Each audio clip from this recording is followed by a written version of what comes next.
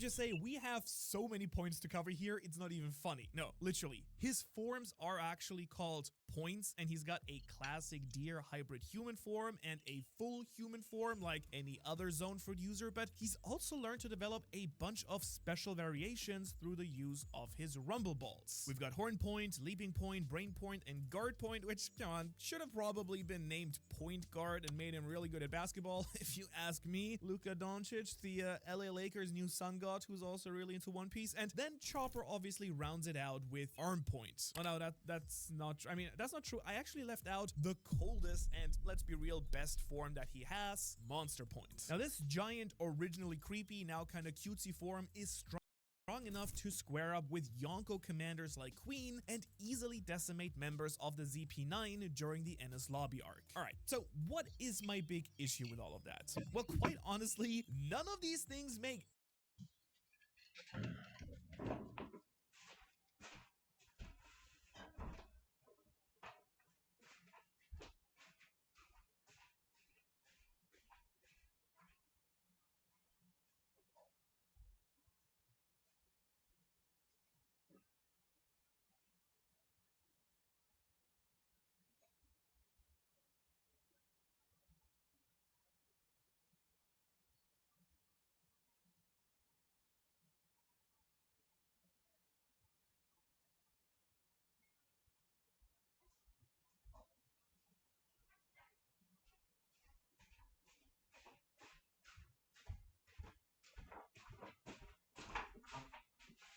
any sense when you really think about how zone fruit abilities usually should work. First off, his forms don't feel or look human-like at all, they just give him some human traits. And meanwhile, when someone like King, Queen, Marco, or Lucci activate their forms, they just straight up turn into their fruit's creature. But not Chopper here. No, when he turns into his full zone form, he's still just a deer-like human being that, you know, like, look at this full zone form. Do you notice anything strange here? I do. It's not human at all. He's just got more muscles and a regular face. Now, of course, there are also all these extra point forms, something that none of the other zone fruit users seem to have as well, except for one that we've seen, which is Luffy's human fruit. Now, since you watch this channel, I do know that you're a really smart person, so you probably know what I'm trying to get at here. Of the matter is, Chopper's forms and fruit abilities line up way better with Luffy's sun god abilities than they do with traditional zone fruit powers. And when you really think about it, this would actually make a ton of sense if Chopper also had a god mythical devil fruit. And the fact that Chopper has all of these point forms and Luffy gets all these special gear transformations could just straight up be a sign and indication of a super special god tier devil fruit. But don't worry, I'm not just gonna sit here and throw some logic at you and then expect everything to stick. Oda could totally just decide that this one devil fruit suddenly works very differently than all the other zones, and that would be something I can't argue against because he writes the story. He's literally done it before, by the way, with Lost Ope Ope no Mi, aka the most overpowered fruit that can just do whatever it wants, it seems, not following any of the other general paramecia rules whatsoever as well. Unless it's also, we can't talk about that. So I went ahead and ran with this idea and made sure to fact check it against Oda's favorite source material, which is just world mythology in general, because you better believe that the backbone of any good One Piece theory has to have some ties to some form of real-world situation or an ancient real-world mythology. Because we're talking about an author here who's built an entire Elbaf arc on names and characters from Norse mythology, has an entire arc with Skypiea dealing with Aztec and, you know, the Mayan civilization and mythology, and literally has crafted a super in-depth lore for the series around gods, ancient monsters, and giants, all based on other sources. So pretty safe to say, if there's mythological evidence for Chopper being a god, it would really help this idea stand on its legs a lot better, much like the Hito Hito no Mi helps Chopper stand on his legs, I guess. And guess what? That's right. There are a bunch of deer gods that Chopper could actually be drawing inspiration from across a bunch of different mythological pantheons. And no, this is not just Manu finding deer gods to fit his theory. I mean, a little bit, no. Instead, I have found a bunch of deer gods who also serve as a forest guardian or emblems of the forest, something that the forest god may do if they don't actually have forest powers. Because that way, we can really hammer in the idea that Chopper isn't just a regular deer or typical human fruit user, while that would mean he has the base form of this fruit, which is also kind of weird. Now, I do want to kick it off with one of my favorite Oda tie-ins, Christianity. And don't worry, comment section, I won't go ahead and conflate all of Christian stories with the Bible, not this time around. The deer appears in a Christian legend. To be more precise, the Chronicon Pictum contains a story where King Saint Ladislas and his brother King Geza were hunting in a forest, and a deer with numerous candles on his antlers appeared to them. Saint Ladislas told his brother that it wasn't actually a deer, but an angel of God, and his antlers were wings and the candles were shining feathers. Now,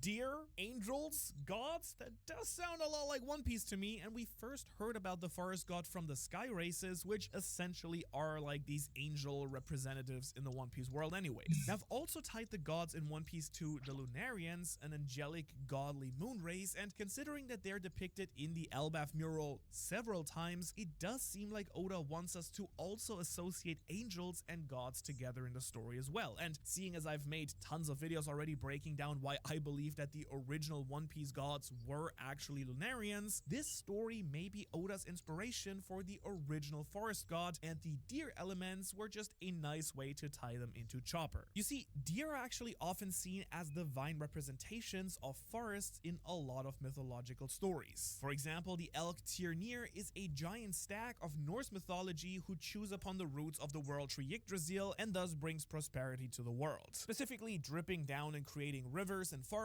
not just by chewing on some roots, even though chewing on roots does bring me prosperity when I'm really hungry. But then there's also Artemis, the Greek goddess of the hunt, who's often associated with the Ceryneian hind, a massive golden deer known for its swift speeds. And both of these two specific deer obviously share a lot in common with Chopper, a golden brown deer that can run at incredibly fast speeds in some of his forms and grows to massive size in some others, matching the Ceryneian hind, for example. Then Chopper is also, of course, a doctor, a medical practitioner who has set his entire life goal on curing all diseases, which is essentially bringing prosperity to the entire world. So to me, at least, that could check off the little elk Tyrnir story box in my book as well, especially since we are on Elbaf and Yggdrasil right now. But you might be asking, is that all though? Are there only two deer with some solid connection that back up this point, and is this kind of like an ass pull? Of course not. Who do you think I am? Some sort of mythologyless loser? Nah, brother. I saved the best stuff for last, like a proper YouTuber. A deer god so intertwined with Tony Chopper, it's gonna make you scream. It's gonna make you yell like one of those weird goats from those goat videos.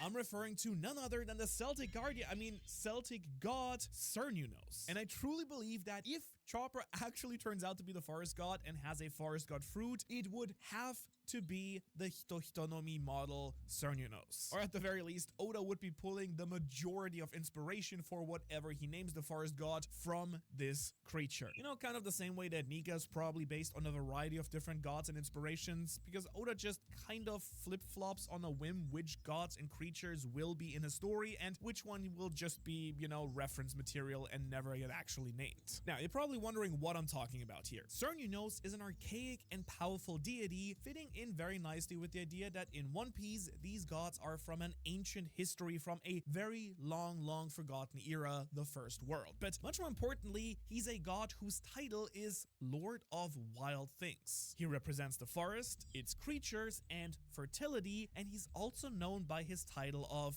the Horned One, which I don't know about you personally, but I kind of think that is a pretty great way to describe Tony Chopper, because regardless of what point or form he's actually in right now, the most defining feature of Chopper, always the one that is always present, is his horns. And there's also the super interesting idea that this deity is a human who takes on the appearance of a stag or a deer. Now, he isn't actually a sacred deer, but a humanoid form that pays tribute to the deer in his iconography. And this is actually something I like quite a lot here because it kind of creates this cool narrative foil to Chopper, because if the original forest god in One Piece was a humanoid or angelic god who appeared to be a deer-like person, then there is some really cool irony in the idea that Chopper, an actual deer, ate their mythical fruit, turning into a human/deer creature. I don't know about you, but I personally really vibe with that idea because it fits in with a lot of Oda's current narrative flips as well. Things like the devils being tied to the D-clan, yet the people who live as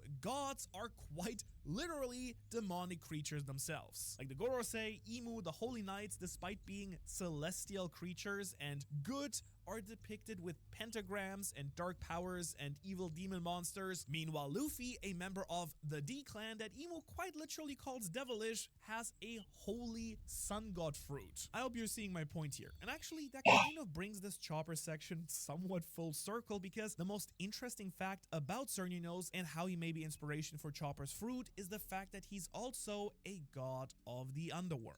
Now, when I realized this, I had this moment where I felt like a bunch of gears just clicked into place in my mind, as it reminded me of the line that started all of this: the forest god tamed or unleashed his demons. Demons are creatures of hell, the creatures of the underworld, meaning that this could line up incredibly nicely with the idea that in the Harley text, the forest god was responsible for handling the demons of the second world.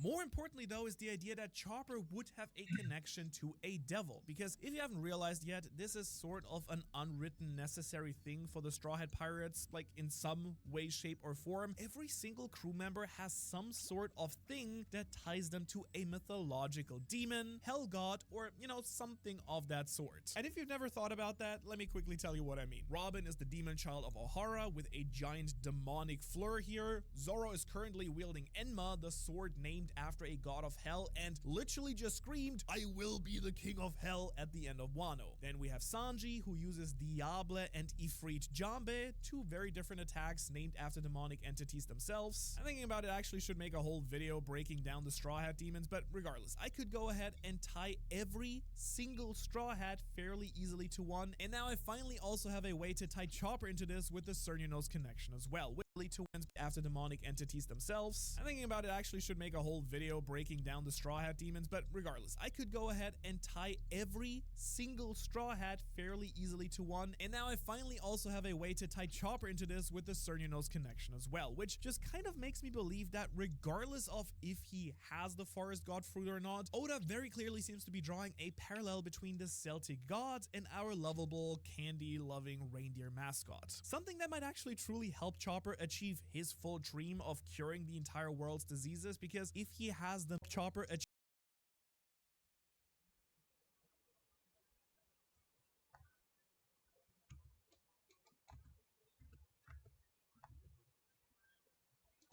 his full dream of curing the entire world's diseases, because if he has the mythical powers of the magical forest spirit, then he may have some herbal healing powers to unleash on the world as well. Something of note that really ties in nicely to Chopper's true goals is also that Cernunnos is the name origin of a specific type of defiancy, because Cernulose deficiency in the real world is an immunodeficiency characterized by microcephaly, aka a smaller than normal head, which ironically does somewhat line up perfectly with Chopper's big head, but also ties the god itself into the medical world, something that Oda would definitely do, I think, if Chopper was drawing inspiration from him. But as much as I love all this, I gotta say I'm still not quite certain if it really trumps the Green Bull evidence, and really what's gonna determine that in my eyes is whether or not we find out what side the forest god was actually on in the Harley. Because if the forest god was allied with Imu, who I believe is the earth god, then it would be more likely that Green Bull is the current forest deity, as I think it makes more sense that the world government would be holding on to that very specific devil fruit, which does line up quite nicely with the text saying the forest god tamed the demons, as it is very likely that the demons being referred to are the actual D-clan. And the following lines of the text actually do seem to imply that the demons and Half Moon people, who I believe are also the D-clan, could be, you know, the same thing. However, I do want to play devil's advocate about the devils here, seeing as the Harley is a text context from the Giants, a race allied with Joy Boy and that worships Nika, the,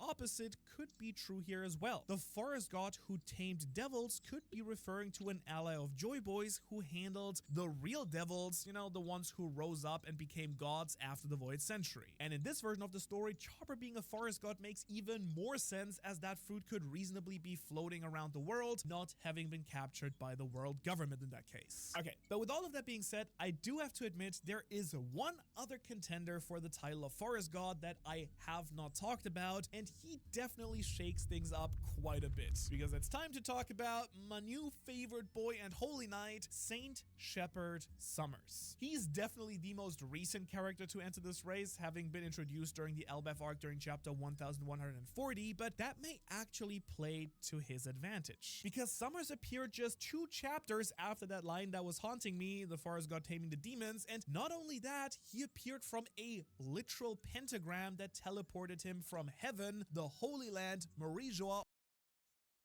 the Holy Land, Merijoa, all the way to Elbaf. He is, by One Piece terms, a god already by nature of being a celestial dragon. Okay, but now why would I even think about including this guy? Like, what about this weird old dude in his underpants is actually giving me forest god vibes? To be honest, we don't have that much about him yet, but underpants is actually giving me forest god vibes. To be honest, we don't have that much about him yet, but it would be wrong, I think, to exclude him from my discussion here, because what little we do about him actually seems to fit the bill quite perfectly. You see, Summers belongs to the Shepherd clan, where his only family member in the series so far is confirmed to be Saint Chu Peter, one of the Gorosei. He's the younger blonde one that turns into the giant, basically dune worm thing.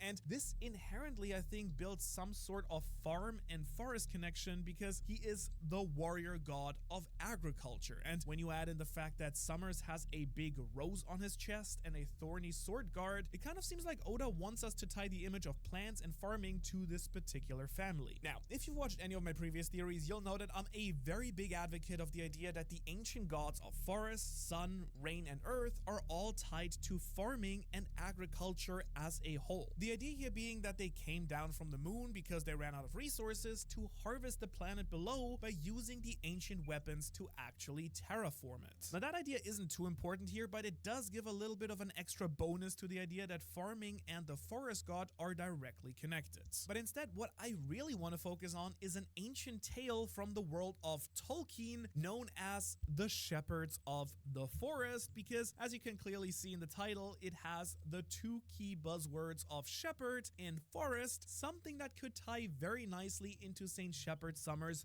being the current forest god. By the way, very quickly, the reason I think this is relevant is because there are actually a ton of Lord of the Rings references in One Piece, and I do want to get into that at some point. If you want to see that video, I would love to make it. Let me know in the comments. But yeah, just know that there's a lot of Lord of the Rings in One Piece. And with that being said, the Shepherds of the Forest are a tree folk who care for the forest and its inhabitants. They may help lost children and travelers by using other forest creatures or ancient tree magic. And as you can see, I love taking a moment to talk about my other favorite series of all time, as I will take any excuse to talk about, Lord of the Rings and One Piece at the same time. But the bigger point here really is that this story seems to fit very well into what is happening with Saint Summers in the Elbaf arc. So ultimately, I do think that it's very possible that this could be something Oda is actively pulling inspiration from, specifically due to Summers' role in the Elbaf arc being, a shepherd who is helping the children of Elbaf by kidnapping them and then getting the country to bend the knee to the world government. Of course, he's also got some sort of ancient magic, and based on his appearance, it could very well be some sort of dark forest magic. Really, the only thing missing is the forest god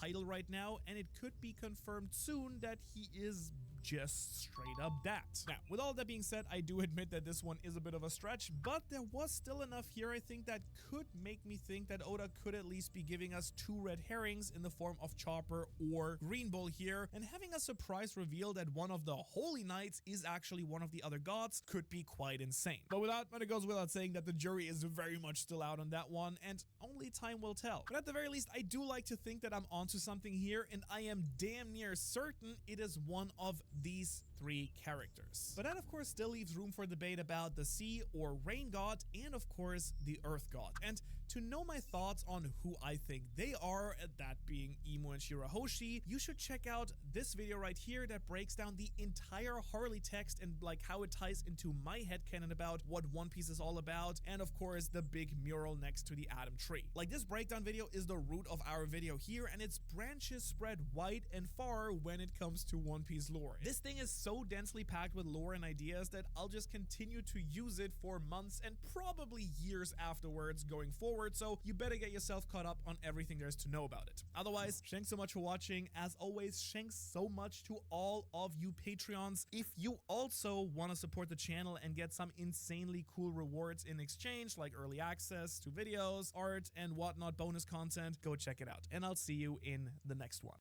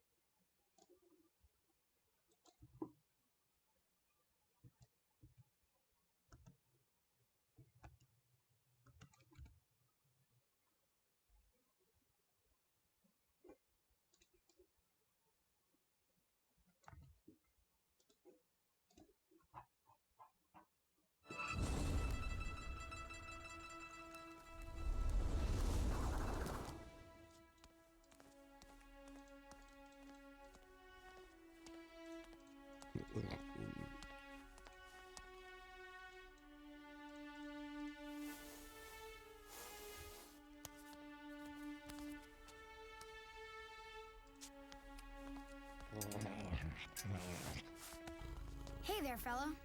You look hungry.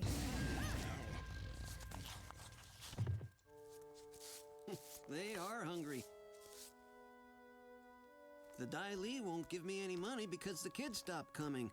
And the kids won't come because my zoo's nasty and broke.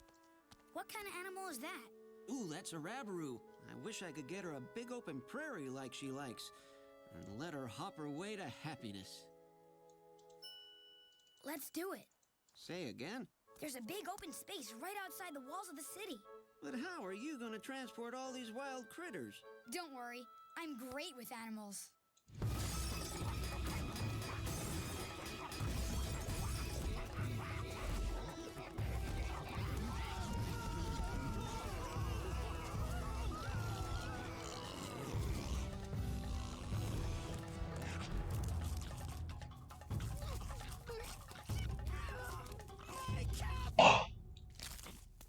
Oh, forget it.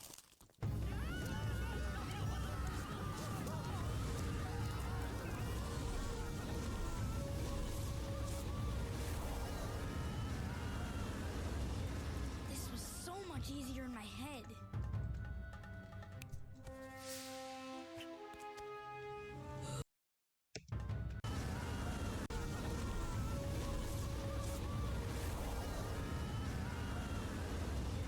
This was so much easier in my head.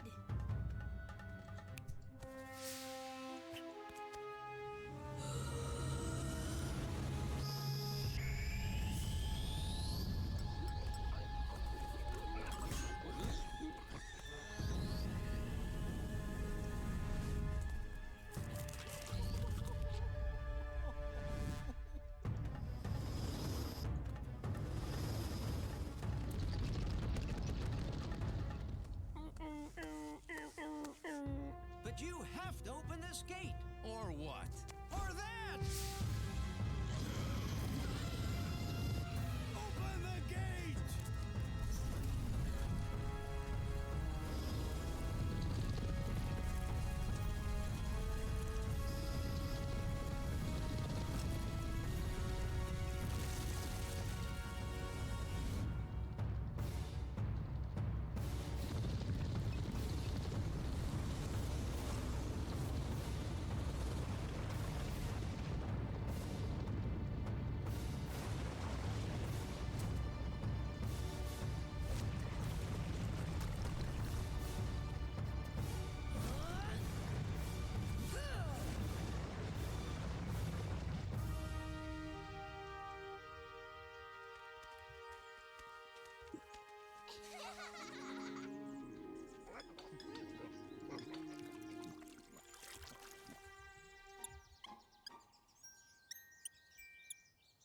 Well, Mr. Zookeeper, how do you like your new facilities?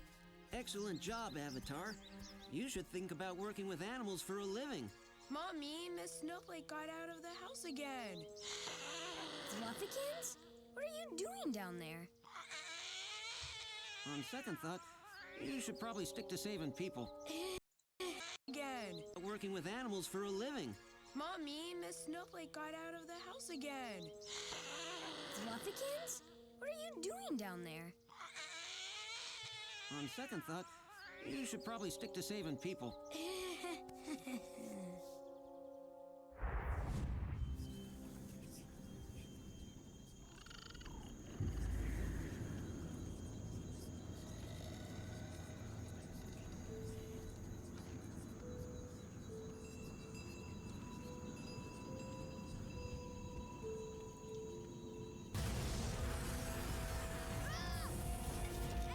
What are you doing?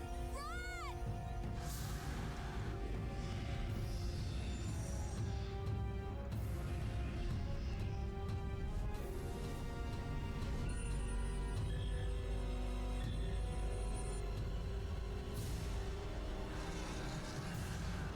You're the spirit of this forest. Now I understand. You're upset and angry because your home was burned down. When I saw the forest had burned, I was sad and upset. But my friend gave me hope that the forest would grow back.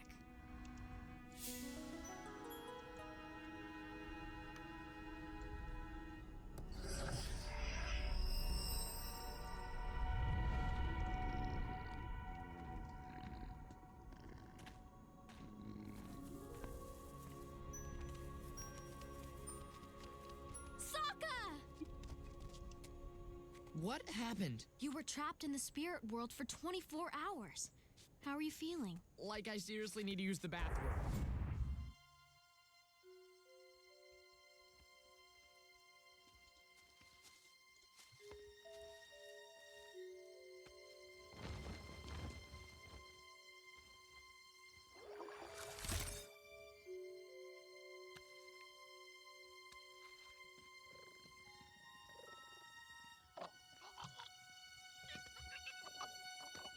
What's the matter, buddy?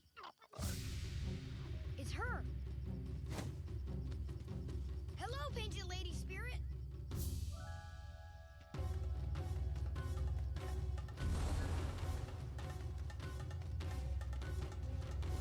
Excuse me. I don't mean to bother you, but my friend's sick and we're on kind of a tight schedule. Wait, but I'm the great bridge between your worlds and mine.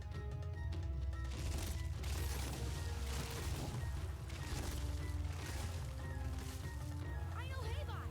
We're close personal friends.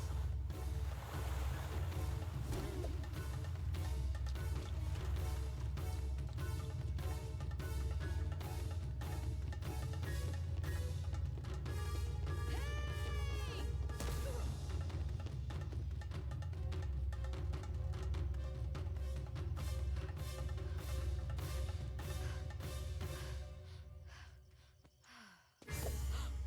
My name's Aang. I'm the Avatar. Well, hello, Avatar. I wish I could talk, but I am very busy. Yeah, me too. I hate that. No, you're really pretty for a spirit. I don't get to meet too many spirits, but the ones I do meet, not very attractive. Thank you, but You seem familiar too. a lot of people say that. No, you really seem familiar. Look, I really should get going.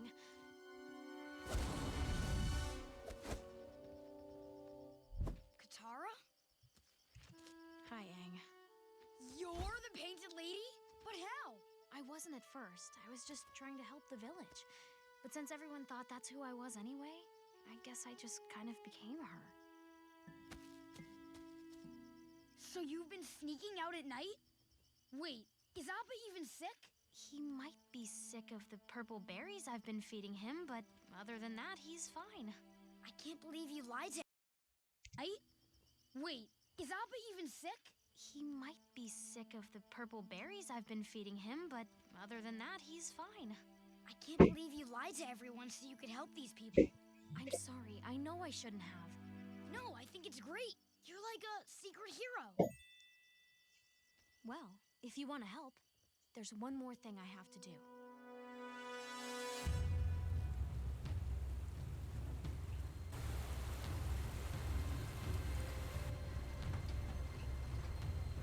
You want to destroy this factory? Yes. Sokka was just kidding, but he was right. Getting rid of this factory is the only way to help these people permanently.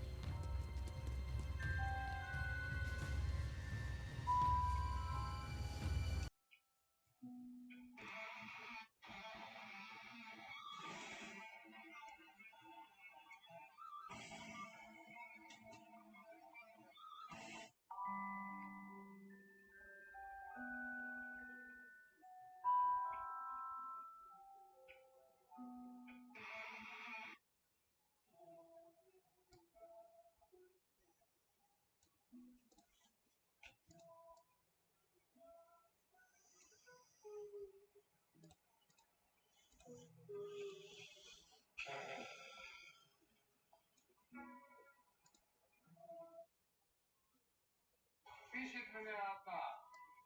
Как, Карен, с тобой можно связаться? Да нахрен со мной связаться? Живешь спокойно. Так и живи. Пишет мне одна. Как, Карен, с тобой можно связаться? Да нахрен со мной связаться? Живешь спокойно. Так и живи. Пишет мне одна. Как, Карен, с тобой можно связаться?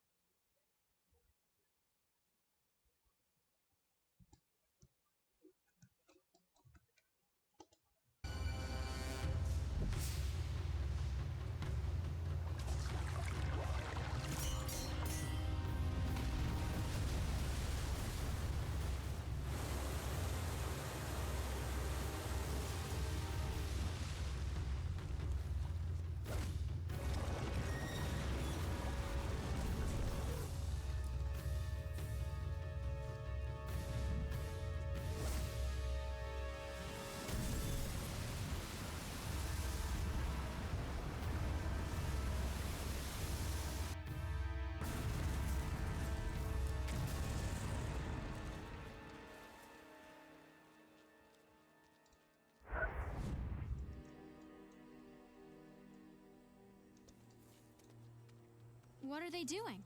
Hey, those are the red barrels he got from the Fire Nation. Why would they need blasting jelly? Because Jet's gonna blow up the dam. What? No, that would destroy the town. Jet wouldn't do that. I've gotta stop him. Jet wouldn't do that. Yes, I would. Jet, why? Katara, you would too if you just stopped to think. Think about what the Fire Nation did to your mother. We can't let them do that to anyone else ever again. This isn't the answer. I want you to understand me, Katara. I thought your brother would understand, but... Where's Sokka? Katara.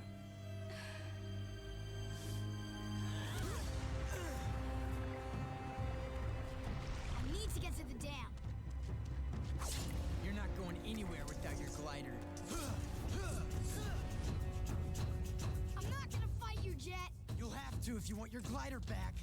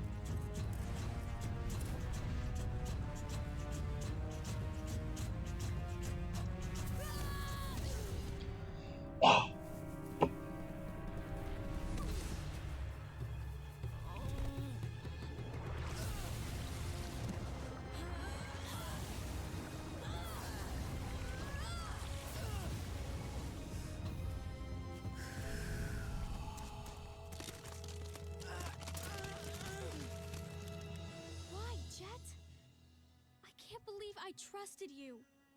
You lied to me. You're sick and I trusted you.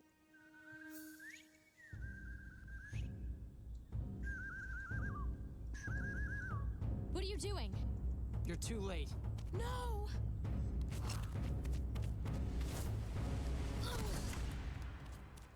Sokka's still out there. He's our only chance. Come on, Sokka. I'm sorry I ever doubted you. Please.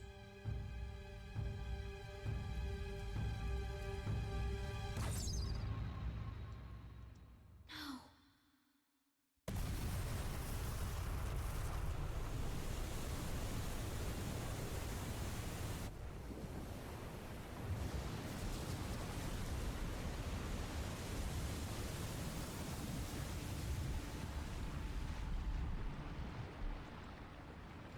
Sokka didn't make it in time.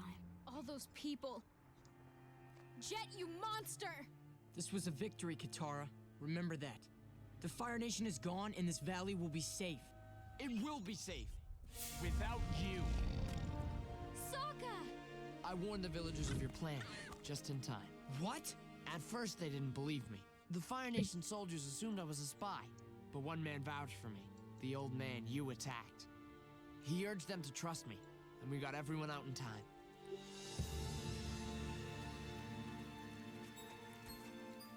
Mrs. Pretty! Sokka, you fool! We could have freed this valley! Who would be free? Everyone would be dead. You traitor! No, Jet. You became the traitor when you stopped protecting innocent people. Katara, please, help me. Goodbye, Jet. Yip yip.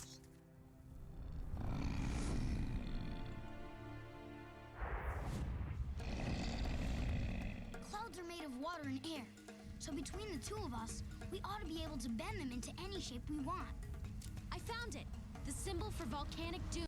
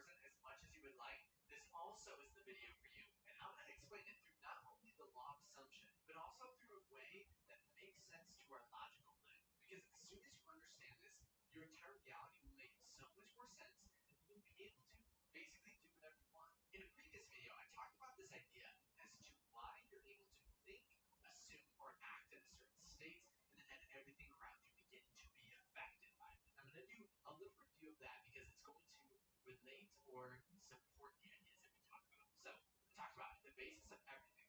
Everything is energy, right? If you take down your organs, down your tissues, you go down to molecules and then atoms and then electrons and then energy, right? So you're basically always in this soup of energy where everything around you is fluctuating in, basically. And so that's why when you have thoughts or thinking something, you can have things around you begin to reflect that. For example, have you ever been affirming something to yourself within your mind and then had other people kind of repeat that, or people repeating your self-concept?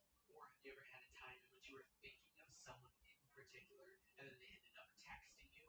That's the same thing occurring because you are in essence a part of this energy, and when you're making a change in that, so change in state, it ripples through everything in the same way. If you think of the surface of the lake, if you touch any surface of the lake, the waves are going to go through the entire thing. But in this case, the reason I'm bringing this up and why it has everything to do with taking too long to manifest, if you feel like you've been manifesting for a long time, it doesn't have to be over a month. It could be any point in time. It could be a year. It could be a week. If any point in time you feel I'm manifesting too long, this is taking longer than I want, this idea is what you need to know to implement to then change that. I'll give you examples of this. So think back to that idea of the atom. Okay, what is an atom? Well, like what's it made out of, right? We would say a little bit of energy, but if we go a little bit larger than that, we have like electrons and stuff like that. But more or less, when you think of an electron, what percentage of it is actually physical? And we would say 0.001%. So everything around you is 0.001%. Okay? It seems physical to us, and that's why we worry about a 3D reality.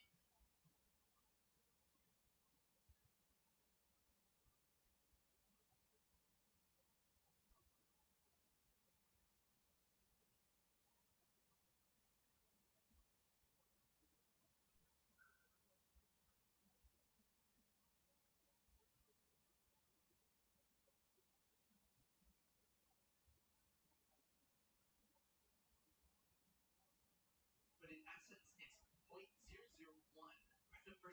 of actual physical matter. And so we have to say, what is the other portion of? What is the other 99.99% of everything occurring, right? What's going on? And you would say that's a quantum state.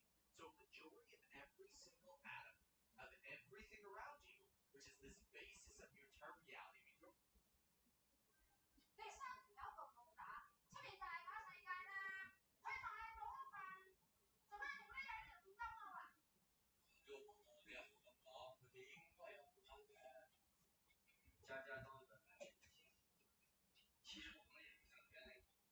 你至於做乜得啊？黑咗有黑社會，我係做個好人之過啊！爭屎忽路啊你！當初講係咪過分咗啲咧？你偏偏啊！單位失落。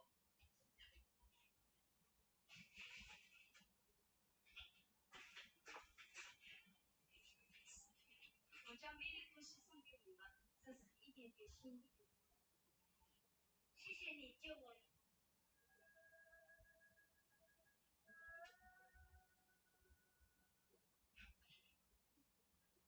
咁大家先下啦，喺度做咩啊？我哋仲跌實心腸啊你！哇！節目仔英文，你係好打入去屎忽鬼啦咩？好膽咪嘴啊！你日日屎忽鬼，你成世都係屎忽鬼，你睇你隻底下白你到出嚟慶功啊！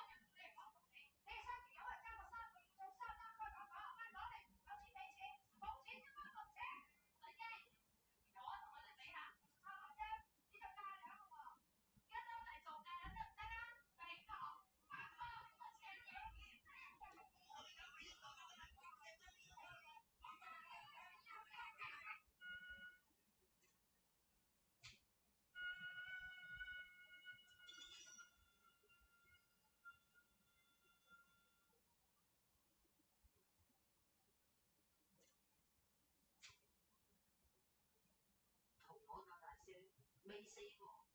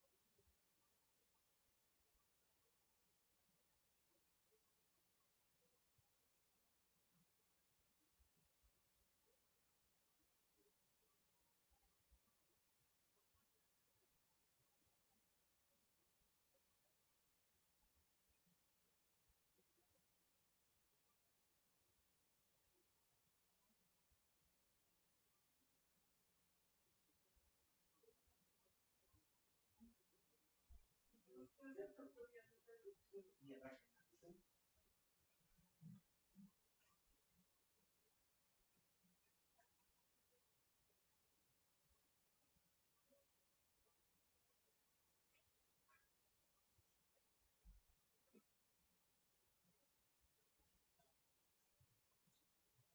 Это больше похоже на свечку, которую у тебя нормально.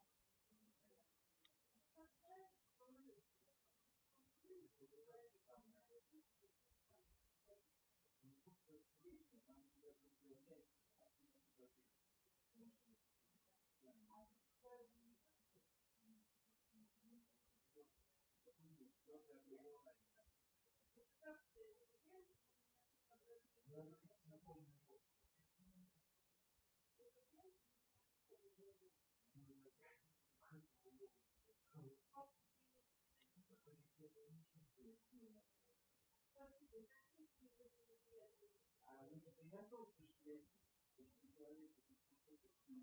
приготовьте, что я был готов, что все не пробить.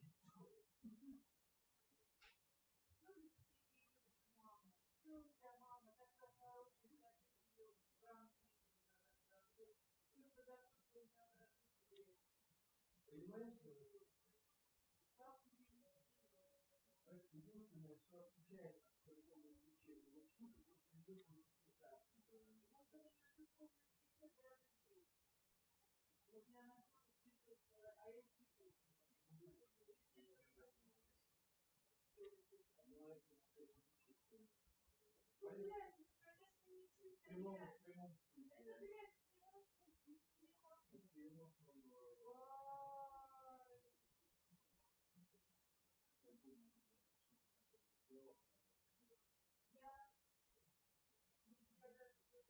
ну что бы вы так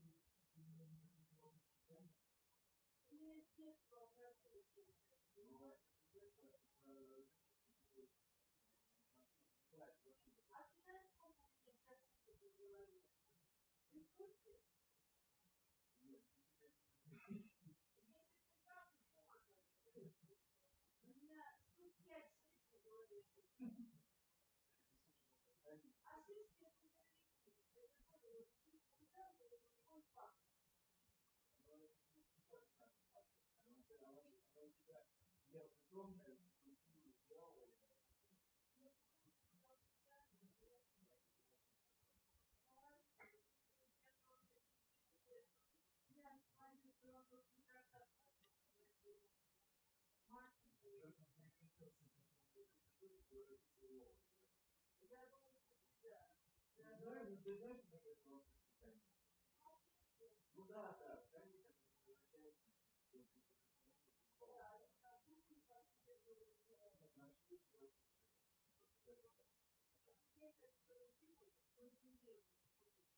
да, я видел участие, он физрук доставал свечку из всех никто не сделал. Да.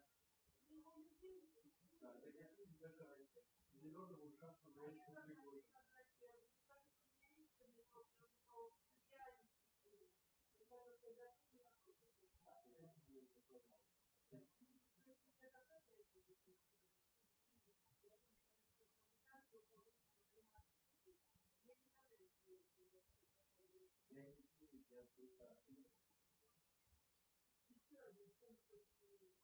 Я не знаю, я просто... Потом смеховать. Вот это...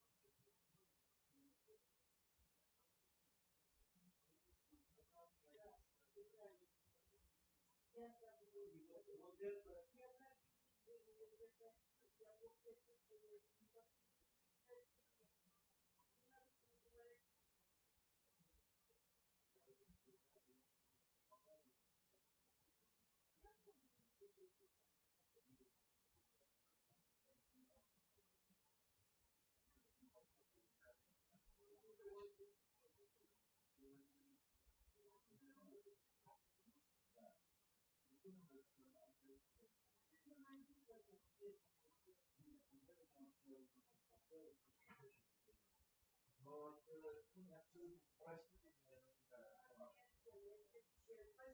да. Да, пожалуйста, давай, фотограф. А кто это?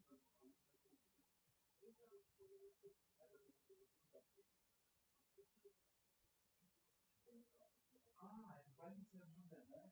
Ой, это такой,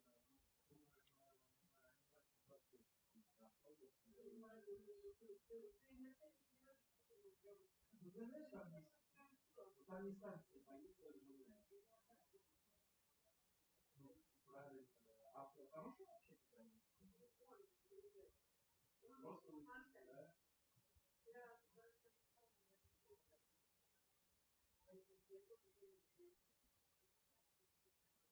А он просто не может?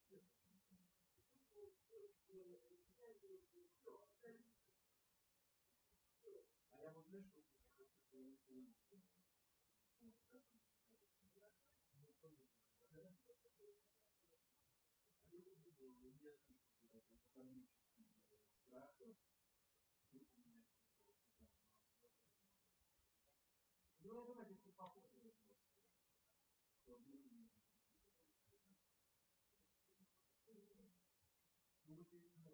знаю, я писал,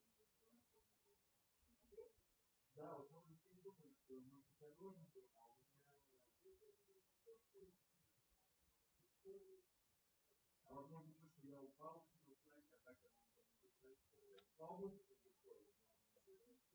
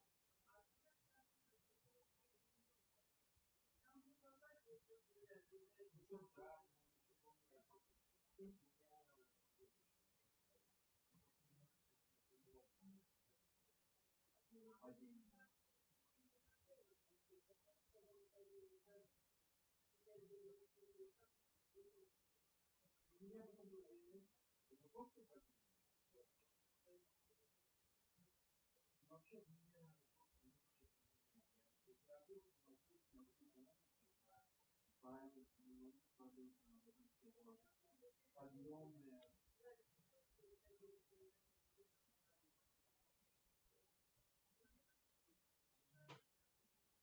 Я говорю, что-то я вижу, я сам вижу, как я папу я не могу смотреть на вот когда я вижу такие подъемы, подъем, я могу видеть. Вот видишь, вот он и это слышно, он заканчивается, когда очень дыхание, а очень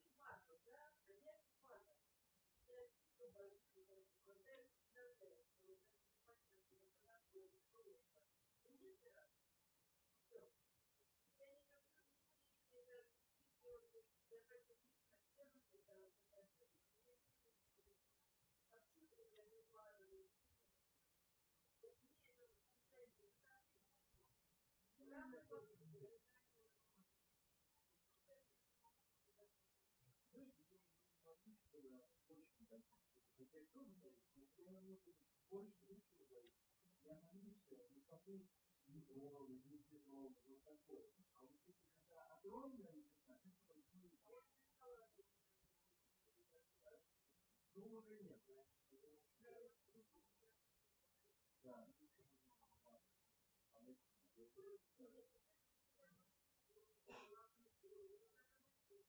Не, ничего не слышал, Ну,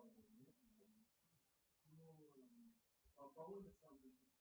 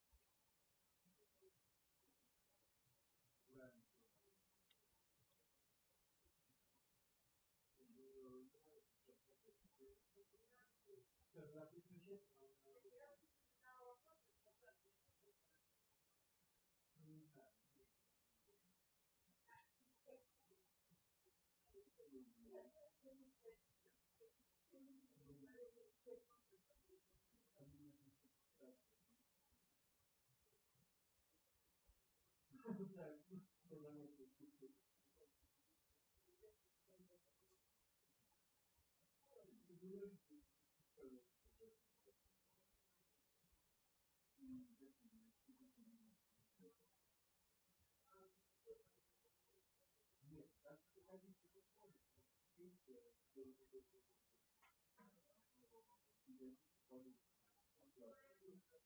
сразу когда ты сам страшно, я просто не дело полностью. Ладно,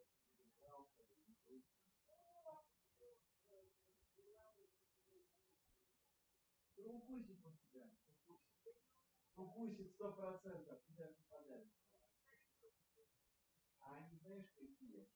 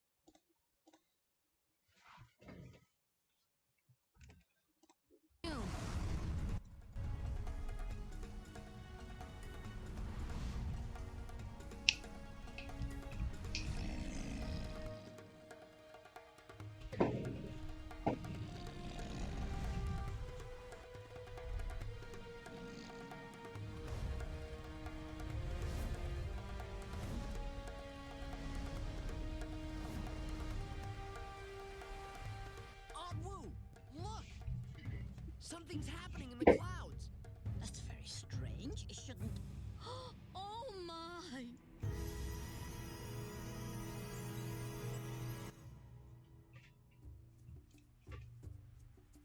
We can still save the village if we act fast. Sokka has a plan.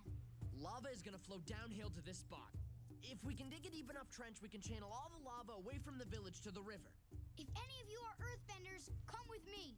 I'm an earthbender. I'm not. Everybody else, grab a shovel. Come on, we've gotta hurry.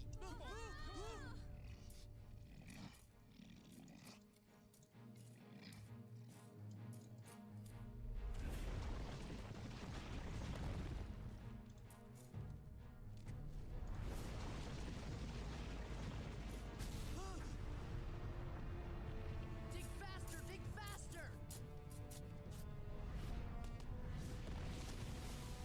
Everyone needs to evacuate. We'll come for you when it's safe.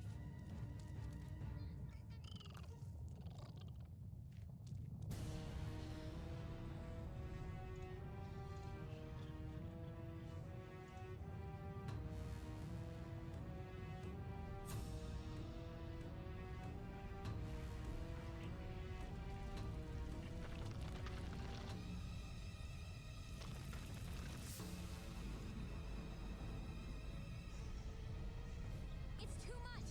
It's gonna overflow.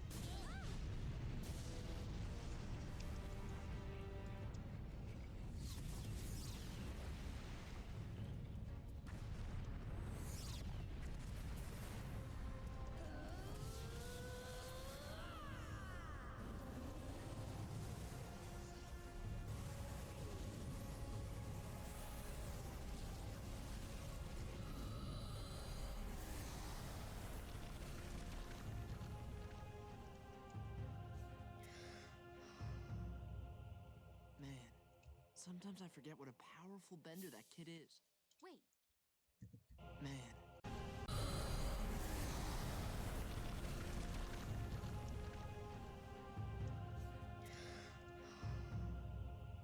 Man, sometimes I forget what a powerful bender that kid is. Wait, what did you just say? Nothing, just that Aang is one powerful bender. I suppose he is.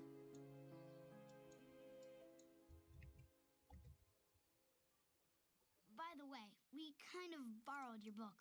So you messed with the clouds, did you? Very clever. No offense, but I hope this has taught everyone a lesson about not relying too much on fortune telling. But Aunt Wu predicted the village wouldn't be destroyed, and it wasn't.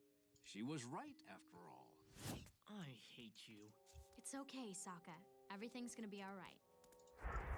You thought I was a frail old man, but I'm the most powerful earthbender you'll ever see. Can I fight the guy with the axe instead? There are no take-backsies in my kingdom. You might need this.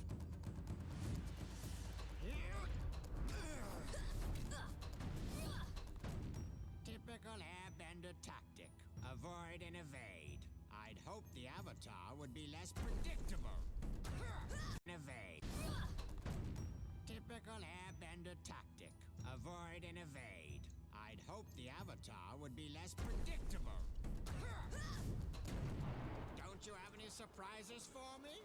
Sooner or later, you'll have to strike back.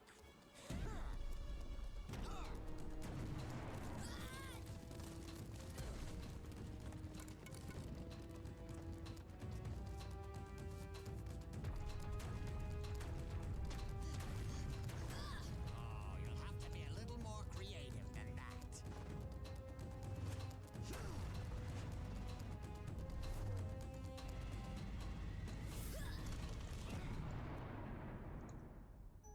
Did someone leave the windows open? It feels a little drafty in here. Are you hoping I'll catch a cold?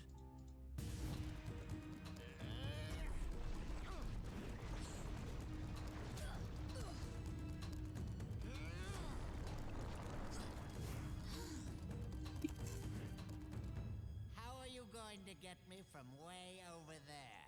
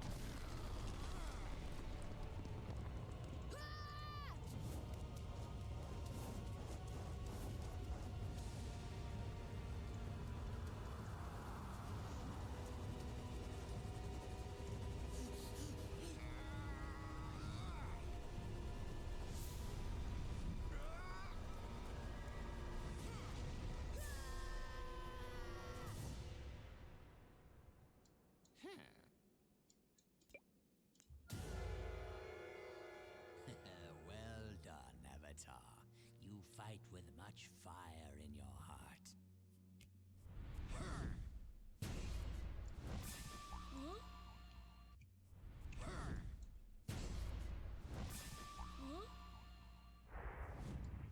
The accused. Much.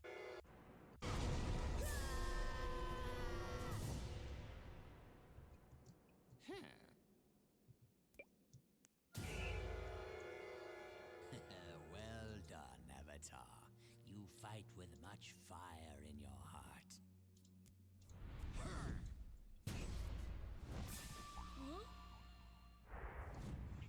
The accused will now spin the wheel of punishment to determine his sentence. I said I would face justice, so I will.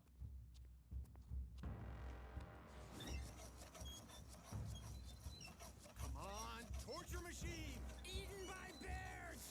Razor pit! Community service! Please stop on community service!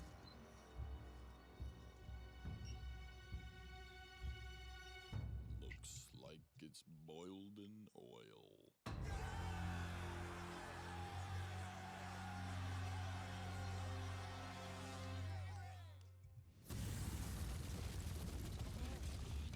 We've come to claim this village for the Fire Lord. Now show me your leader, so I may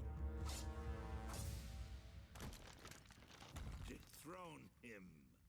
That's him over there! You, Avatar, do something! Gee, I'd love to help, but I'm supposed to be boiled in oil.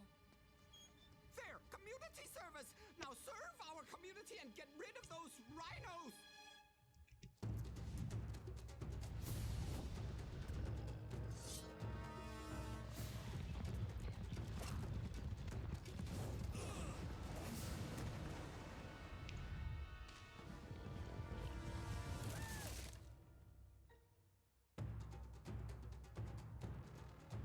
Rough rhinos to the town!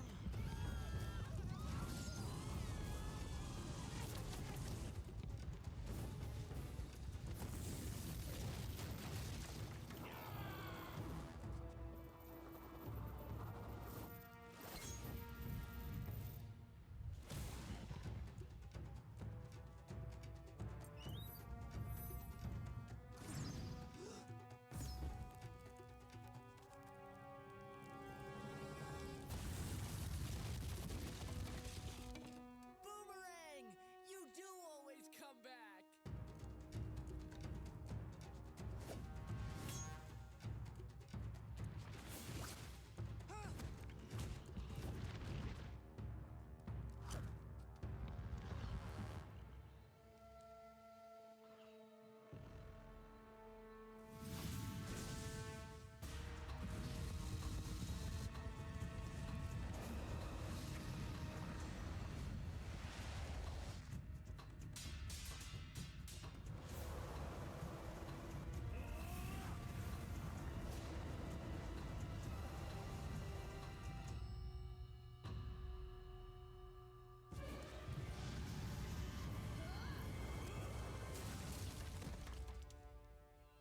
From now on, we'll celebrate a new Avatar Day in honor of the day Avatar Aang saved us from the rough rhino invasion.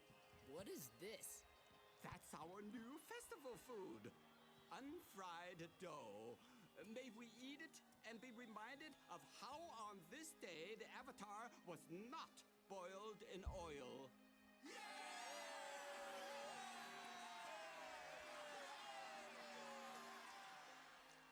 Happy Avatar Day, everyone!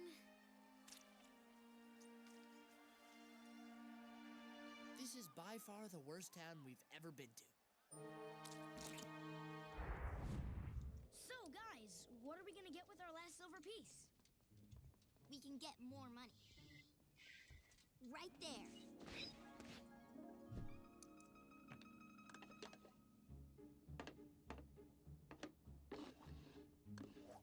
This is where you seeing people are at a disadvantage. Everyone guesses wrong because the dealer moves the rock at the last minute. But I can feel it with my earthbending.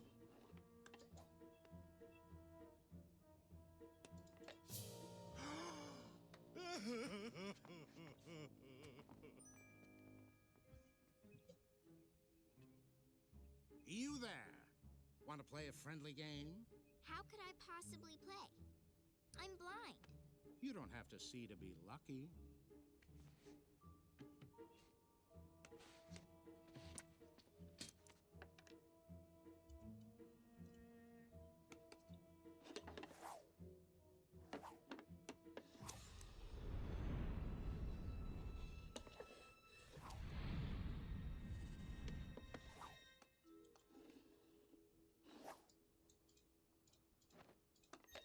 Flamey-o, Toph.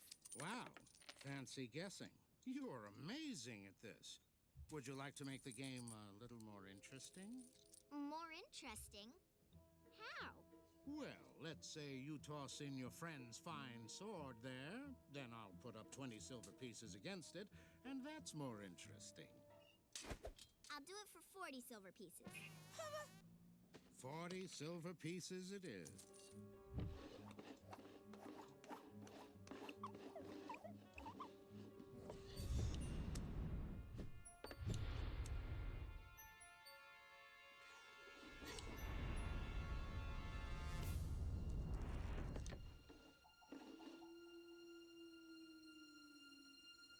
Sorry, little lady, but...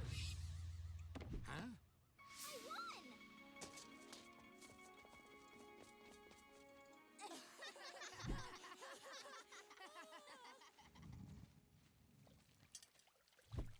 Where did you guys get the money to buy all this stuff?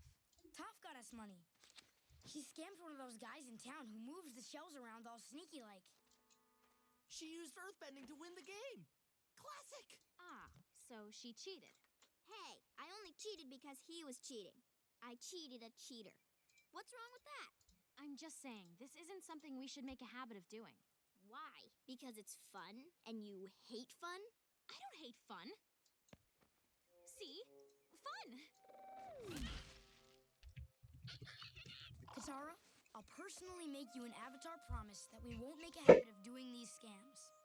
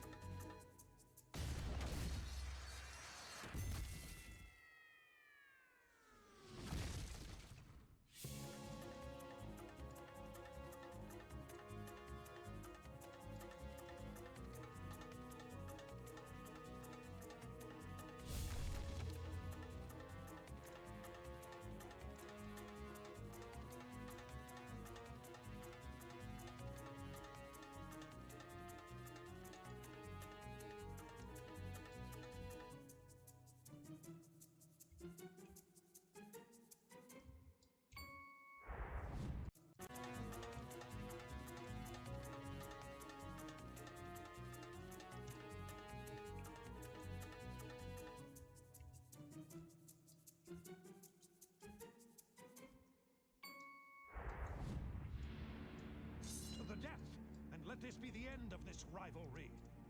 You know, I take it back. Harsh words aren't so bad.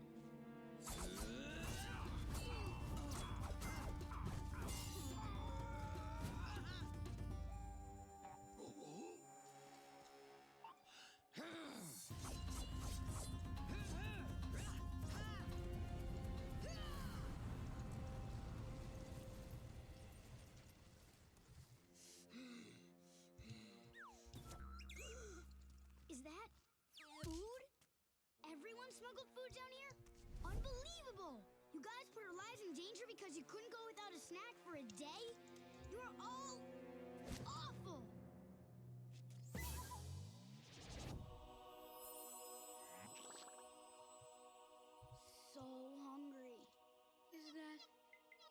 custard in that tart?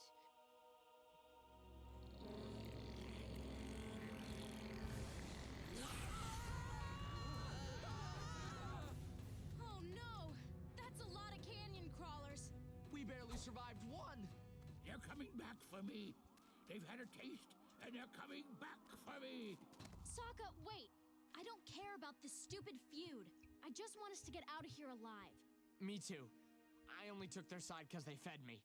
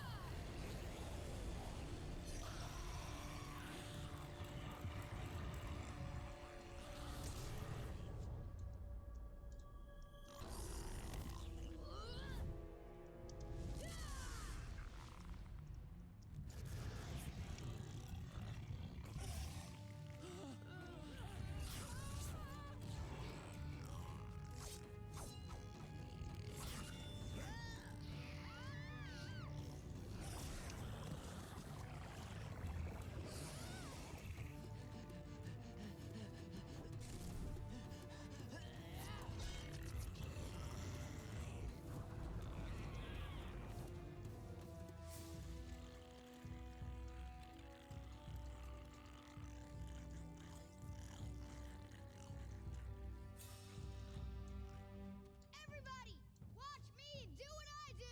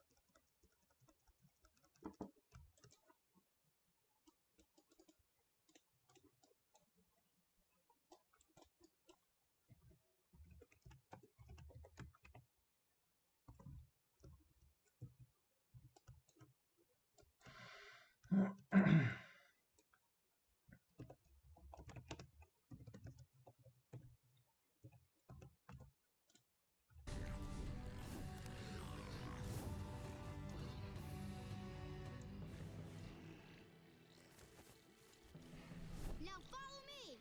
We're riding out of this hole!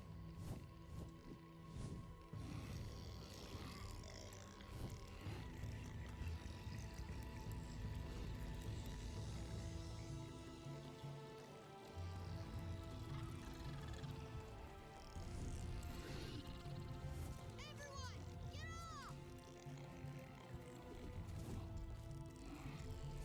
We made it!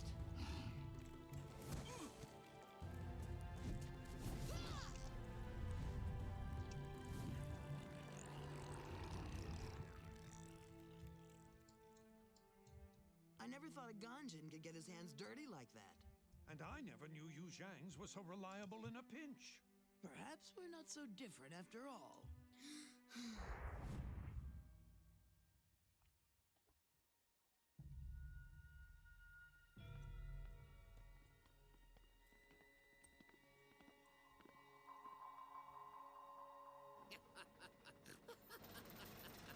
Hi, everybody! You brought my brother? He's here. We're ready to trade. I'm sorry, but a thought just occurred to me. Do you mind? Of course not, Princess Azula. We're trading a 2-year-old for a king. A powerful earth-bending king? It just doesn't seem like a fair trade, does it? You're right. The deal's off. Whoa! See you all later. Boomy!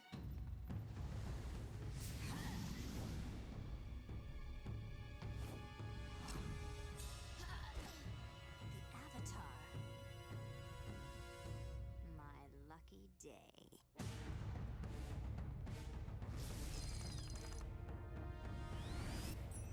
Hey, is that you? Where did you come from? Hang on, we're gonna get you out of here.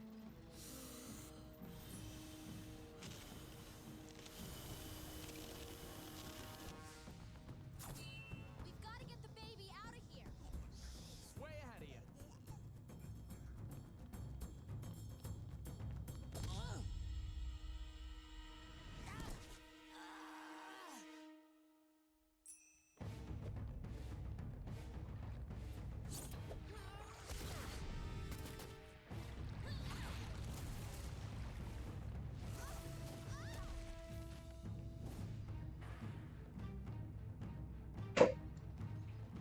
Hey, stop your blowing for a minute.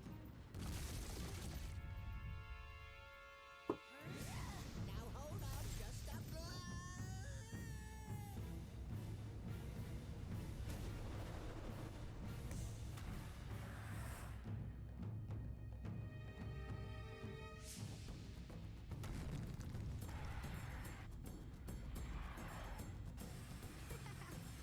Just like old times, isn't it, Boomy? Hey, I need to talk to you. It's good to see you, too!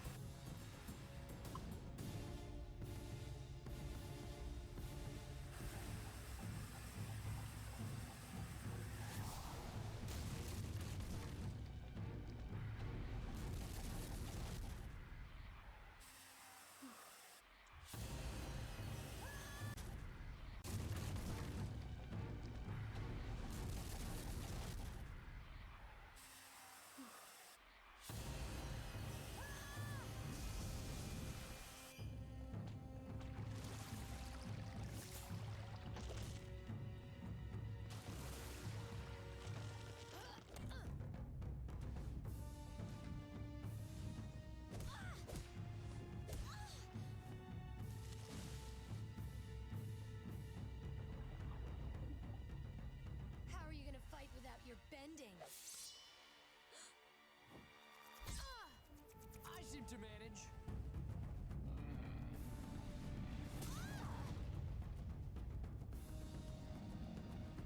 There's Aang! We can catch him.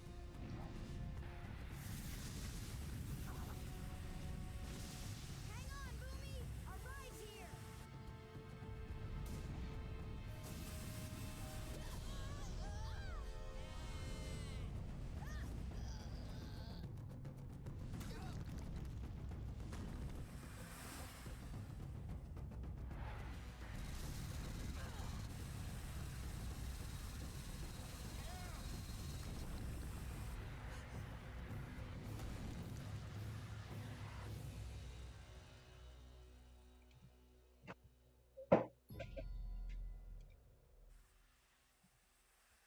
Cover my face. You could earthbend? All along? Well, they didn't cover my face.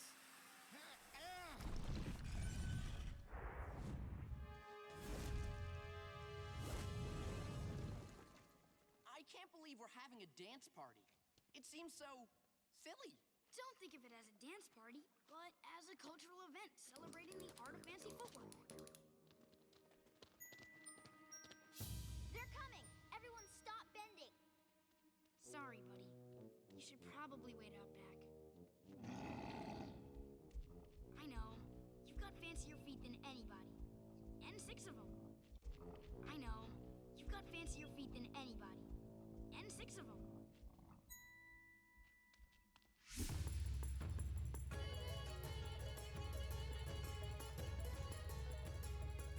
Ladies and gentlemen, the Flamios!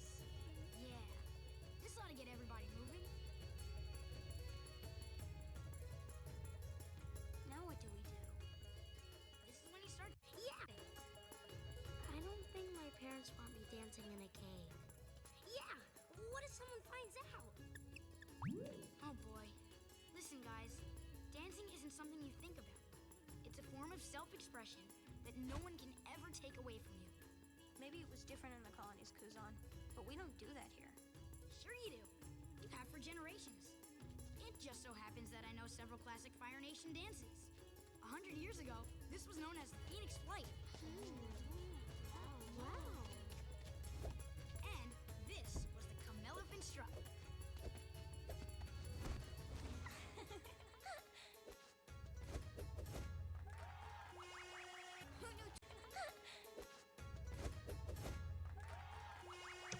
Who knew Twinkle Toes could dance? Sing set. They look pretty good together. If that's what you like. Yeah, that's it. That's the sound of happy feet.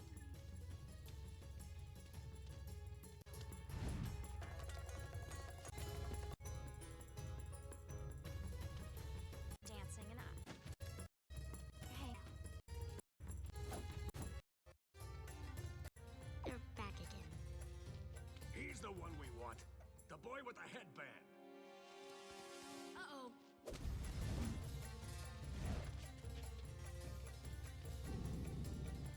Gotcha. Looking for me? That's not the one. He's here somewhere. Don't let him leave the cave.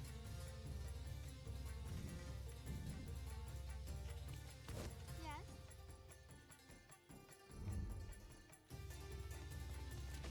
Hi there.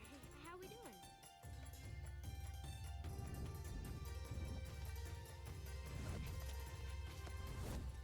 Searching for someone? Who are you looking for? Do you need something? Over here.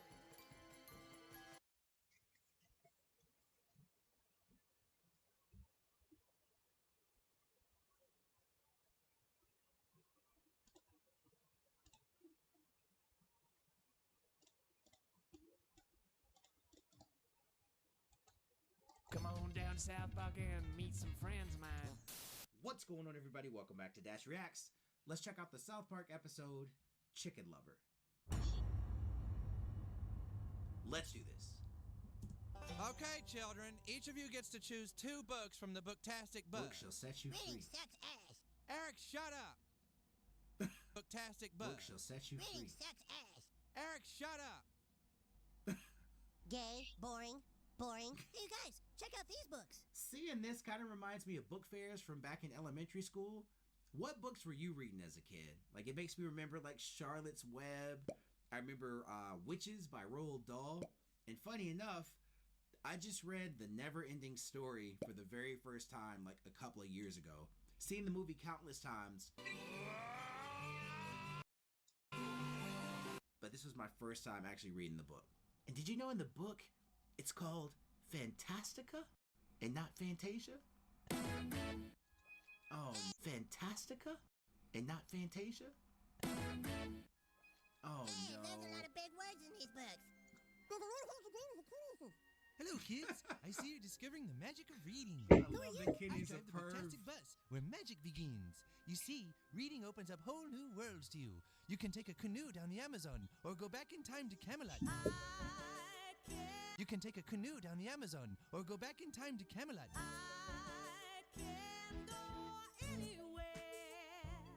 Yeah, shut up, dude. Go ahead and pick any books you like, then give in. Yeah, shut up, dude. Go ahead and pick any books you like, then give in. Give in to the magic. If we read, are we gonna become like that guy? Yeah, this is stupid. Books aren't magical. Yeah, I'm kind of getting a tingly feeling looking at these. I bet you are. I don't know. Let's go sit at getting a tingly feeling looking at these. I bet you are. I don't know. Let's go see. Well, being an officer of the peace means a lot of things. Bad boys, what you gonna do?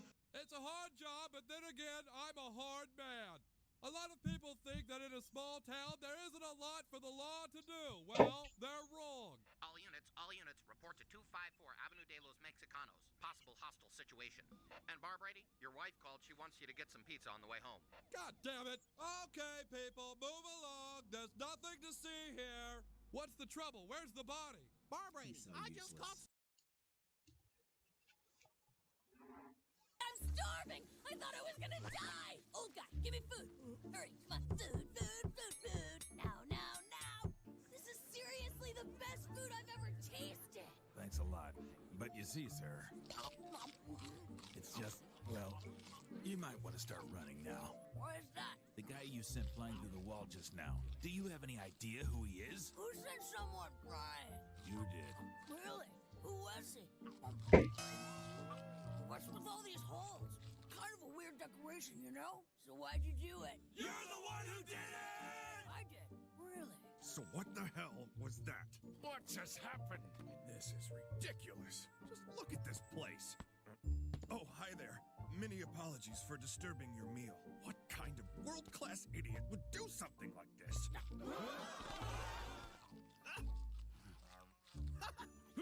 Hey, look!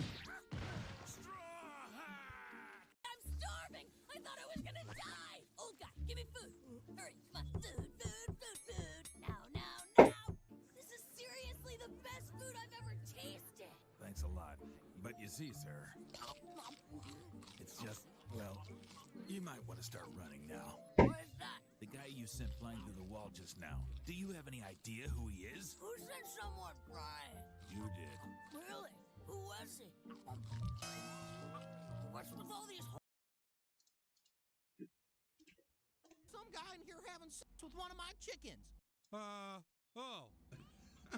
My God, that's disgusting.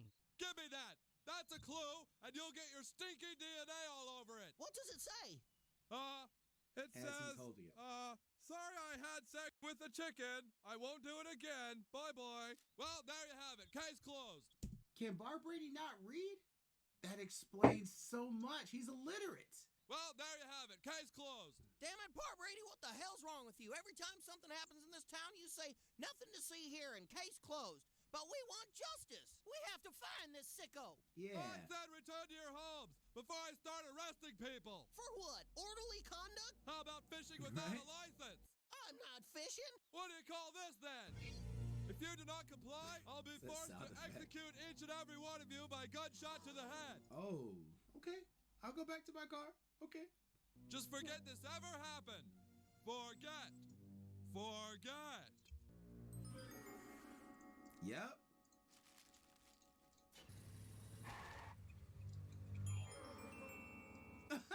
He sees Hangul symbols, the Korean writing. Welcome to France. Can I help you? Just give me 2 cheeseburgers and some jalapeno poppers. Sure, there's just one problem. What's that? We're a bank. I know that, smarty pants. What do you think, I'm some kind of idiot? Yes? The South Park police are under increasing pressure to solve the case of the chicken Do the police have any leads? Well, both 3D computer modeling and intensive seismology have not given us any leads as of yet. But has chicken left any clues at the crime? All right. I can't read. There, I said it. I can't read. Are you happy now? You pushed, and now you all know my terrible secret. I'm illegitimate. I'm not fit to be a policeman. I retire. Oh, Barbrady. South Park will have to manage without any police force for a while. This just in. South Park has plunged into total anarchy. Exactly 2 seconds after the retirement of Officer Barbrady, looting and pillaging erupted in the quiet mountain town. He was holding the town together that much? Oh my God! They've killed... Oh, never mind. All this time, Barbrady actually did keep this town peaceful. Who knew? I always thought he was a complete idiot. Me too. By the mayor's order, Officer Barbrady is on temporary leave of absence to learn to read, effective immediately. Now, children, we have a new student joining us today. Please say hi to Officer Barbrady. I can't see, dude. I need to go poopies. Officer Barbrady, in school, we go to the bathroom before and after class. Oh, Christ, how do you kids do it? Now, does anyone have any suggestions where we should begin with Officer Barbrady? In school, we go to the bathroom before and after class. Oh, Christ, how do you kids do it? Now, does anyone have any suggestions where we should begin with Officer Barbrady? How about a brain transplant? Now, Kyle, let's be supportive of our new student. Give him the nurturing environment he needs to thrive. A nurturing environment in Mr. Garrison's classroom? That's impossible. Like, how many times has that man called kids retards to their faces? 12? Okay, now let's try to get an answer from someone who's not a complete retard. Now, I'm going to write a sentence, and I want us all to help Officer Barbrady read it.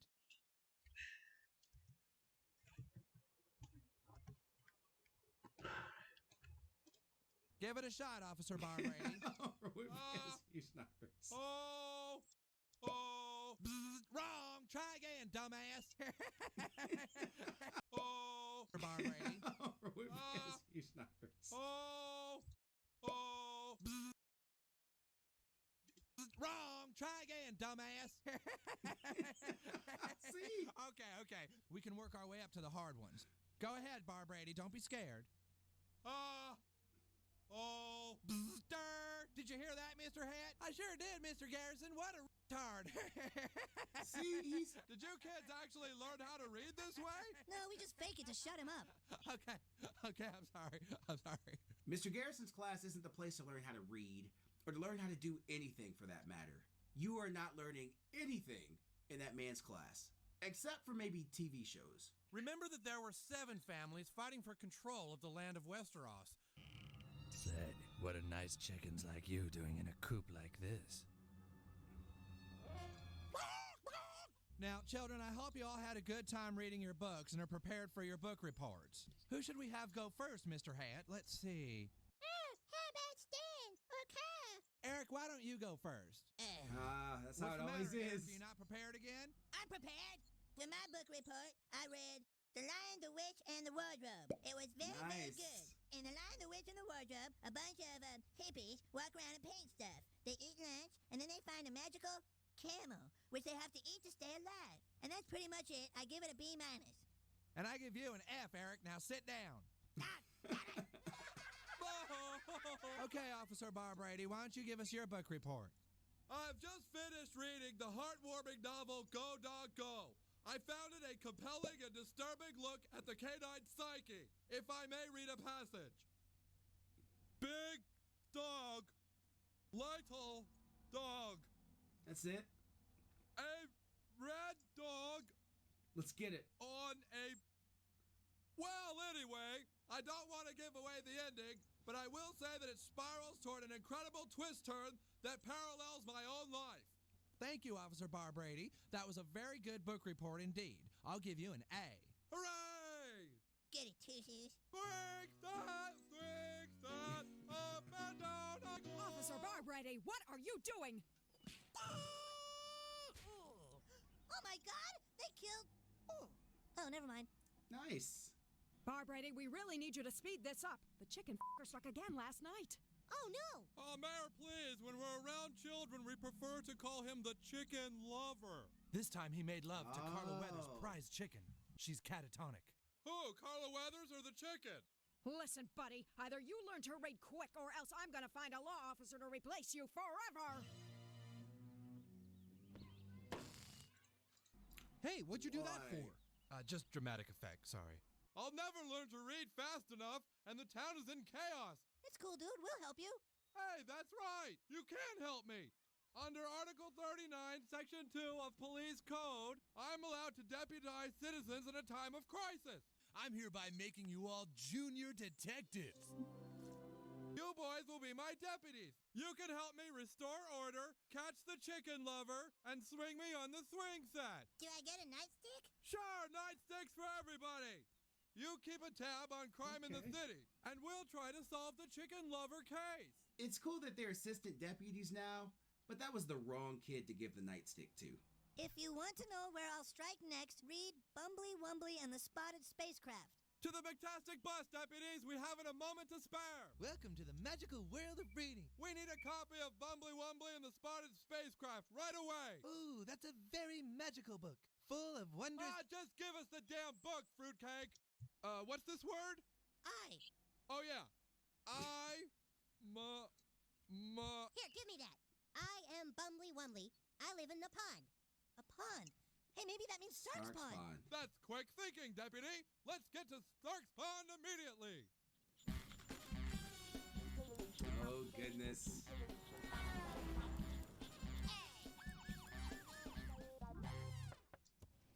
Yes, officer? Clocked you at 40 miles an hour back there.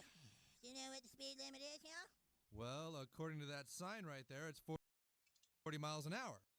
Step out of the car, please, sir. Wait a second. Aren't you Stan's little friend? Back there. Do you know what the speed limit is, y'all? Well, according to that sign right there, it's 40 miles an hour.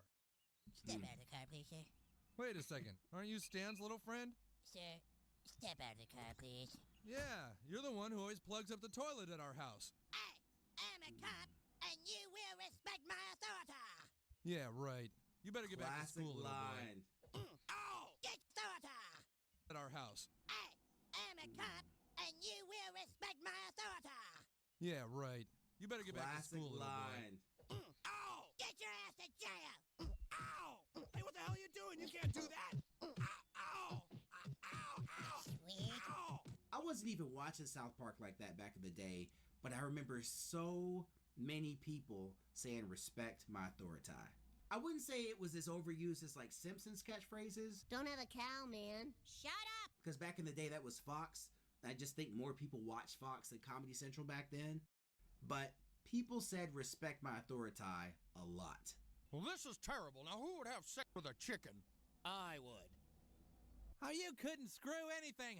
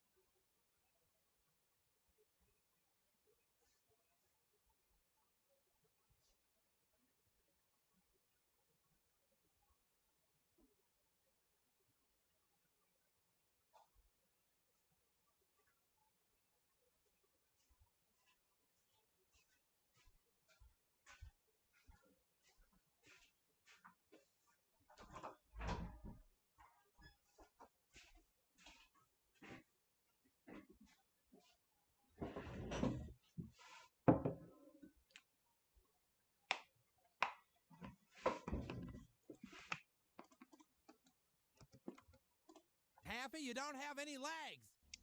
Oh, yeah. Who here has never had sex with Mrs. Cartman? I haven't. You don't count, Happy. You don't have any legs. Have some Again. respect for people's feelings, would you, Happy? And yet you call him Happy. Read Teetle the timid the taxi. What's this word? I don't know. taxidermist. I read it. I read it all by myself. You definitely have to have pretty thick skin, or else these people they just walk all over you. Sometimes you have to go undercover to get the worst of them. Okay. Hi there, little lady. Well, hi there. What are you doing tonight? Well, hopefully spending some time with you, gorgeous. Is $20 enough? Sir, step out of the car, please. What? Uh-oh, is this a bust? Sir, enter the car. Hey, wait a minute. You're just a kid. Maybe this will teach you to listen to authority. Ow! Ooh! Ow! Ow! Hey, man, what are you doing? It could be worse. Freeze! You're busted, buddy. Yeah. Sometimes upholding the law is messy. But you get by. One day at a time. Tito, the timid taxidermist, loves to... Oh, goddamn, reading is lame.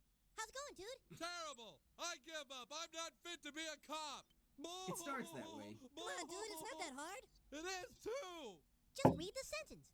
Tito, the timid taxidermist, loves to go to the pet... Come on, dumbass. You can do it. Wait a minute. Conjugate the verb. Yes, conjugate the verb. Petting zoo. He loves to go to the petting zoo. Boys, we're off. All units, 512 and 635 Avenue de los Mexicanos. Request assistance.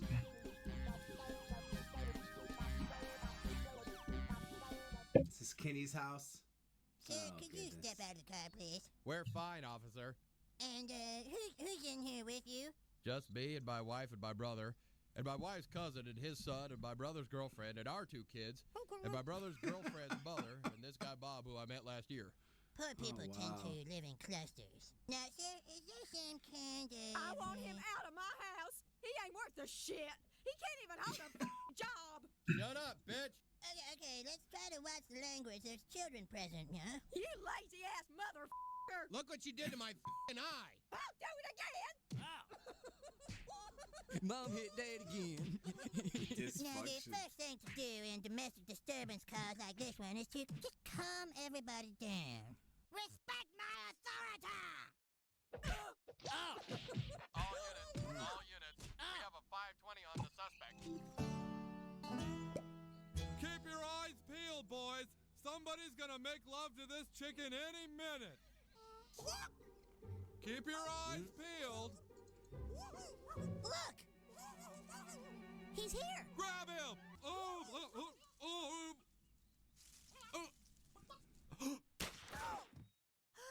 my God! They've killed... God damn it! I knew it was you all along, Richard Nixon! People have got to know whether or not their president's a crook. Well, I'm not a crook. Whoa, dude! It's the bookmobile driver.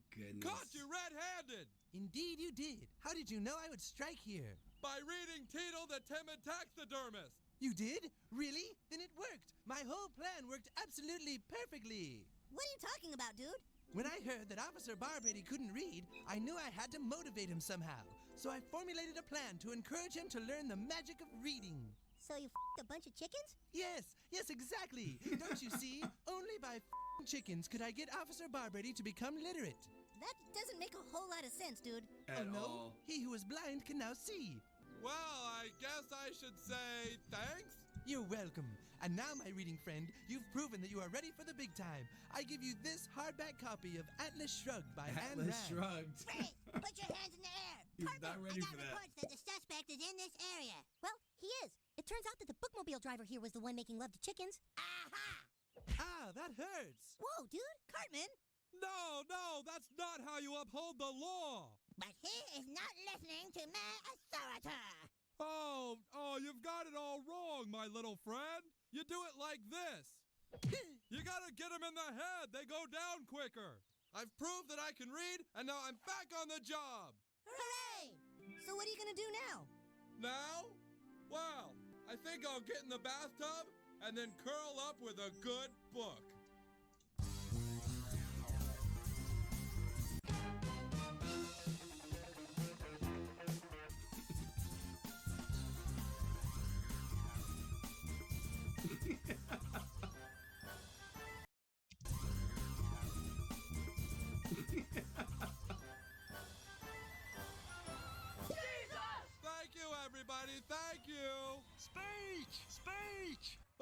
First of all, I'd like to thank the town of South Park, the town that bore me and eventually will rob me of my life precious. Second, I'd like to say to all those out there who think they can screw chickens just to teach people to read, your days are numbered. And finally, I'd like to say that reading totally sucks ass. It seemed exciting and magical, but then I read this, Atlas Shrugged by Ayn Rand. I read every last word of this garbage, and because of this piece of shit, I'm never reading again. Hooray for Bar Brady! Wow, I guess reading really does suck ass. Hey, that's what I've been saying all along, you guys. I'm just glad everything turned out okay, and Bar Brady got his job back. It's poetic justice. Thanks, boys.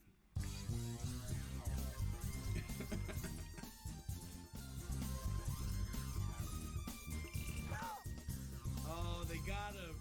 They got him at the very end.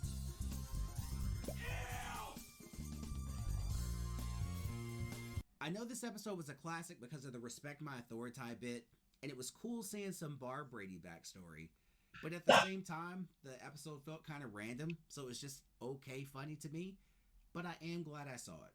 So thank you so much for recommending this episode. If you enjoyed this reaction, please make sure to give this video a like, comment, share, and subscribe. And I'll catch you in the next one. Peace.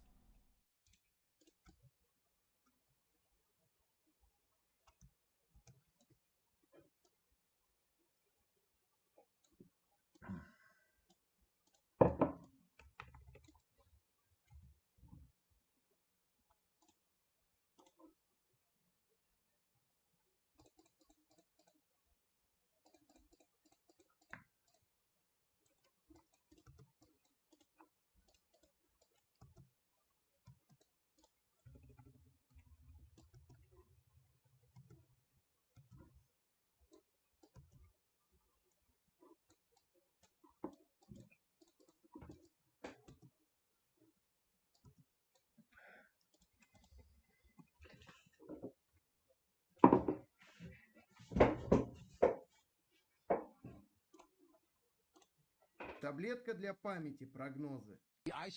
Изоляция Крымского полуострова. Я думаю, это контрнаступление, вероятно, будет на очень узком отрезке фронта. Чтобы пробить российскую оборону, дойти до побережья Азовского моря, перерезать так называемый сухопутный коридор и начать изоляцию Крыма. Затем можно с помощью установок «Хаймерс» и другого высокоточного дальнобойного оружия наносить удары по Севастополю и другим российским объектам на Крымском полуострове, чтобы вывести его... У Міноборони спрогнозували, коли саме Україні вдасться повернути поки що окупований Крим. До кінця грудня, він такі терміни називає, ймовірно, ЗСУ повернуть контроль над Кримом. Що можемо сказати? Нью-Йорк наш. Нью-Йорк наш, наступний Крим. Да? Дальше, после Нью-Йорка-то. И Белгород. А ваш Нью-Йорк, да, точно. Через месяцев 6 вот я специально поеду на набережную Ялты, там есть у меня свое любимое место, да, и я хочу с вами оттуда включусь, вот гарантирую. Месяцев 6, так, ну, плюс-минус. Вам обязательно. Я включу там телефон, и мы с вами поговорим о том, каким будет Крым, свободным, да, Крым. А в это время оттуда уже уедут все русские. After victory, I will go to Crimea. I really want to see. See. And when will it be? Смешно, смешно. Ну, после победы обязательно. Тут хотя бы не конкретные сроки дает. Not in winter, because on the sea, what to do on the sea in winter? I will go. То есть и хотя уже зима закончилась. When it will be warmer. Американський генерал сказав, що влітку Україна зайде в Крим. Ні, я вважаю, що це все буде не влітку, а до кінця весни. Даже быстрее. Министр обороны Украины. Министр обороны Украины. Уже бывший министр. Накануне Нового года я обращаюсь к гражданам России, которые являются военнообязанными. В первую очередь, это касается жителей крупных российских городов. У нас похожие истории. Я точно знаю, что у вас осталась примерно 1 неделя, пока еще есть хоть какой-то выбор. Бегите. В начале января российские власти закроют границы для мужчин, затем объявят военное положение и начнут... 5 января мобилизация новая должна была начаться, 23-го года. Очередную волну мобилизации. Границы тоже будут закрыты и в Беларуси. Сегодня вы думаете, чем украсить праздничный стол, и строите свои планы. Но за боем курантов вы можете не услышать стук в дверь. Это постучит военком. Особенно в городах, потому что в глубинке и так уже забрали многих. Об этом вряд ли скажут ваши руководители в новогодних обращениях. Поэтому внимательно послушайте то, что скажу вам я. Я не призываю вас верить мне на слово. Если хотите, то берите повестку и отправляйтесь в армию.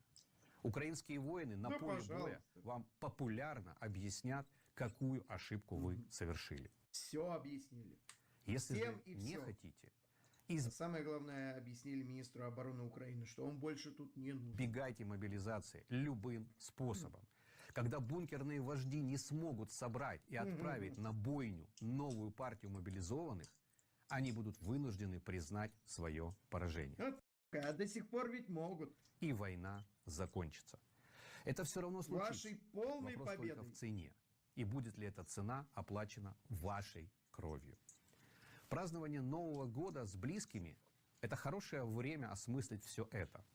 Если через год вы хотите сидеть за столом с родными и друзьями, дай ссылку. Ну, написано прогнозы, таблетка для памяти с канала Вова со Львова. подумайте и примите правильное решение. Коли ми підійдемо Заблюрился.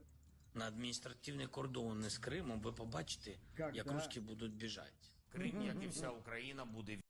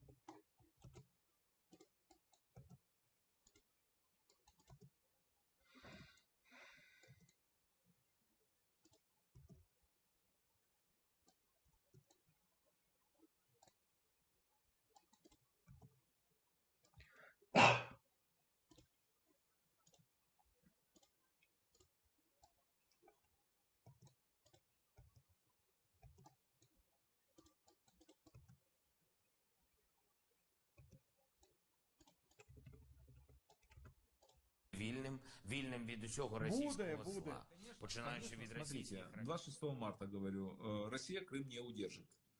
Даже пусть никаких иллюзий не строят на то, что они смогут удержать Крым. Наступление на Запорожскую область, Мелитополь, Бердянск. Захватываем эти города. Ну, этот прям сказочный был. Даже среди всех этих. Рушится у них все. Захватываем Мариуполь. Видимо, победы Украины. Выходим на линию с Крымом и начинаем бить дальнобойными ракетами по территории Крыма. Поэтому я им и говорю, я гуманный человек. Я им говорю, убегайте уже. Но вы все равно будете бежать. Вы идиоты в Крыму, я имею в виду. Русские, которые туда понаехали. Хватайте ноги в руки, дуйте оттуда. Да-да, а потом снова его уже спрашивали, что вы Крым не вернули еще? Сволочи вы. Все посыпется, Путин посыпется. С Крыма просто убегут, оставят Крым, все. Подорванные оккупанты будут бежать из подорванного Крыма. Чего идти из Крыма быстрее? Вот, весной мы пойдем в контрнаступление, положительных результатов следует ожидать в середине или второй половине 23-го года. Шарий тоже сюда бы подошел для таблетки памяти. Будет поднят вопрос о сносе памятника затопленным кораблям в Севастополе и установлении вместо него памятника фразе о русском корабле. Сам Да, и Севастополь переименуют. Вахтияр. Севастополь будет переименован в объект номер 6. Второй пункт, да? Да, сначала объект номер 6 до переименования Вахтияр. Жителей будет подвергнута люстрации, лишившись избирательного права. К примеру, Зеленский предупредил россиян, что у них есть время уйти, иначе мы их уничтожим. Он сказал, что уже через исторически очень короткое время, 5-7 месяцев, мы будем находиться на полуострове. Возможно, это слишком оптимистично, но это оптимизм, который является математически выверенным. Они подсчитали. Как бы подсчитай. Подоляк. Давай. Готуй потужный контрнаступ. В этом году. Потужным он и оказался. Буквально очень короткие сроки, вам это понадобится. Я бы уже паковал чемоданы, пока... Вот еще Арестович готовился. С кем в целом, на самом деле. In very nearest future. Не future. Very nearest. Да, на самом деле они с Шарием переобулись практически в одно и то же время. Но вроде как Арестович все равно раньше, чем Шарий. Why are you so confident? Because I know this. Буде наземна операція, буде повернення наших територій. Скоро всі дочекаються повернення додому. Ні, на все йде за графіком. Да, на жаль, треба визнати, що події розвиваються. Ага, тепер уже не по графіку. Повільніше, ніж мали б бути за усіма розрахунками. Ну, але маємо, по всім, причому розчетам. Хто ж у вас считав? Тобто ми йдемо повільніше, ніж хотілося. Повільніше, ніж розраховували, але йдемо. Ви заявили про те, що вже через 6 місяців ви включитеся в прямий ефір прямо з Ялти. Ми з вами точно зможемо проговорити про реалії Криму на набережній Ялті. Це питання не в часі, це питання, що це буде точно там. Да похуй время, сам спизданул, блядь, да дело не во времени. Але ми точно. Нормально, может через полгода, может быть через год, может быть никогда, ну какая разница. Дело-то не во времени, а в том, что обязательно, конечно, это будет, вот здесь это будет. За дуже короткий час ми будемо знаходитись в Криму. А чи... Мы дойдем до октября, дойдем до северного берега Азовского. Это уникальный человек, который выбрал и вилкой в глаз, и, ну, короче, все получил. В море снесем нахер Крымский мост. Это да очень мы хороший вообще стартовый переговор. Союзники скажут, хватит, на этом стоп, и навяжут России какую-то повестку. Если попытаться заглянуть вперед. Ему как бы давали выбор, он выбрал оба. Украина выиграет войну с варианты. Никаких сомнений в этом у меня нет. 0 сомнений, блядь. Никаких. Это, наверное, он в 24-м ведь говорил про 25-й, что в этом году Украина выиграет. Потому что они каждый год делают, блядь, такой прогноз, что в следующем году Украина обязательно выиграет. Украина выиграет войну, Украина освободит все территории, украинский флаг будет развиваться. Никаких сомнений, да. Е2 и Е4. Ярчайший пример, что талантливый человек не может быть талантлив во всем, и талантливый шахматист может быть конченным дауном, блядь. Если говорить хоть что-то, хоть слово о политике. В этом сомнений никаких нету. Все идет к этому. Вот следующий год. следующем году, Следующий. Жопу прям на пидора. Забере території Росії в 2023 році. Китай, да. Так. Оставите Бахмут или не оставите? Так. Еще да. раз. Бахмут сдадите или нет вы? А, это, наверное, и есть Вова со Львова, судя по его аватарке. Нет, конечно. Бахмут нет. Вы уверены? Да. Ну хорошо, вы слышали, что 100%. вот буквально Высоцкий. часа 2 тому назад, что сдали еще один поселок возле Бахмута? Какой? А, ну бабка село какое-то. Ягодное. Не слышал. Говорив в началі 23-го про ще 3 Росію. дні, ну чи там 2 тижні, і все буде вирішено, і вони будуть собі лежати на диванах, пити там, що вони п'ють, там пиво чи горілку, да. Але сьогодні їм конкретно говорять: дивіться, буде все. А ви каву будете пити? І гірше. Вам буде заборонено виїжджати з країни, вам буде заборонено брати кредити, вам буде заборонено відкривати бізнеси, вам буде заборонено, умовно говорячи, навіть керувати автомобілем як таким. Тобто ви є повноцінними... Да, продовжую говорити. Бігіть, щас вам піздець. Рабами. Їм про це відповідно говорять. Але сьогодні їм чітко сказали: дивіться, ми... А вдруг их начнут высылать назад в Россию? Ну вот, продолжая тему перефорса. А вдруг россиян будут высылать назад в Россию на мобилизацию? Опасно. Будемо тримати тут і будемо використовувати абсолютно, як, вибачте мене за це дуже брутальне слово, як м'ясо, яке відправимо гинути за закидувати цілі. Майте це на увазі. Але вас ніхто не буде питати. Вони не мають свободи на те, щоб відмовитись отримати цю повістку, тому що оцю повістку їм тепер будуть в електронний так званий кабінет відправляти. Як ви правильно сказали, призывник плюс, или как там он? 7 днів, і в тебе вже будуть певні обмеження. Ухилянт плюс, скоріше. Третя складова: ніхто не буде звертати увагу, хочеш ти якось приймати участь чи не хочеш приймати участь, ти будеш змушений це робити. Хотелось бы задать вопрос, на который, наверное, все украинцы ждут ответ. Когда же все-таки закончится война? И, насколько я знаю, у вас уже есть билет на это лето. Только не к ТЦКшникам. В наш украинский Крым. Значит, вы что-то знаете. Ну, я резерв не Нострадамус, безусловно. Билет же купили в украинский Крым. Билет. У меня с открытой датой билет, потому что я считаю, на 23-й год... Теперь уже, да, без даты, ну, как только так сразу. Считаю, что 23-й год окончательно... На экране внизу гроши написано. Даже тут дай. Эти точки над «и», эта война закончится. Нету смысла, нету ресурсов продолжать. Белый билет купил у нас, себе. в целом. То есть нету необходимости, исторической необходимости затягивать это. Потому что люди приспосабливаются, а нам нельзя, чтобы мир приспособился к войне как таковой. Да, и привык к войне, нельзя привыкать к войне. Исходя из логики... Так что не про время это все, даже если никогда. Ну, билет открытый, ну что он... дистанционно купил в РЖД билеты в Крым. Ну да, через Крымский мост поедет, блядь. В России окажется и поедет.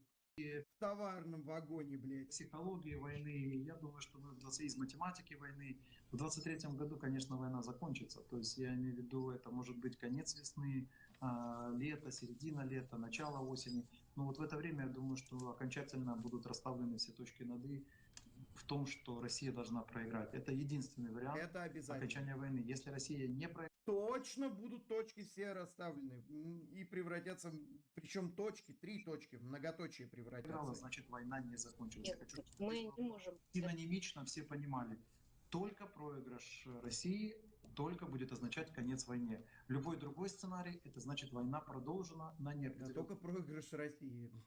Знищение России, да, даже не границы 91-го года. России вообще не будет, она как бы проиграет и самоликвидируется. Срок она может быть затяжной, она может быть расширяющейся и так далее. Кстати, это очень важный аспект.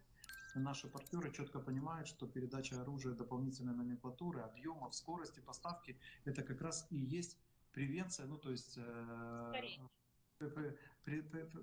предупреждение. Кстати, правильно говорил вот на днях, по-моему, Шмыгаль, премьер Украины, что да, Украина сама много чего военного производит. Вот бимбы, например, производятся там на неплохом Хранение, таком... разрастание войны, масштабирование. То есть, чем больше оружия у Украины, тем более локальна война. Война будет только на оккупированных территориях.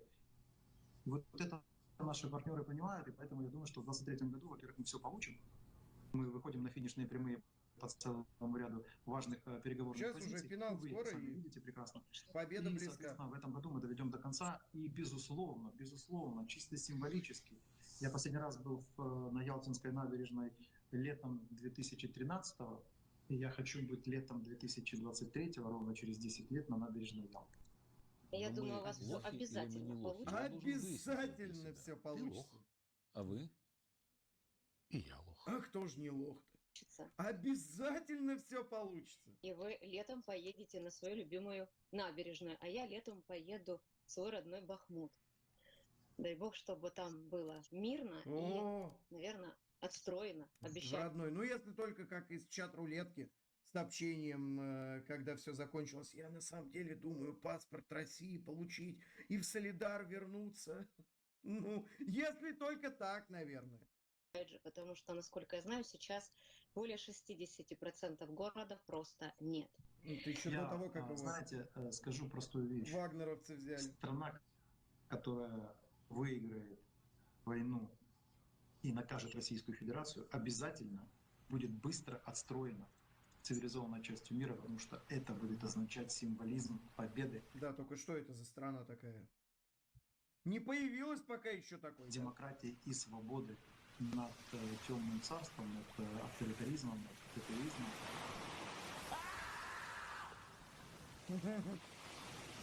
В Ялте в этот момент. А где Подоляк? А где он? Помолчи. Краще просто помолчи. Да уж, поменьше бы пиздели. Вот именно сравнивая с этими сказочниками, Залужный и правда пи***л меньше всех остальных. К чести его. Но тоже много интересных вещей говорил, конечно, да. Про будущую победу Украины. Украинский Штефанов продолжает отжигать. Я, кажется, догадываюсь, про кого это видео. Про того самого чувака, ну поехали, смотрим. Это, видимо, тот самый, который рассказывал про Косово, Албанию.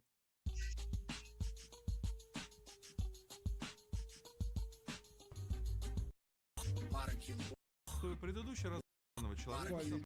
Политология состава. Уже у него. То есть это уже не первое видео про этого ебаната. Положительные отзывы и большое количество лайков и просмотров, поэтому я решил разобрать остальные его ролики. Тем более, что в ТикТоке они набирают по 6, по 7, иногда даже по 8 миллионов просмотров. Ракеты по Японии, которые сбросили США, тоже была необходимость? Ну да, это другое, да? Спрашивает Анатолий. Вопросов про Хиросиму и Нагасаки получил несколько сотен. Отвечаю всем и Анатолий.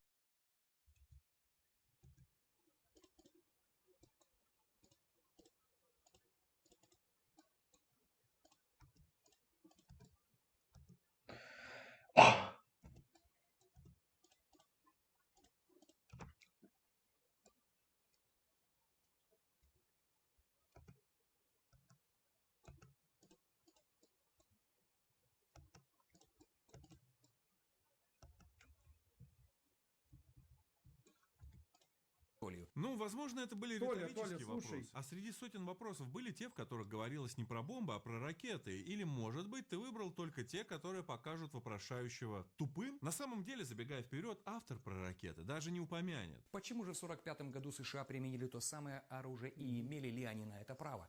Про огненный шторм над Японией вообще интересно есть видос. Я не адвокат США. Ну, конечно же, не адвокат США. У кого? У Сурена, по-моему. А адвокат абсолютно всех стран, в особенности косовского народа. Запада, который, в отличие от крымского, существует. В 1937 году Япония вероломно нападает это мы на Китай, смотрели. весьма успешно оккупируя часть Китая и истребляя там впоследствии около 15 миллионов людей. Ну, смотря как считать. Видимо, вторжение в Манчжурию в 1931 году и дальнейшую оккупацию Северного Китая и внутренней Монголии нельзя принять за вероломное нападение. Ведь так? И это было до начала войны 1937 года. Но что касается самой войны, то ее, как правило, отчитывают с инцидента на мосту Марко Поло. И тут нет абсолютно никаких точных данных о том, что он был подстроен японской стороной для начала полномасштабного наступления. Описывать это как вероломное нападение как минимум некорректно. Ну и цифра в 15 миллионов истребленных тоже непонятно взята откуда. Хотя, подождите, по-моему, с потолка. Но... Да, у него все с потолка берется. На самом деле нет никаких точных цифр по Про русских, сколько он там их сказал на Донбассе? Гражданскому населению. Китайские источники их преувеличивают, 10, японские 15%. преуменьшают, а западные приводят цифры достаточно далекие, от 15 миллионов. Если, конечно, не считать все гражданские и военные потери от любого рода воздействия, от намеренного убийства до боевых потерь. А это не очень-то подходит под термин «истребление». Далее резня в Нанкине, это столица Китайской республики в то время. Это ошибка. На момент резни столица уже была перенесена в другое место. Так вот, резня в Нанкине признана самым жестоким преступлением 20 века. Уверен, вы об этом не знали, Анатолий. Ну, я, конечно, не Анатолий, но тоже почему-то не в курсе. А кем конкретно это признано самым жестоким преступлением 20 века? Конкретно тобой? Я думаю, что Анатолий, как и любой разумный человек, захочет узнать источник информации, особенно когда ему говорят... Ну, я не думаю, что здесь стоит аргументацию, контраргументацию строить из того, что плохая или хорошая Япония во Второй мировой войне, или не настолько плохая. Ну, можно сказать, не настолько... Сегодня... То, что даже не к тому, что вот Япония, вот не настолько, это все ты ошибаешься. Наверное, к тому, что оправдывает ли это ядерку или огненный шторм. Не, ну для эффективности твоей армии на самом деле оправдывает цель, оправдывает средства и победу как можно быстрее. Это мое личное мнение. Как бы это ужасно не звучало. Но здесь самое главное, ну хорошо, мы пойдем к тому, что нынешние войны, даже и пока без применения ядерки, надеемся, что до нее не дойдет, имеют свои предпосылки. И, ну хорошо, поговорим о обстрелах Донецка, Горловки, Первомайска, Луганска во времена антитеррористической операции. Тогда через это пойдем, через то, что украинская армия тоже плохая. Вот почему все это сейчас и происходит под названием СВО. Не знали, значит, ты знаешь? То, что там происходило, я не могу тут описывать. Такое тут не пропустят. Подобного не делали даже в Афганистане. Настолько изощренные формы преступлений, что здоровому человеку это невозможно даже представить. Итог – 300 тысяч жертв. 300 тысяч – это оценка обычно китайская. Если автор приводит эту цифру в конкретно данном случае, то тогда почему он рассказал о 15 миллионах истребленных, а не о 35? Просто если вы не знали, то Китай считает именно так. Далее вторжение, оккупация из разных источников брал. Сейчас это Вьетнам. Сейчас Индокитай – это не только Вьетнам, это еще Камбоджа и Лаос. Потом Япония вступает в коалицию с нацистской Германией и фашистской Италией и очень быстро под тем масштабом оккупирует Филиппины, Гонконг, Сингапур, Малайя, Бирма, еще часть Китая и голландскую Ост-Индию, сейчас это Индонезия, а также множество островов в Тихом океане, часть Новой Гвинеи и Соломоновы острова. Не с целью оправдать средств, то, чем был неправ Соловьев. Но только в том, что не хотелось бы до такого доводить даже уже в продолжающейся войне. Если это уже произошло, и мы видим результаты, что быстрее от этого война закончилась и не продолжалась там штурмами американских солдат, то пытаясь спасти американских солдат постфактум, там, осуждать за то, что вы слишком жестко победили своих противников за безальтернативностью, но это тоже, я не знаю, в пользу бедных какие-то аргументы, но хотелось бы, чтобы как можно скорее то, что мы сейчас наблюдаем, закончилось, потому что я и думал, ну, хотя бы уже со второй половины 22 года, и думаю, что это закончится не капитуляцией одной из сторон. Поэтому чем меньшими жертвами, чем быстрее закончится эта война, тем лучше. К вам масштаб и аппетиты Японской империи, Анатолий. Или вы думали, Гитлер был номер один в этой теме? Нет, далее интересней. В какой теме? В теме аппетитов Японской империи? И как ты это понял? Даже Германия в 1942 году контролировала примерно 3,3 миллиона квадратных километров территории. И это далеко не все, чего хотел Гитлер. Жизненное пространство в теории доходило до Уральских гор, так что аппетиты Германии были больше и затрагивали намного большее количество влиятельных стран. С чего такой успех у японцев, спросите вы? А я вам скажу, что вы даже и на йоту не представляете, Представляете, кто такой японский солдат того времени? Я поясню. В жестокости и смелости с ним невозможно было сравнить никого. Солдат вермахта в сравнении с японским вопрос-то был не только про солдат и не столько про них. Аналогии, конечно, великие. Про Все Хиросиму определялось и Нагасаки? храбростью и смелостью японцев. Да, вы все правильно поняли. Не слабостью местных народов, не имевших нормальных армий, не слабостью Китая, который утонул на тот момент в гражданской войне, и даже не слабостью союзников в Тихоокеанском регионе. Франция же легко могла помешать Японии. Она просто не захотела. Я, конечно, боюсь предположить, но может быть потому, что сама была в тот момент оккупирована. Самоотверженность с имперской идеологией, заправленная желанием гибнуть в бою, делала японскую армию Невозможно отрицать, тем не менее, что японская армия была очень и самой очень выносливой сильна. и самой опасной на то время. Желающих стать камикадзе было предостаточно, чтобы поражать цели. Но не настолько, чтобы победить.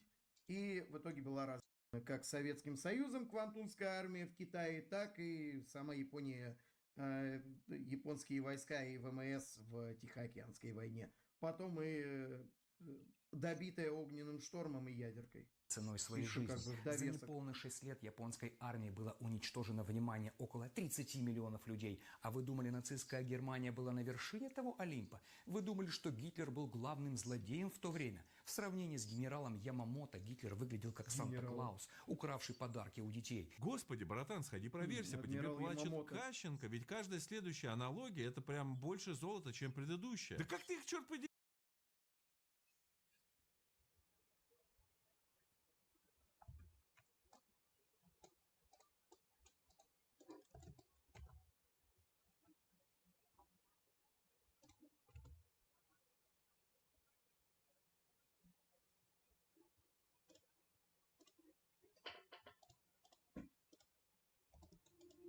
Забаньте этого, блядь, укронациста в чате, что за пиздец.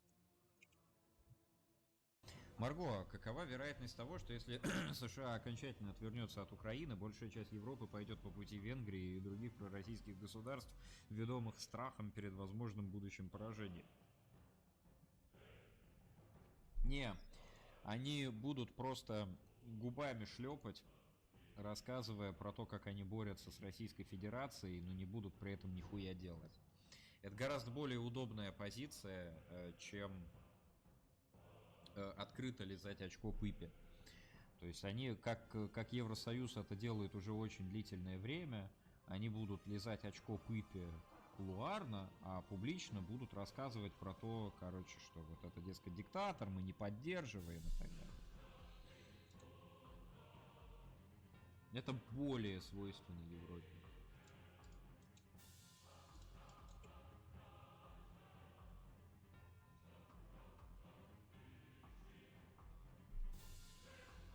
Ну, почему не будет реакции? Разве Европа затерпит, если ее солдат начнут убивать? Да. Абсолютно так же, как Европа терпит, когда вторженцы убивают просто тупо мирное население во время религиозных праздников, как бы на улицах Европы. Повсеместно, блядь. И всем насрать, никто ничего не делает. Как бы, а солдаты так тем более.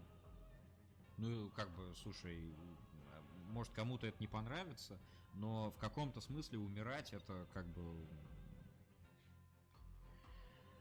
Ну, это job description, да, в случае с солдатами-то. То есть, если среднему европейцу насрать, когда, блядь, убивают, бля, ребенка нахуй, прям на улице средь бела дня, блядь, из враждебных религиозных побуждений, вторженцы из других стран. Всем насрать, просто никто ничего не готов делать по этому поводу. Как вы думаете, не затерпят ли они то, что какие-то, блядь, там россияне убьют кого-то солдата, блядь, допустим, немецкого, французского? Да всем будет похуй, блядь.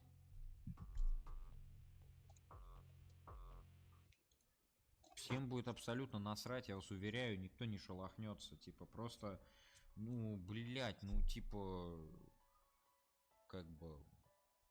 Так работает тот глобус, на котором мы находимся. Так всегда было. Это, если что, нормально. Это нормально. Я их даже не осуждаю, блядь. Ну, такие они. Ну, это европейцы, они всегда такие были, строго говоря. У Европы есть деньги, просто будут закупать оружие у США. Это если США позволит передавать его Украине. Видишь?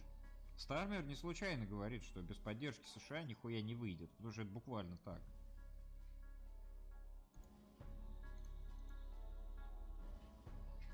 Просто буквально у Европы недостаточно производственных мощностей, чтобы в срок все это, блядь, произвести, бля, ёпта. То есть это к 30-му году будет готово, к тому времени мы как бы все будем...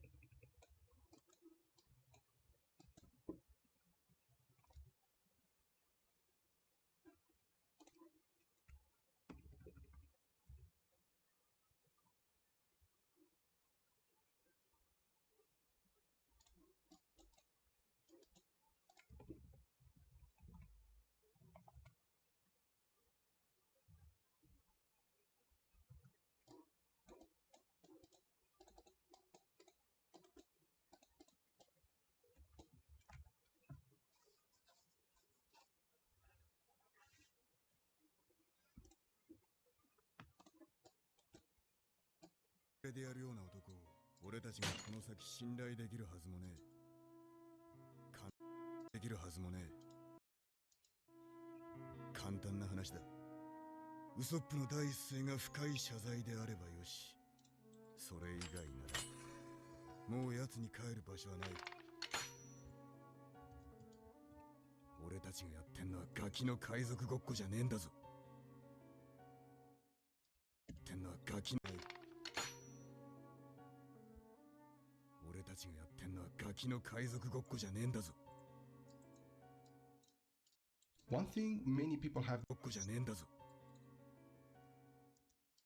One thing many people have been pointing out lately is the fact that Zoro seems to be acting out of character, and I agree to some extent. And by that I mean that I agree that Zoro is acting different lately, but I don't think that this is out of character whatsoever. In fact, I think that this is very much in character, and that is one of those subtle aspects of his character development. So what I'm talking about is basically the fact that Zoro now seems to be even more direct, harsh, cautious, menacing, and focused than he was before.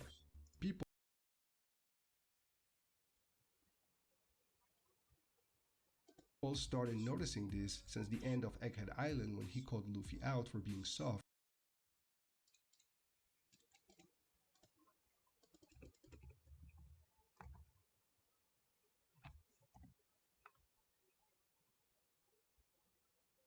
People started noticing this since the end of Egghead Island when he called Luffy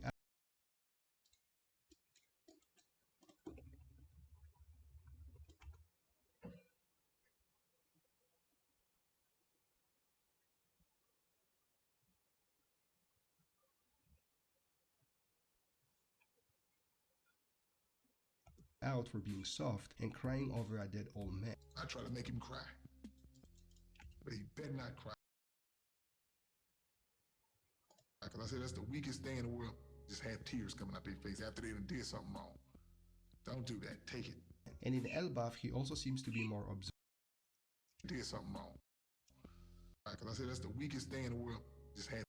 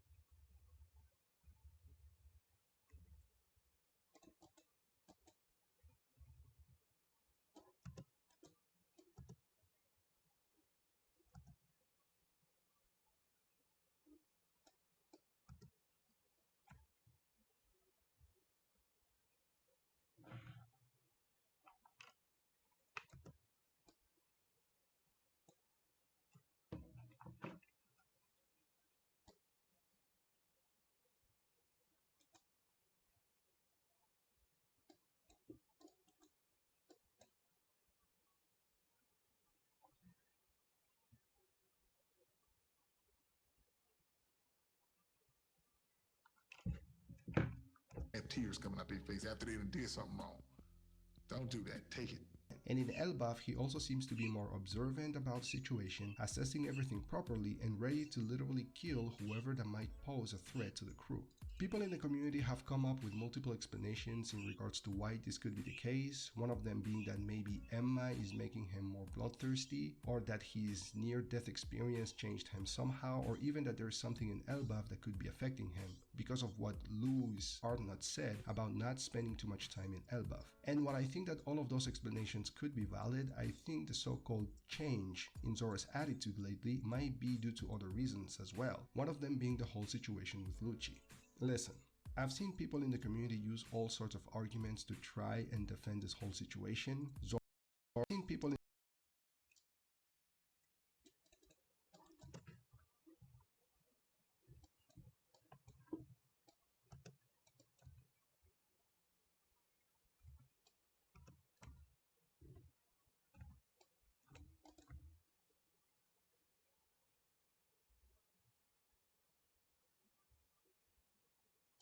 in the community use all sorts of arguments to try and defend this whole situation. Zora was holding back, he only used 2 swords, he wasn't wearing the bandana, he was using Lucci as a training tool and swords, he was try and defend this whole situation. Zora was holding back, he only used 2 swords, he wasn't wearing the bandana, he was using Lucci as a training tool and so on, but the reality is that Zora screwed up. That's it. Just based on how quickly and easily he ended the fight, we know that Zora could have dispatched Lucci a lot sooner than he did, but for some reason he just kept fighting against him while being well aware of the fact that not only was Luffy dealing with an admiral, the same admiral that almost killed him, but that there was another big threat on the island as well.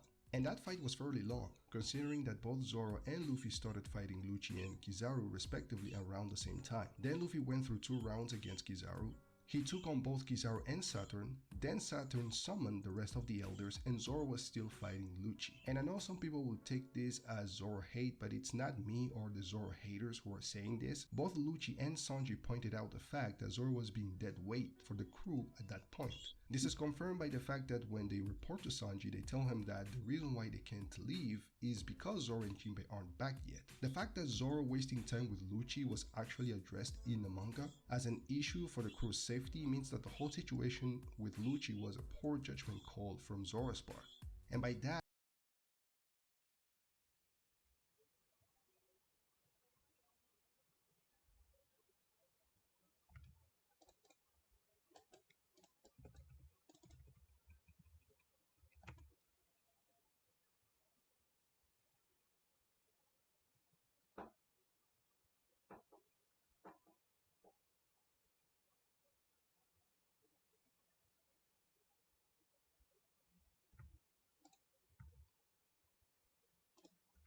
I mean that Zoro probably underestimated Lucci, and due to that he held back more than he should have. So the whole situation with Lucci should be taken into consideration and acknowledged, and not just brushed off as Zoro hate, especially since this is Zoro we're talking about. While it's true that the Monster Trio as a whole do their best to protect the crew, unlike Luffy and Sanji, we know that Zoro is the one that takes this task far more seriously, as if it's his job and a central part of who he is as a person and as a crewmate. And it's true, unlike Luffy and Sanji, we know that Zoro is the one that takes this task far more seriously, as if it's his job and a central part of who he is as a person and as a crewmate. Protect the crew. Unlike Luffy and Sanji, we know that Zoro is the one that takes this task far more seriously, as if it's his job and a central part of who he is as a person and as a crewmate. And I think a lot of times people simply underestimate how self-aware these characters can be. Contrary to all the nonsense the Zoro fanboys say, not Zoro fans, but Zoro fanboys, there is a difference. Zoro himself trusts Sanji's strength and knows that he can count on him in battle and for the protection of the crew. However, he also knows that Sanji's most valuable asset is his cooking skill. That's why they recruited him in the first place. And between a brain-dead captain who puts the crew in danger more times than he should, and a cook that puts in the work when it's needed, but when it's not needed, he's busy either cooking or chasing women. I'm a grown motherfucking man, I love bitches, that's my shit. Zoro is the one that or chasing women. A cook that puts in the work when it's needed, but when it's not needed, he's busy either cooking or chasing women. I'm a grown motherfucking man, I love bitches. bitches, that's my shit. Zoro is the one that has to stay focused 24/7. So at the end of the day, Zoro believes it's his responsibility and role in the crew to be the fighter and the protector, and he blames himself whenever the crew is in danger and he can't do enough to protect them. We know this because to this day, Zoro still blames himself for what happened in Thriller Bark and Shabbat.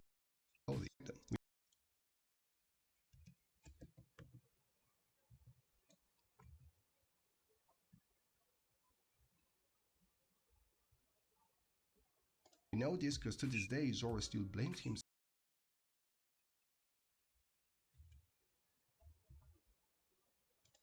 for what happened in Thriller Bark and Sabaody. In Punk Hazard, when Zoro tells Luffy off for losing to Caesar Clown and to not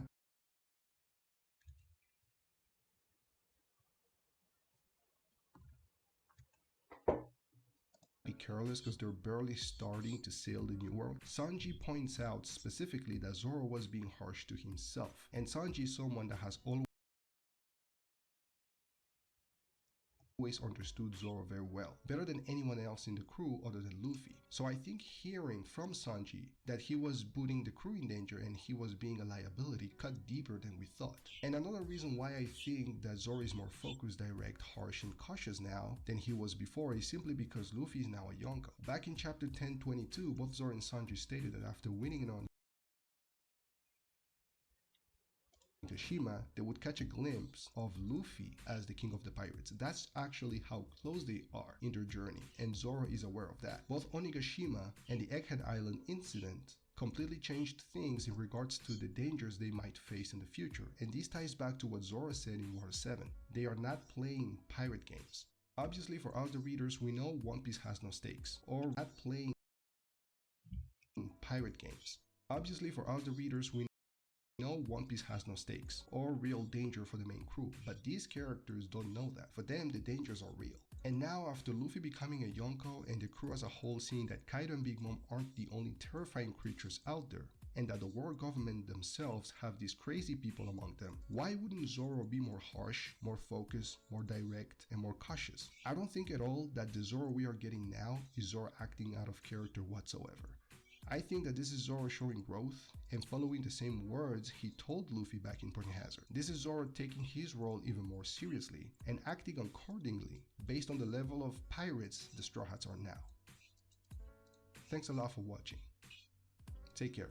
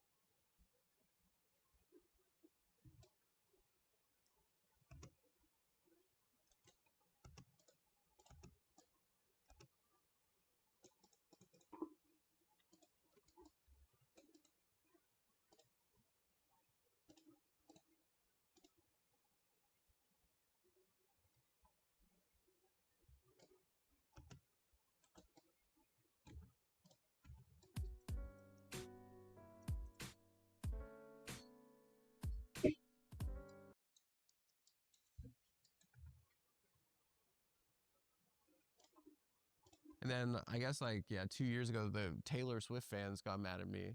And I didn't like, so at this point, I'm just like, I don't even look, I'm barely online. Like I pay people to do it for me. I pay people to do it for me. And like, I was like on the plane to Austin, Texas for like shows. And I was getting like 2,000 like Google alerts like a day. Yeah. Like the Hindu Stand Times. They were like this is just all over, and then just like my name. But like, I was like, yeah, whatever. That sounds stupid as fuck. I don't give a fuck. And then, cause it's just like, it doesn't, it's the phone. It's like, turn it, like, who cares? And then I checked and then I was like, oh, like, it was like, I'm going to push you in front of a train. And I was like, Good God. And I was like, even Hitler had the class to put the Jews on the train. But the Swifties would push us in front. How dare they push me in front of a train? They're worse than Hitler. No. Welcome to Doomscroll. I'm your host, Joshua Citarella. My guest is Adam Friedland, a podcaster, a stand-up comedian, and the host of The Adam Friedland Show. We had no idea. Because it's so one way, right? So like, you're not like seeing the people consume it. Like I do stand-up on the road and I see people come to the show. Yeah. Right. But yeah, when we were in Melbourne, I remember it was like just packed and it was like Comic-Con there. Oh, so there were like fat Hawaiian shirt guys, and then there was like Adidas tracksuit mustache guys, and then the like small earring guys would come up to me and they'd be like, earring guys. Yeah, they'd be like, yeah, my friends also call me a gay. I'm a guys, and then the like small earring guys would come up to me and they'd be like, earring guys. Yeah, they'd be like, yeah, my friends also call me a gay.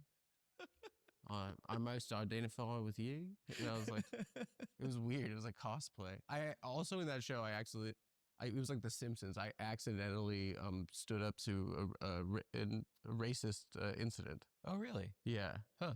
What happened? Well, someone said like when we were on tour, they were like, good luck in Melbourne because it's it's a city of people calling each other racist on Facebook. There's like, it's the woke one. Right, you know? right. They do have a lot of woke stuff in Australia is what I hear. I don't think they have a lot of racist stuff in Australia. I mean, it's like, maybe they got it for a reason. It's white people on the other side of the world, just alone. Yeah. It's a weird place. White people is what I hear. I don't think they have a lot of racist stuff in Australia. I mean, it's like, maybe they got it for a reason. It's white people on the other side of the world, just alone. Yeah. It's a weird place. And every city is like 15 hours to drive to the other city. It's huge. It's not, Perth is the most isolated city in the world. Really? Did you know that? Yeah. It's really weird. So when you go isolated to the other city. It's huge. It's not, Perth is the most isolated city in the world. Really? Did you know that? Yeah. It's really weird. So when you go out there, they go to the gigs. They like go into gigs because they like appreciate that you like came all that way. But like, yes, yeah. I was in an Uber and a guy said in Sydney said, oh, you don't want to go down there because it's a bunch of libos. Huh. And I was like, what, like lesbians? And he's like, no, Lebanese. And I was like, oh, there's probably like 4 million Lebanese people in the world, and they had a slur for it. You know, it's just like it's like dedication. He's like, yeah. I was in an Uber and a guy said in Sydney said, oh, you don't want to go down there because it's a bunch of libos.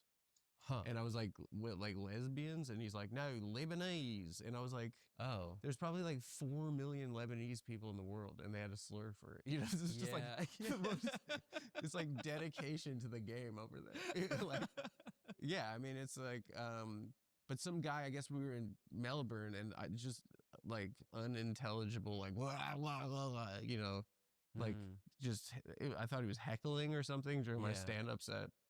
And I was like, shut the fuck up, dude. You're never going to be on a fucking podcast for Ugly Man. Or I said something like that. Yeah. And the whole crowd was like, woo! And then I got back and like on Twitter, they were like, good on Adam for standing up to those racists at the show in Melbourne. And I didn't even know what he was saying. They were like saying like apparently like reprehensible slurs about Aboriginals. Oh, yeah. So, Wow. Yeah, but I was accidentally lauded. I was like, yeah, it was on purpose, actually. You got to claim it. I could tell. I could tell what he was saying. I would have told him to shut the fuck up if I heard him. But like, I don't think racism is cool. But it's what's cooler than that is accidentally defeating racism. Right. Yeah. Right. I think. I think we were associated with the left in 2016 when we were coming up, and then we did. But like, I think people attached politics to come town. I think we were all pretty much like, you know, Bernie socialists, like but social democrats. You could listen to like a week of episodes and not hear a political discussion. It wasn't a political podcast. No, it was 30-year-old men behaving like babies. You know, and then people are like the avant-garde dirtbag let.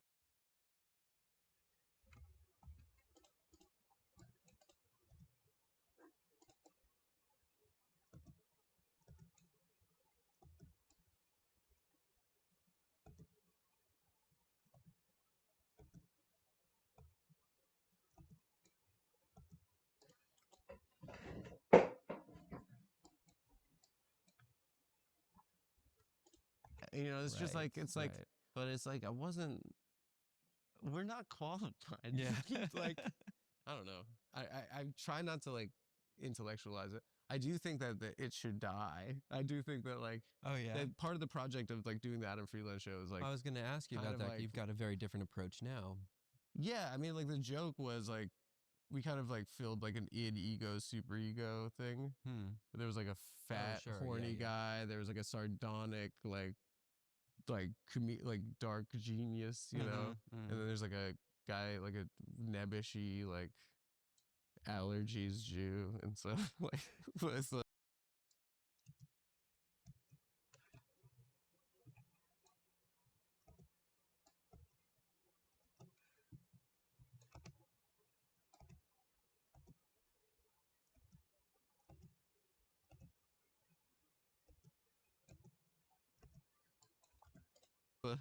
I think that that's kind of what the format, how it worked. But I guess initially the joke was that we're going to turn just the one that, you know, people call gay on the internet and send send anti-Semitic DMs to into a public intellectual style talk show host.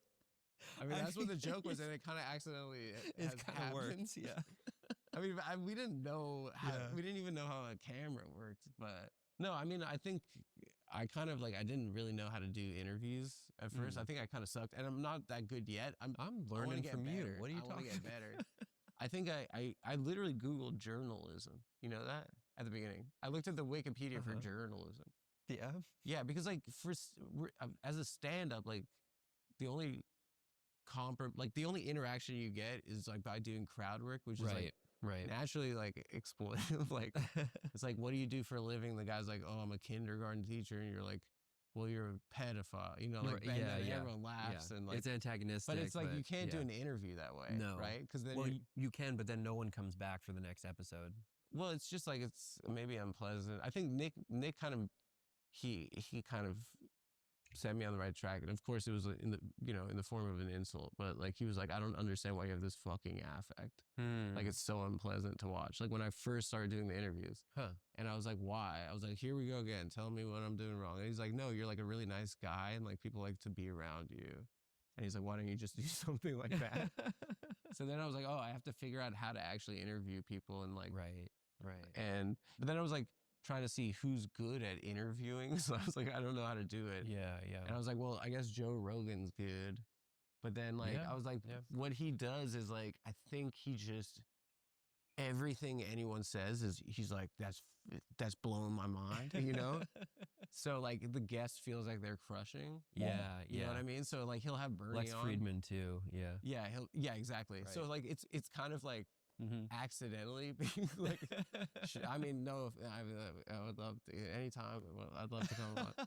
I'm sure Joe's not watching this, but like, yeah. So like, he'll have Bernie on. He'll be like, that's fucking trippy, man. And then he'll have like, some fucking workout Nazi guy, and he'd be like, you're fucking blowing my mind, you know, like, you know. So the guest is disarmed by that, but I can't really like mimic that. And then it kind of like clicked. It was like, I don't know if I've ever said this, but I used to listen to Stern, just like a lot of when I was a kid. And like I would be late to first period because I'd be like in my friends' mom's like we're I think the exact same age. So you're 37. Grew up. I'm 38 now. Grew up in a very similar media environment. So I'd listen to Stern, and like he was just the master, like, because like and what he would do really, this is really inside the actor studio here. What he would do is like within the first 90 seconds, he would ingratiate himself, and like he would be your best friend like within like instantly. And like just seeing him work that way in that context, then he could get anything out of you after that fact. I see. My modification of the Howard thing is like, no, like, you know, like no one likes like a know-it-all, right? Right. So if I like demean myself enough, and if I'm like, I'm a fucking schmuck enough, like off the bat, then the guest has like a choice, like to go two roads. They could either continue to be like, I'm smarter than you, right, or they could like come down, like they could. I see. It could disarm them. Yeah, right. That's my gimmick. I don't even know if I want to. Now everyone's gonna do this crap. Okay, we'll cut that part You out. have no idea the power of a truly mediocre man. AI will never be able to. Yeah, like so, but like truly, it's like, think about it this way: like that guy, who's that slob that's like in the Senate or some crap? That like nasty, like the guy that just wears a hoodie and stuff. Fetterman. Oh yeah, Fetterman. John Fetterman. Yeah. Right. Who's that monster? Put on a shirt. Right. What the hell happened to fucking... working class people dress like shit, I guess. So. It's the government. Just put on a fucking shirt, dude. It's disrespect. I'm sorry. It's just gotten like trashy. When I saw like, there was like a clip of Marjorie Taylor Greene and like AOC like being like, with your ratty ass hair, like in a committee hearing, and I was like, just be in Skull and Bones, like.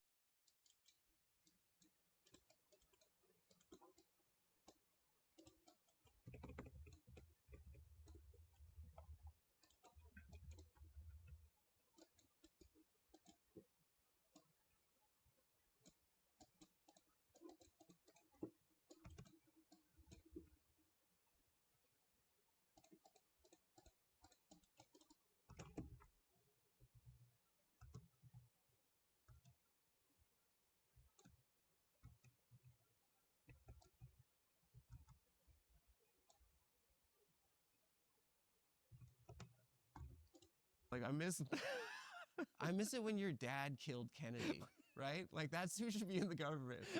I got this job because my dad killed Martin Luther King and Kennedy. We need a better class of criminals. Yeah.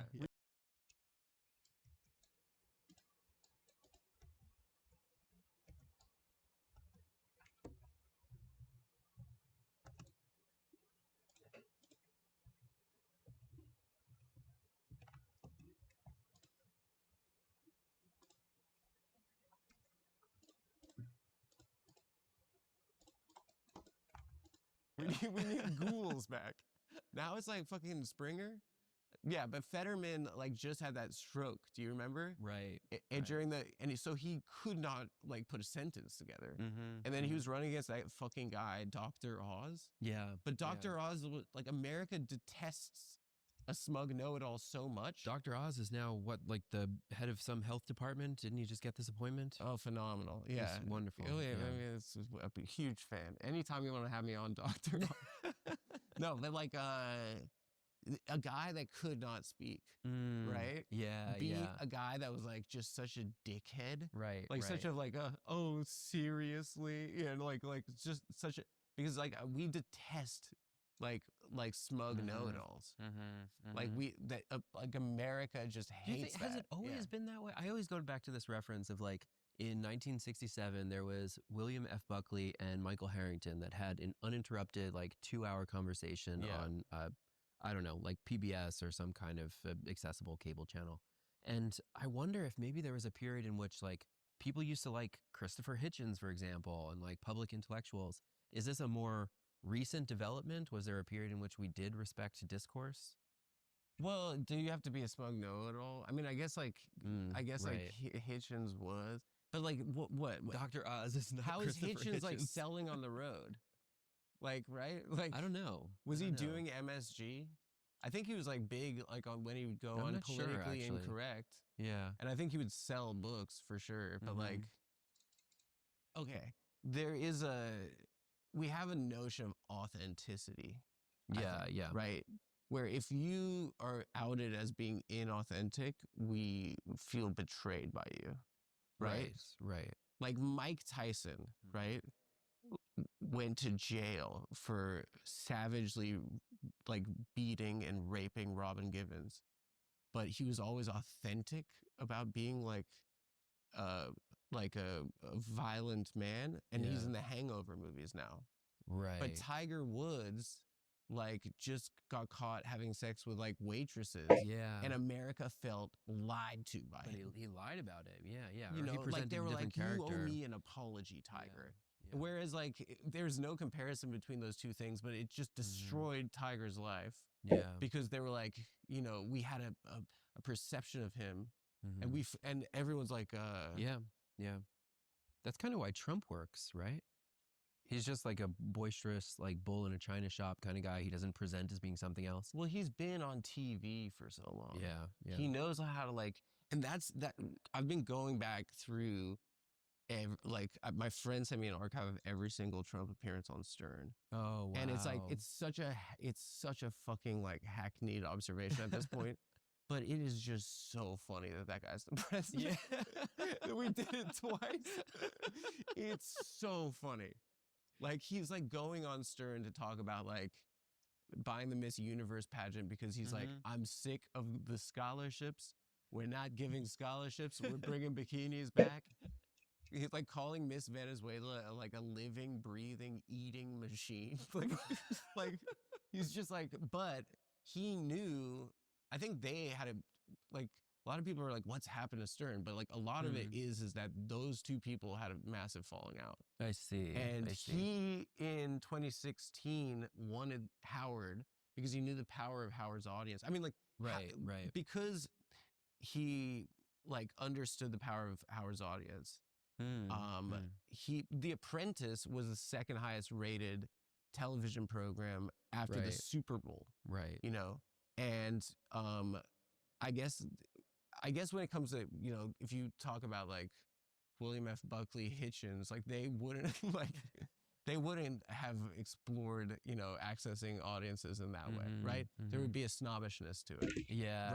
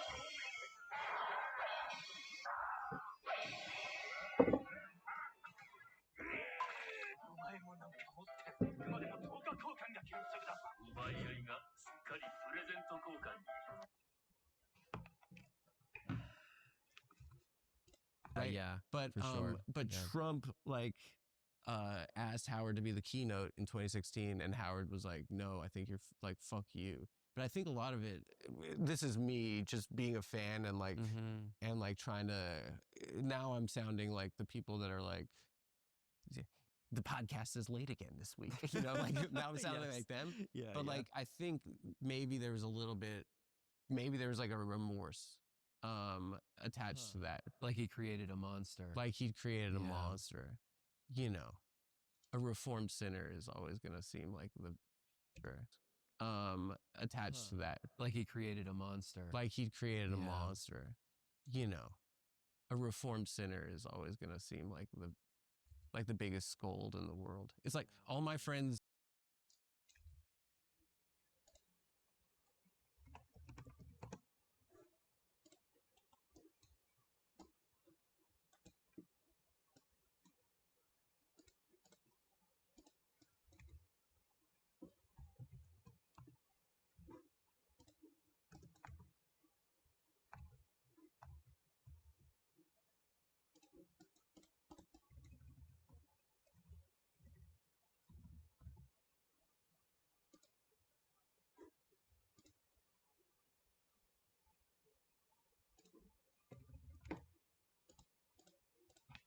Monster.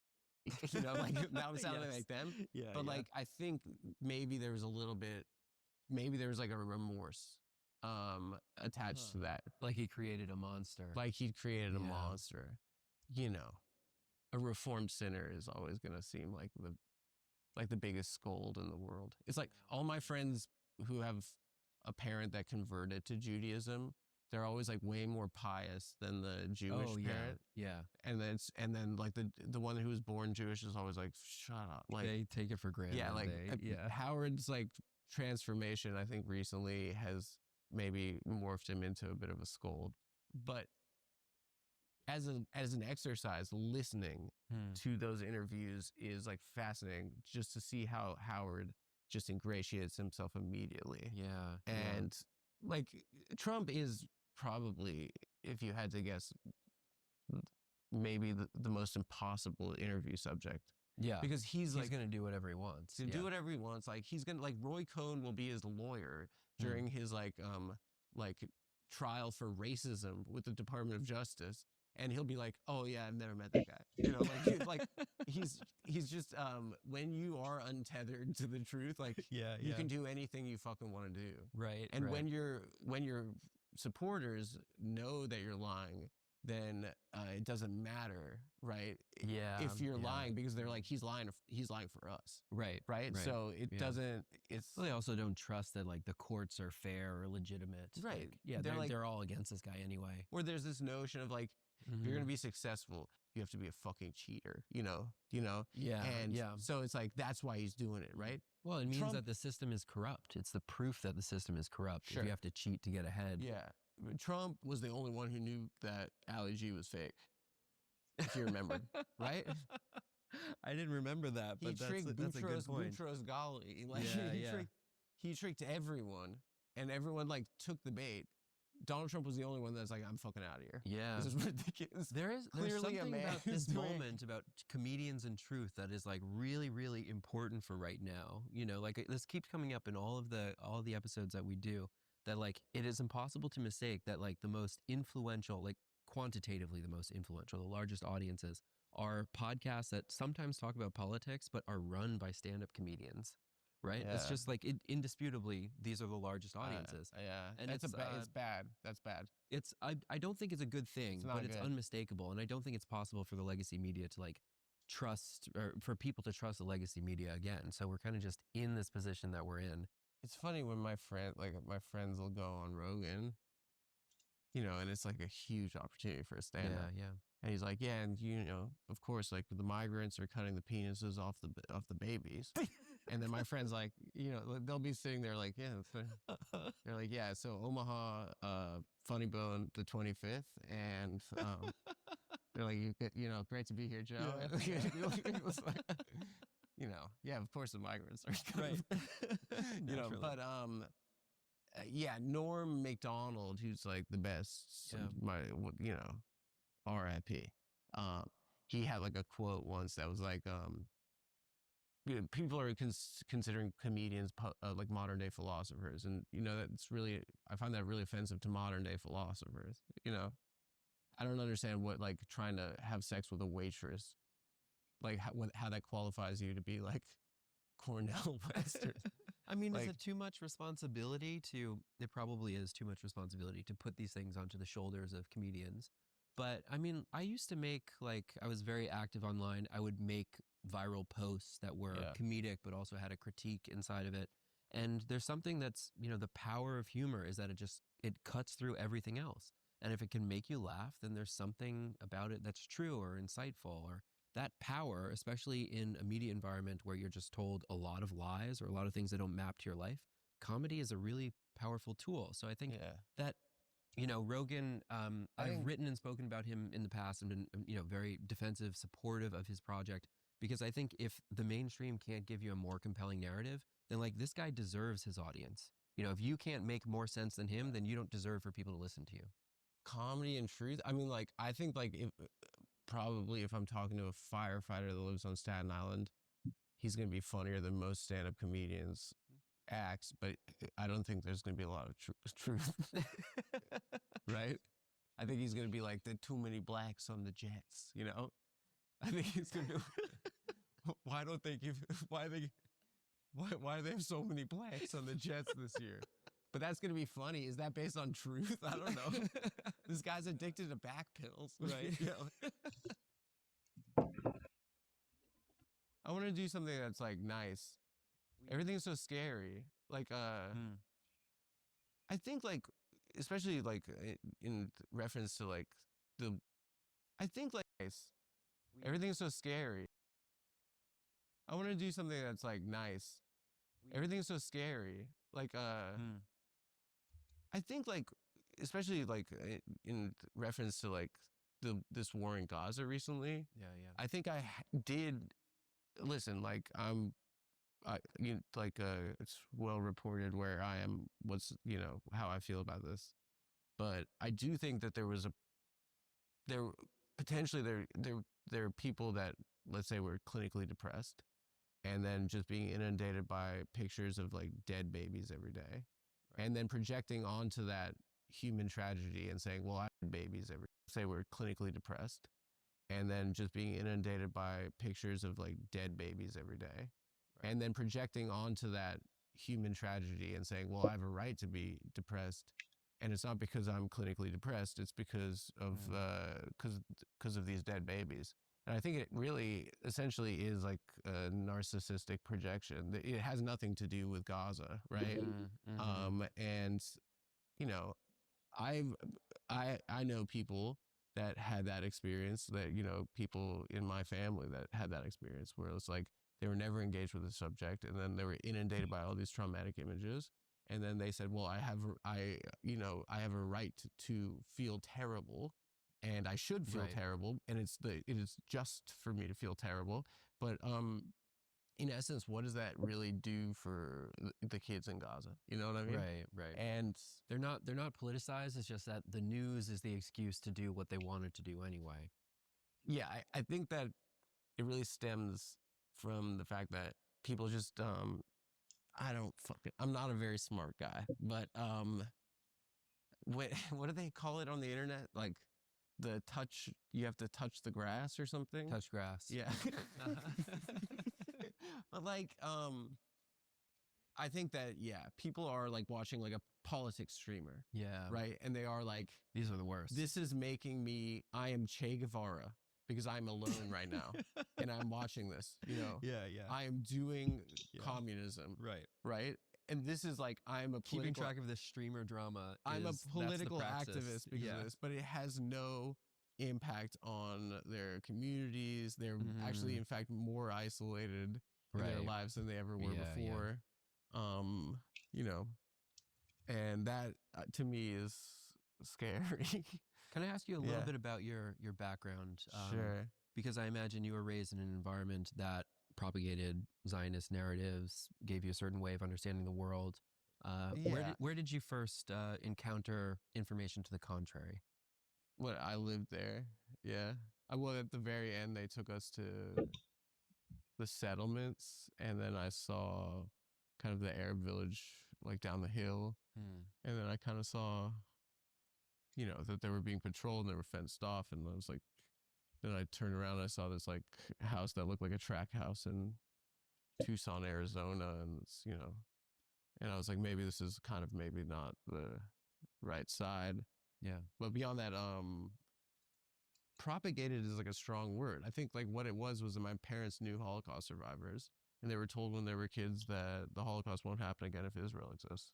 Sure. Right? And they knew these people that were skeletons and had been through hell, and it made, I think my generation was kind of maybe didn't know them. That argument didn't really work on us because we saw actually like how it was manifesting in, you know, oppression of other people. Like, you know, Jews fundamentally shouldn't make another person a refugee, like, especially in light of our history. The other side of it was that my parents came from South Africa, and my dad they had moved here in 1981. My dad was on like kind of a list, like an enemies list of the, we later found out of the secret police because in high school he thought he was like a hippie, and he did like a humanitarian relief project, I think in like Swaziland or like Lesotho. Okay. And I think they put him on a list. So when he turned 18, they were like, well, you're automatically enrolled in a reserves program. We can call you up to the South African military whenever we want. Wow. And then my parents had just gotten married, and then they got a letter that my dad was being sent to the civil war in Angola. So Wow. that's why we moved here. But then I learned about like South Africa when I was a kid, because that's where my parents came from.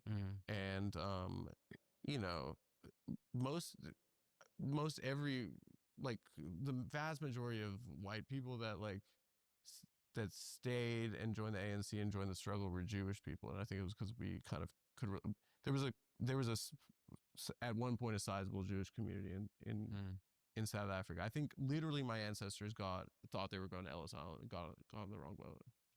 I think that's Really? well, it might be like apocryphal or whatever, but like that's the story I've been told. Oh, Can you wow. imagine being from a shtetl and you get off a boat in Africa? It must have been like seeing Avatar or something. Like I imagine Lithuania, they didn't even have a color. It was like it must have been black. Just gray. I imagine the shtetl is black and white. Yeah, Yeah. It's like the Pleasantville.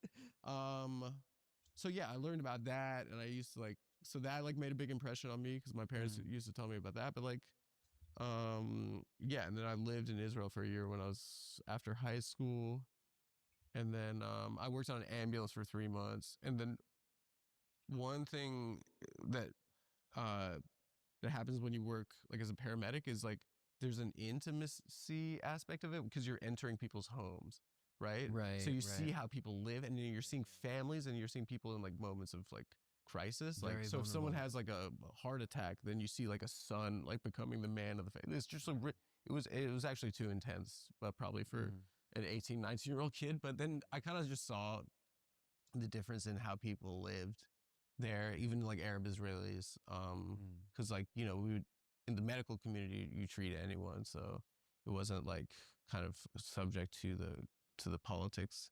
So Yeah, like yeah. even like going into like, you know, Arabs that live in Israel proper into their homes, you see this like, oh, there's like a difference here, and I kind of picked up on that. And then just in college, I like did my major was like in like Middle Eastern studies, and then kind of I like learned more about it. But I don't know why I have to fucking talk about this shit every time. Well- This is like my brand now. I'm a dick and fart comedian, and now I'm like, what? I'm fucking. Now I'm Mahatma Gandhi for. I'm from a podcast for like men with like literal CTE, for like that they got from like rage quits from video games, and it made a huge impression on me when I was over. Yeah, no, but I did. I mean, and yeah, that's my experience with it. So it's like for me, like. I think people really like will tear each other apart because of politics. My dad's 73. We don't agree about certain things. What am I gonna fucking yell at my dad? What like and ruin? You're not dinner? going to convince your family. And what does that do for Gaza? Yeah. You know? Right. And my dad's like, I mean, the difference is that he wants a two-state solution. I probably want just a democracy, you know? So he's not like a fucking bad person. Sure, but like, sure, yeah. But like, you know, a lot of people are like, I'm not talking to my parents because of this right now. Yeah, they like, disinvite people from Thanksgiving dinner, shit like this. and it's just like, if your uncle voted for Trump, he's paying for Thanksgiving. Shut the fuck up. Your grandma's 92. She's about to die. You're just ruining dinner for everyone else. And plus, he probably has guns somewhere in the house. You probably fuck around with some. It could be. You probably kill him. Might be. You probably shoot your uncle. Have some fun after dinner. Go shoot him. No, just get drunk. I don't know. I mean, it's an interesting thing to ask about because a lot of people, like, this is the hazard where you talk about internet culture, you talk about memes and media and all this stuff, and you just assume that everybody gets politicized through alt media in some way, that they're watching some news show, they're down some algorithmic pipeline or whatever it is. And then we can often forget that people just get radicalized by real life, and these experiences will change your views, and it's important to underline that. Well, yeah, but actually, probably there's less real life in people's lives now. That's the difference. I think. Right. So the algorithm actually does play. Like, I mean, the scroll. I think the doom scroll, which I know what that means. I looked it up. It makes sense what that is. But yeah, I do think that. I mean, like. Yeah, that's I think what's probably changing. Well, it's like I've gotten in trouble on the internet a lot, right? You've gotten in trouble quite a bit. Yeah, I was going to ask you about that. And it's just like for doing anti-Semitism of all things. Oh, the Chelsea Clinton thing? What were you going to talk about? Well, no, it's that there's that, but it's just like yeah, here's what I don't understand, okay? Like, you're starting a business, you're starting a show on the internet, right? Right. And you've been on Patreon and stuff, and you've like, it's been part of your like livelihood. Been doing it, yeah. I can't understand why someone is on, like, I would be a ghost if I didn't have to be on the internet for my job. I pay a boy now to do my clips. It's nauseating. It's nauseating to post yourself and like promote yourself. Right. I pay a boy who likes Chrome Hearts. Boy? Yeah. Well, he's like, I don't know, 20 or something. Okay. He likes Travis Scott and Chrome Hearts. I'm like, you sound great. That sounds Okay. like you sound. Here's my password. Yeah. But I don't understand why anyone is online for $0. Can you imagine? Well, I can answer that. It drives me nuts. I Like, tried to get a different job and they wouldn't hire me, so here I am. can you imagine? You're do my clips. It's gotta get a nauseating. guy. It's Yeah. nauseating to post yourself and like promote yourself. Right. I pay a boy who likes Chrome Hearts. Boy? Yeah. Well, he's like, I don't know, 20 or something. Okay. He likes Travis Scott and Chrome Hearts. I'm like, you sound great. That sounds Okay. like you sound. Here's my password. Yeah. But I don't understand why anyone is online for $0.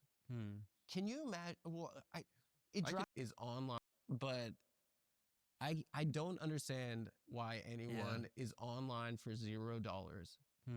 Can you imagine? Well, I can answer that. It drives me nuts. I Like, tried to get a different job and they wouldn't hire me, so here I am. can you imagine? You're yelling at the president all day for $0. That is, It yes, is the just people like- who, yeah. It's psychotic. Well, they just have mental illness and it masquerades as political commentary. That is the case with a lot of these people. Yeah. The Chelsea Clinton thing, like that was, I think I've gotten in trouble so many times that I can't process it emotionally. But like, I think, being on the internet, because when you're like you can be new once, right? So then you have to like process things and then kind of learn to like, that it's kind of fake, right? So, when the Chelsea Clinton thing happened, I was like, she was like, calling out Ilhan Omar for criticizing AIPAC. Yes.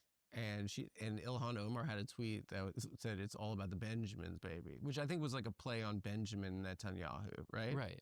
And who cares? Also, it's a song about money, and also if it's about money, it's a lobbying organization that uses money to influence. How is that? What kind of a lobby organization? It is a Zionist. Okay, but the oil industry does the same thing. It's a special interest group, right? So it's like, it's not a, what are you talking about? Like, it's, so yeah, Ilhan Omar had that tweet, and then everyone was mouthing. Even AOC was like, I don't want to call you out. Even AOC. I want to call you in or something. She did some like HR bullshit. She did some HR like Michigas. I don't know what the fuck she was saying. But yeah, Ilhan Omar did that tweet, and then Chelsea Clinton was like, the Jewish money is like an age-old anti-Semitic trope. And then so I just made a joke on Twitter. I didn't even tag her, but I was like, Chelsea Clinton isn't even Jewish. She's just ugly, right? Which is like, I'm a Jewish comic. Like, the basis of Jewish comedy is just like self-deprecation. Like, I call myself ugly all the time. I'm like, yeah, we're ugly, we're annoying, whatever. It's fun. I mean, Mel Brooks dressed up like a fucking Nazi for his entire career. Like, we make fun of ourselves, you know? It's like, anyway, but yeah, so I guess she was name searching, or someone found it and then she quoted it, and she's like, you're right, Adam. Like, you're right, I'm not Jewish. But the ugly Jew is one of the most, like, devastating, evil, anti-Semitic tropes. And she's like, you, and then, so like, yeah, Geraldo Rivera jumped in. He was like, he's like, Chelsea, like, Adam is a fucking putz. He was like, fuck this guy. Like, Sandra Bernhard's like, go fuck yourself. But then my avatar is like a picture of Chris Bosch. Since I signed up for Twitter, I just had this picture of the former like power forward for the Heat and Raptors, Chris Bosch, and people were like clicking on his avatar, and they were like saying like, Chelsea's not ugly. Look how fucking ugly you are. Like all these like, they were just trashing Chris Bosch. You have a star-studded line of Geraldo Rivera is in there as well. Geraldo got mad. Yeah, I'm a big fan too. Have you seen that picture of him with the towel? I did. Yeah. And he's got those. What was that V's. about? I don't know. He was looked good. pretty lean for an old guy. Yeah. He looked good. Why is he taking a picture of himself like that? I don't know. He's a sexy man of a certain age. I don't know. It seems like how's it get on the internet? I don't know. But yeah, so that happened. I was like, that's stressful, but then I can't process anything. And then I guess like 2 years ago, the Taylor Swift fans got mad at me, and I didn't like, so at this point I'm just like, I don't even look. I'm barely online. Like, I pay people to do it for me. I pay people to do it for me. And like, I was like on the plane to Austin, Texas for like shows, and I was getting like 2,000 like Google alerts like a day. Yeah. Like the Hindustan Times. They were like the yeah.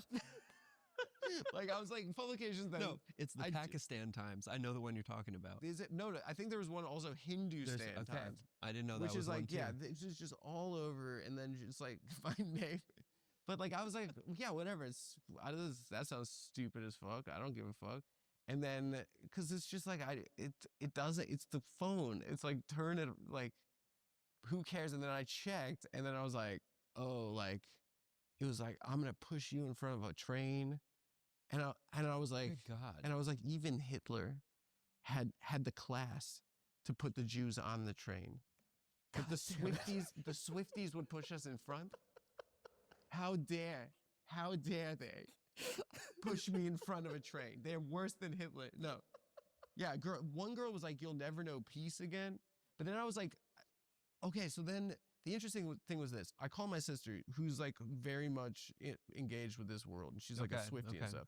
I was like, what the fuck is like... She's younger? Or She's younger. She's 4 years younger. Yeah. But she's like in her 30s. So I'm like, what the fuck is... Like, why are these girls... Why are these girls mad at me? I was like, they said they want to kill me? And she was like, okay, oh my God, I've been waiting for this phone call. So, Scooter Braun stole Taylor Swift's masters. And as a result, Taylor had to re-record all of her albums as Taylor's version. Right. So her fans who listen to these songs, you know, initially as 12, 13-year-old girls, are now 30-year-old women, and they're relating it to real life love, like heartbreak experiences. So this time, it's even more emotional for her fans. And I was like, that sounds like the dumbest shit I've ever heard in my entire life. I was like, what the fuck are you talking about? Good God. And so she was like, yeah, it's not 12-year-old girls. These are like women in their early 30s. Oh, they're adults. Yeah. And they're like, but I guess they related because all of her albums are about like breaking up with guys. So now they've related it to real life adult experiences. Yeah. But the thing that I really took away from it was like, it's there. At this point, it's just like, that's like, what is it? They're doing it's like a politics, right? I think so, actually, yeah. They're it's like being- a surrogate for, it's a cause. They're It's a being movement. Che Guevara of like what? For being stands or something. Of like songs. I did an apology video. My bit now is that whenever someone gets mad at me, I just intentionally misinterpret it as anti-Semitism. So I was like, anti-Semites are coming for me again, and I was like, I've dealt with you before, and and I was like, I'm not afraid of you. Yeah, when we had Destiny on, I heard that he's like some guy that I don't know. Yeah, I was just gonna ask. Speaking of anti-Semitism, I was like, don't do that transition. I heard he mentioned us on his stream or something. Oh, probably. And so then I was like, an anti-Semite named Destiny is coming. I think I was just doing it as a bit. Yeah, and I was like, if you want to debate, you've got one, right? Yeah. And so like, I guess I just kept like doing that as a joke on the internet. And like, he was like, yeah, anytime, any place, anytime, like, so it just became a real thing. He loves to troll. He really does. The scroll has made everyone think that they're Sigmund Freud also. That's the other. Oh, they're all diagnosing each other. Yeah, they're all like, I got multiple personality disorder from TikTok. I don't even want to know what gaslighting is. I've intentionally, anytime someone says that, I'm like, I don't know what that is. I think I do, but I don't want to give them the satisfaction. Don't try and figure it out. What is Not a worth it. gas? I've never. Okay, sorry. I was gonna ask you about Shadowban, soft censorship, like getting deboosted on platforms. Yeah. Have you hit any struggle with getting traffic for the show? No, sometimes we use like a song that's, I guess, demonetized. Yeah. I don't think that, like, what, you think that, like, do you think political speech is actively being censored? No, I really do. Yeah. In what sense? Like, because to me, it sounds a lot like when, like, sometimes I don't listen when people are talking about things because it's like, oh, it sounds like just a guy at fucking CVS not wanting to wear masks talking about how he's shadow banned. I'm like, who the fuck are, like, it's like, I'm basically that guy, but on the internet version of it. So I would say that there was a kind of conspiracy or a floated hypothesis around like 2016 to 18 that a lot of the, like, I think it was literally Mike Cernovich and that kind of extended universe of content creators saying that we're shadow banned, we're deboosted, our message isn't getting as far. And it turns out that was not proven at the time, but a few years later, there was something called deboosting, which was deprioritizing certain voices. Okay. And we found out that was indeed correct, that the algorithm was being Facebook weighted and in certain Google ways. and stuff. Yeah. And we've seen subsequently different leaks, like Mother Jones, for example, is being suppressed in terms of its reach on Facebook, which was due to the influence of conservative lobbying groups. And so people kind of theorize this thing now. I've heard from a lot of political content creators that just the category of politics, like, it's a vertical, right? So there's like sports, there's fashion, there's like different sections of the newspaper. Politics is a section, and that is suppressed. So you get like plateau of growth, you don't get any reach. And these things are never proven, so you can be totally conspiratorial about it. It's unfalsifiable. But often, in hindsight, you find out that there was some kind of weighting to the algorithm. Yeah. So comedy, I think, is though it's an exception. I wonder if, to kind of connect a few of these threads, I know a few people who are on YouTube especially that they get a pass in terms of like TOS and other things that people would get flagged for because they're in a comedy channel, they can go further with it. And I wonder if as politics has kind of crept into comedy, that has become the okay space in which to discuss these things. That sounds right. It sounds right, but we'll never know until 5 years from now we'll see the data. Zuckerberg just put on a chain and now now he's like, you could say the N-word on Facebook. Right, yeah. I mean, Twitter is scary. It's fucking crazy it's now. Sodom and Gomorrah. It's Elon did free speech, and it's just like, you can see someone get murdered. Yeah, It's N-word, murder, and then fucking. It's fucking. It's really too scary. Yeah. I wasn't that internet as a kid. I would mainly just try to find pornography. Right. Like an adolescent boy, you know, on the family computer. That's what they tended to do. Yeah. You had to sneak down in the middle of the night. You're terrified. I think that was a normal way of using the internet. Right.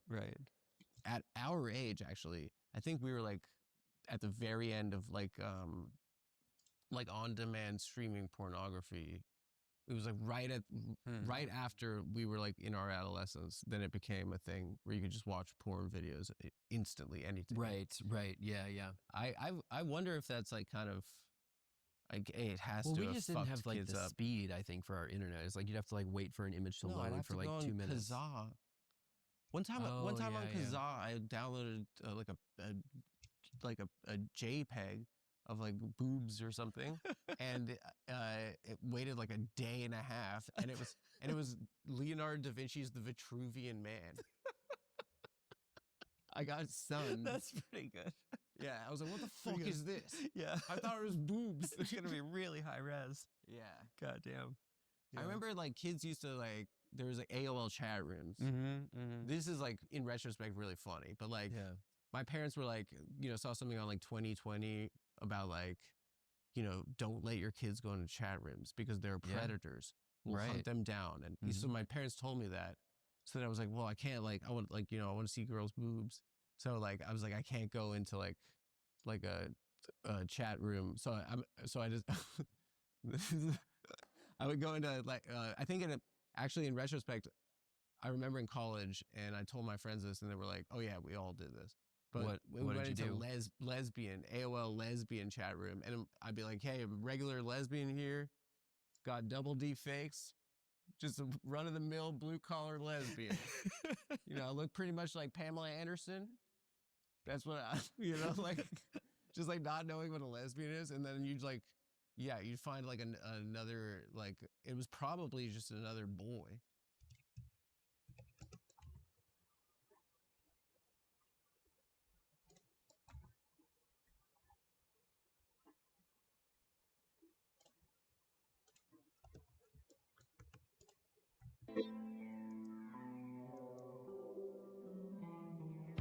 Аноним пишет, какое отношение гостя к Навальному? Складывается ощущение, что это псевдолиберал, ненавидевший все соседние страны, Грузия, Украина, Казахстан и так далее. Разве это не специфичный русско-имперский либерал? Если Навальный стал бы президентом, он был бы как второй Пуйня. Я всегда говорю, что если вы на машине будущего куда-то путешествовали или в другую реальность, в другой мир, где Навальный президент, тогда хорошо говорите. Но у Навального никогда не было реальной власти, это тоже надо оценивать. Я ненавижу Навального сейчас по состоянию, да и еще и раньше.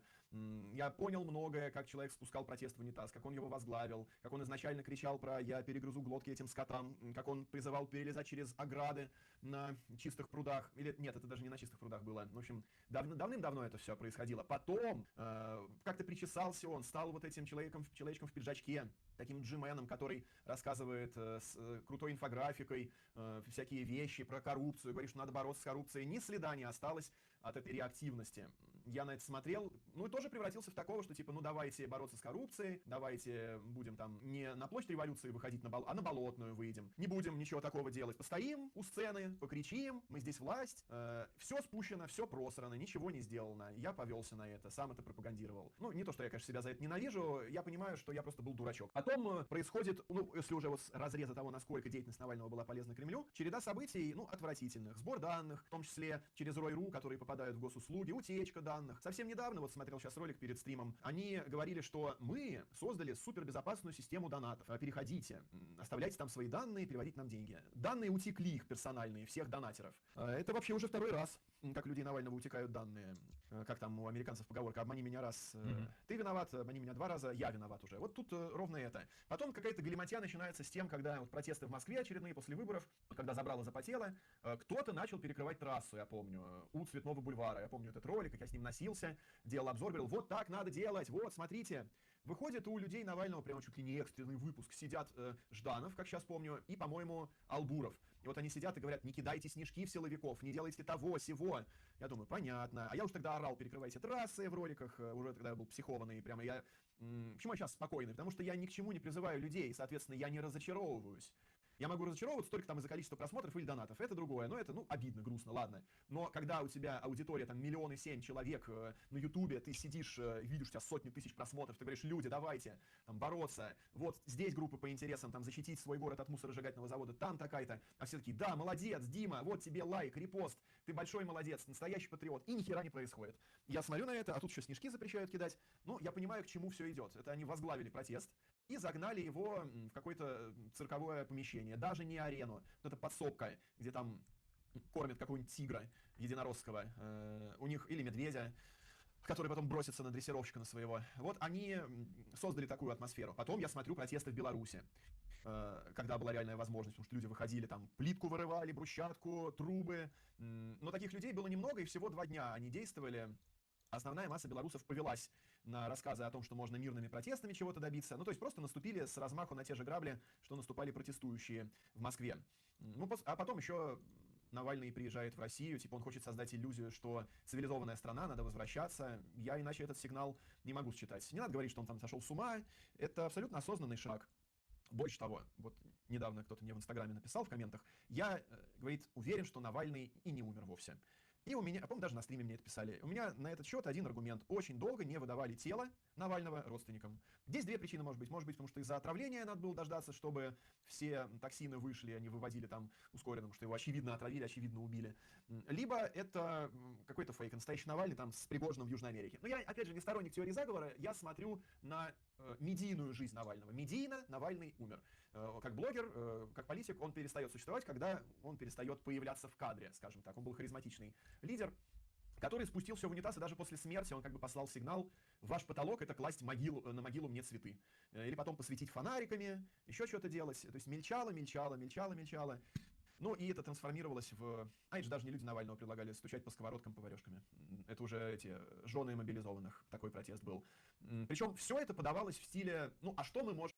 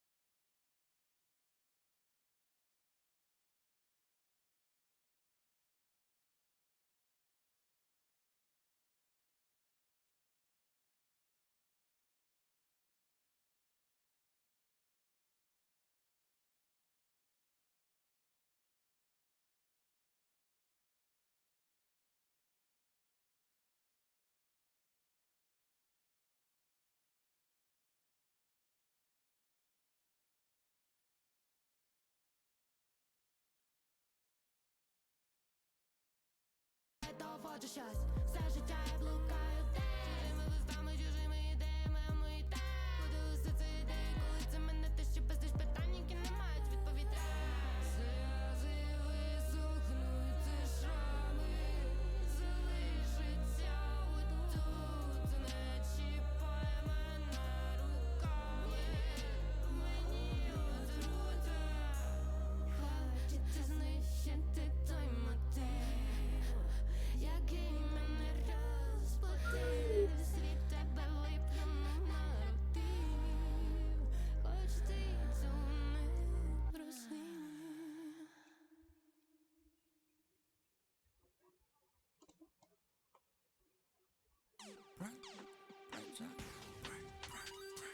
И просто трачу свой прайм на тебя, тебя, тебя, тебя. И просто трачу свой тайм на тебя, тебя, тебя. Я просто трачу себя, я без сдачи в тебя. Пьяный врач мне сказал, между нами стрельба, между нами война, между нами пыльба, между нами вода, между нами вода. Давай на тет-а-тет, йо, ты и мы тет-тет, йо. Я прикрываю свой тыл, пара, -1, я. Где же ты, где я? Тратил себя по КТ, я был стабильно, стал холостым, я. Чуть не погиб молодым, я. Я просто трачу свой прайм на тебя, тебя, тебя, тебя. Я просто трачу свой тайм на тебя, тебя, тебя. Время пострелять, между нами борьба. Попадаешь в сердце, остаешься там, любимая. Я просто трачу себя, я просто трачу себя, всего себя на тебя. Время пострелять.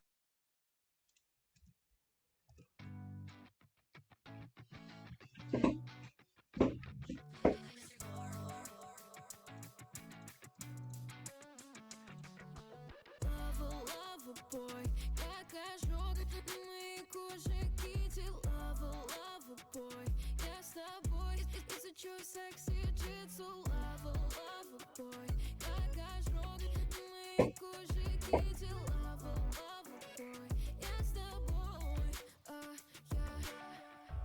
Они ходят тенями за мной, но меня волнуют только тени на лице. Знаю, выучу или подвох, а я чую только новый запах от Шанель. Девочки на сцене, модели, мальчики в отеле, под дверью маленькая стерва, как Мэйби. Лава, бой мой.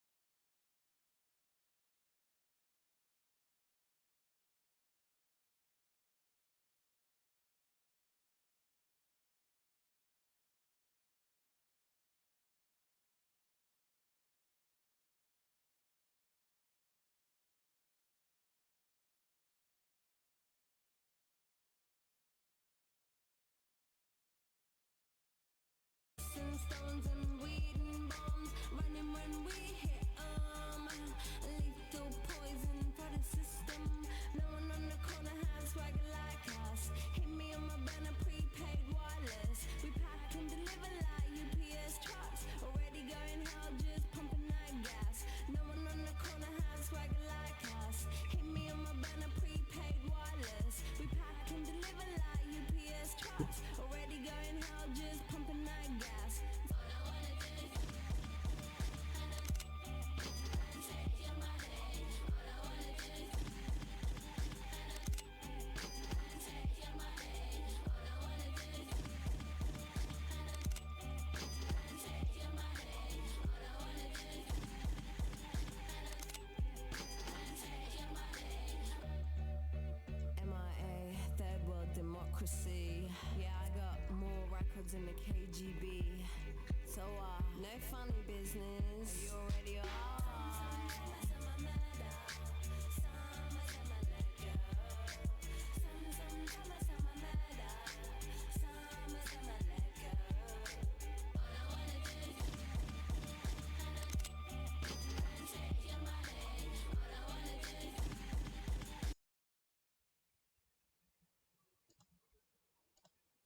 Indulгенции для всего это просто пиздец.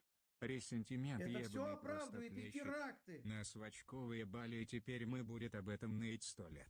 Это и до терактов в Крокус-Сити Холл было понятно. И после этого тем более, когда огромная часть общества с обеих сторон, с украинской в случае с терактом и до них. Ну о чем говорит про поколение текущих хохлов?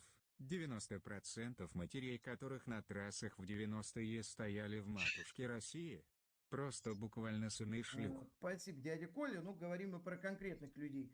Но о чем здесь с этими людьми можно говорить, если они оправдывают все, что угодно? Для них фраза «на нашу страну напали» или даже «на их страну напали», что в этом непонятно, является реальной индульгенцией, карт-бланшем на все подряд. Уничтожайте эту страну, устраивайте теракты, а мы будем рофлить над этим. О чем с такими людьми можно разговаривать? Без понятия. Так вот, понятно, почему сейчас конъюнктура сильно изменилась, и в российском обществе произошла сильная консолидация и нормализация войны. Если Аргон съест свою мать и будет каяться каждый ебаный день, может быть, его простим после его смерти. Ну, после смерти, не знаю, многие после не простят. Это понятно, почему сейчас конъюнктура сильно изменилась, и в российском обществе прошла сильная консолидация и нормализация войны, в то время как... Аргон родился в Харькове, еще ребенком с родителями переехал в Германию, в Мюнхен, живет там до сих пор. После 24 февраля целый месяц так много хрюкал в своем аккаунте ВК, что его там забанили, имел группу в ВК и вроде как она до сих пор активна, и там он тоже хрюкал. Так он еще и в Германии живет. Нормально, этим активничать точно ТЦКшники не мешают. Так, в то время как украинский нарратив никак не спрогрессировал с 22 года, сейчас является объектом высмеивания как снаружи, так в том числе изнутри. Давайте проясним несколько моментов. Я не русофоб. Нет, вот тут тебя не оправдать, чмошник. Тут ты точно русофоб из того, что ты говорил. Это русофобия 100%. Даже вот насколько я терминологически, блядь, люблю хуйни наваливать по типу того, что зависит от определения, но нет, тут тебя невозможно оправдать. Ты именно что русофоб, и твоя позиция, то, что ты озвучил, это русофобия, и ты пидорас и хуесос людоедский, идешь ты нахуй чмо ебаное. Вот это вот моя позиция, если вкратце. Не по официальному определению, хотя бы тот факт, что я 90% времени говорю на русском, снимаю на нем контент, и у меня половина круга общения в Берлине — это россияне. Вот так, значит? 90% времени говорю на русском и не русофоб? Вспоминается Хесус, который на русском проговаривал, играя в Dead by Daylight в 2016 году, что он русофоб. Ну, вообще, использование русского языка тебя не освобождает от русофобии, блядь. От того, что ты ненавидишь блядь, русских, особенно когда ты даешь комментарии по поводу теракта, которых ты не знаешь даже, блядь, но радуешься с этого. Это именно что русофобия. Кто бы не был твоими знакомыми, не по признакам ненависти к русским, вот именно по этим признакам ты русофоб в первую очередь. Высказывания, которые активно форсили полгода назад с словами, просили и прочими обобщениями, даже тогда касались очень определенной категории людей с российским гражданством. Да, людей из Крокус Сити Холл. Ты хоть кого-то из них знал, блядь, чтобы смеяться над их смертью? Вот хотя бы даже в такое оправдание. Ты даже в такое оправдание, тебе нет места в таком. Тех самых, которые поддерживают убийство, да, люди из Крокуса. Этнические чистки и прочие маниакальные вещи, которые почему-то жестко ассоциируют себя с буквой латинского алфавита. Ну и ебанат. Отрицать уже, ну прям на 100% очевидное, это равно закапывать себя еще глубже, глубже и глубже.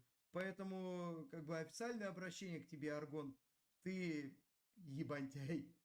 Мог бы хотя бы признать, что да, твои слова, вот, по крайней мере, про Крокус Сити Холл, это русофобия, и если тебе стыдно сейчас за эти слова, то в таком случае, может быть, стоило бы извиниться. Но решение об этом принимать тебе и только тебе. Но то, что ты отрицаешь в эти моменты свою русофобию, делает тебя не менее, а еще и более ебанатом конченым, тупым обмутком и ублюдком. И это тот факт, который оспорить просто невозможно. Мое личное мнение, но я считаю, что оно даже не субъективное. Ладно, продолжаем.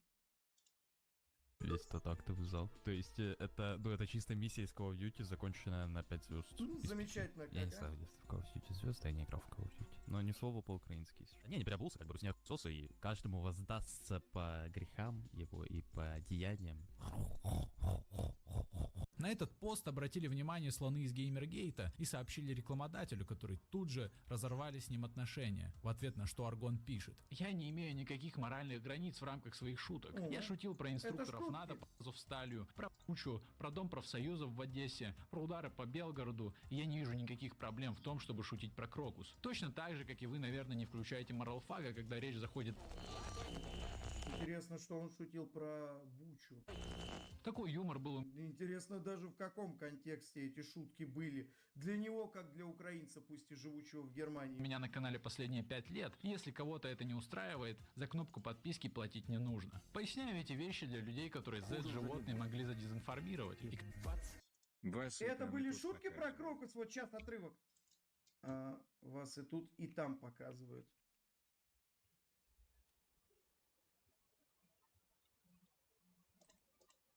Аргон, блядь. А ты смотришь сейчас это? И Аргон, и Бэбэй были у Жмеля на стриме. Но есть нюанс. Да, нюанс этот очень важный, Аргон. Я полагаю, что ты услышал то, что я только что сказал. Не отказываюсь от этих слов, если ты даже вдруг захочешь пообщаться, готов лично тебе все это высказать. То есть ты хочешь сказать, Аргон, что вот в этом отрывке, который был до этих постов только что, когда ты рассуждал о теракте в Крокус Сити Холл, ты шутил? Ты сам-то не считаешь, что это смешно? Что ты таким образом выбрал оправдательную защитную линию? Где там шутки, блядь?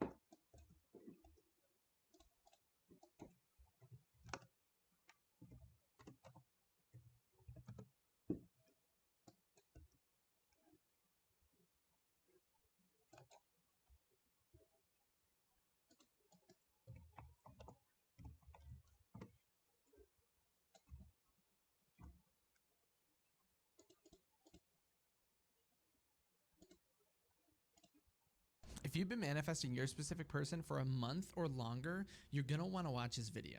Or if you haven't been in contact with your specific person as much as you would like, this also is the video for you. And I'm going to explain it through not only the law of assumption, but also through a way that makes sense to our logical mind. Because as soon as you understand this, your entire reality will make so much more sense, and then you'll be able to basically do whatever you want. In a previous video, I talked about this idea as to why you're able to think, assume, or act in a certain state, and then have everything around you begin to be affected by that. I'm going to do a little review of that because it's going to relate or support the ideas that we talk about. So I talked about at the basis of everything is energy, right? If you take down your organs, down to tissues, you go down to molecules, and then atoms, then at the electrons, and then energy, right? So you're basically always in this soup of energy where everything around you is fluctuating in, basically. And so that's why when you have a thought or are thinking something, you can have things around you begin to reflect that. For example, have you ever been affirming something to yourself within your mind and then had other people kind of repeat that, or people repeating your self-concept? Or have you ever had a time in which you were thinking of someone in particular and then they ended up texting you? That's the same thing occurring because you are in essence a part of this energy, and when you're making a change in that, so a change in state, it ripples through everything. In the same way, if you think of the surface of a lake, if you touch any surface of the lake, the waves are going to go through the entire thing. But in this case, and the reason I'm bringing this up and why it has everything to do with taking too long to manifest, if you feel like you've been manifesting for a long time, it doesn't have to be over a month. It could be any point in time. It could be a year, could be a week. If any point in time you feel I'm manifesting too long, this is taking longer than I want, this idea is what you need to know to implement to then change that. And I'll give you examples of this. So think back to that idea of the atom, okay? What is an atom? Well, like, what's it made out of, right? We would say, well, the energy. But if we go a little bit larger than that, we have like electrons and stuff like that. But more or less, when you think of an electron, what percentage of it is actually physical? And we would say 0.001%. So everything around you is 0.001%. Okay, it seems physical to us, and that's why we worry about our 3D reality, but in essence, it's 0.001% of actual physical matter. And so we'd have to say, what is the other portion of it? What is the other 99.99% of everything occurring, right? What's going on? And you would say, that's a quantum state. So a majority of every single atom of everything around you, which is this basis of your entire reality, what you're made of, what your specific person's made out of, which everything you want is made out of, a majority of it is a quantum state, which basically means it's in multiple different places and then collapses in the way of being physical when you are observing it. But even right now, a majority of all the atom is actually still in a quantum state. And what this means is when you're focusing on your external reality, you are going to consistently and constantly get the same exact outcome and the same exact effect. So right now, if you are manifesting or it's taking a long time to get exactly what you want, it means we're focusing on that 0.001%. We're focusing on the very minimal portion of our reality that's physical matter. And the other 99.99% is basically everything that you could ever imagine. Because your state of consciousness, you're this conscious energy swarming around in your reality, right? Everything else has a state of consciousness, but it's not exactly the same as ours, right? Because you are everything. And you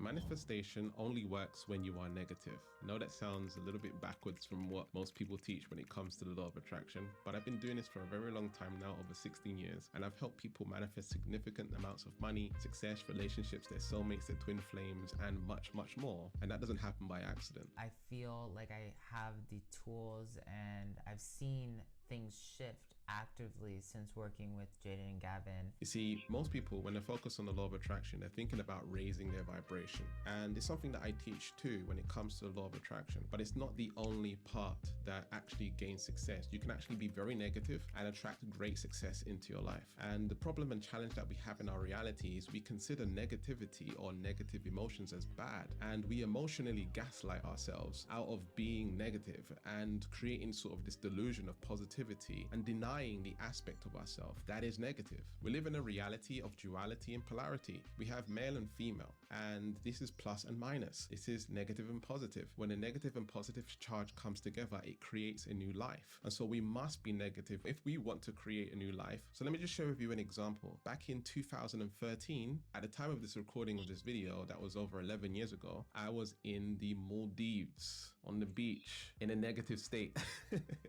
And the reason I'm saying that is because I was in a toxic relationship. I was depressed. I was anxious. I had social anxiety, all around feeling good about myself. I was in a negative vibration, yet I knew the principles of the law of attraction. Take Steve Jobs, for example. Apparently, he was not a nice guy to work with. Steve Jobs is the creator of Apple, and apparently he was very critical, a perfectionist, an angry person, and this low vibrational frequency. You probably own an iPhone or a Mac or a laptop right now. Maybe not everyone, right? I know you got the Galaxy and Samsung and stuff like that, but we can see that's a huge company, makes a lot of money. We even have things like Apple Pay, and his legacy still continues to go on after his transition. Think about it. There are so many people who have created or manifested a certain level of success when they're not necessarily a good person. And so we're over here being spiritual, trying to be nice, la-di-da-di-da, right? And trying to raise our vibration and be a good person. But what we've got to understand, sometimes the motivation for being a good person is guilt. What do I mean by that? Well, if we look at things like religion or Christianity, if you are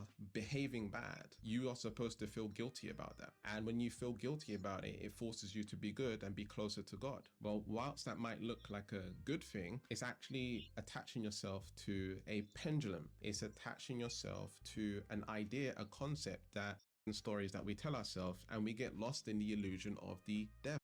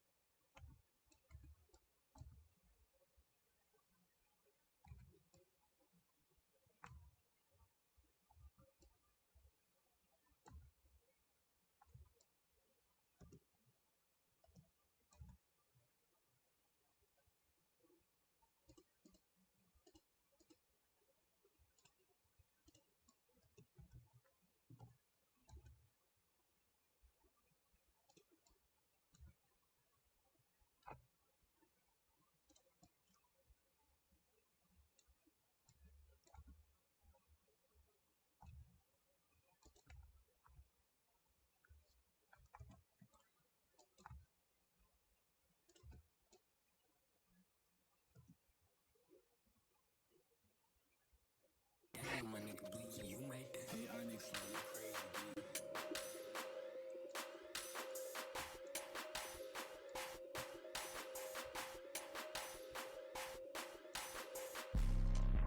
Я сводка из код 10. Теперь хаву баров, скот бесит. Я могу выпускать в месяц 100 песен. Мне нужно сейчас перевести вес на селигерскую.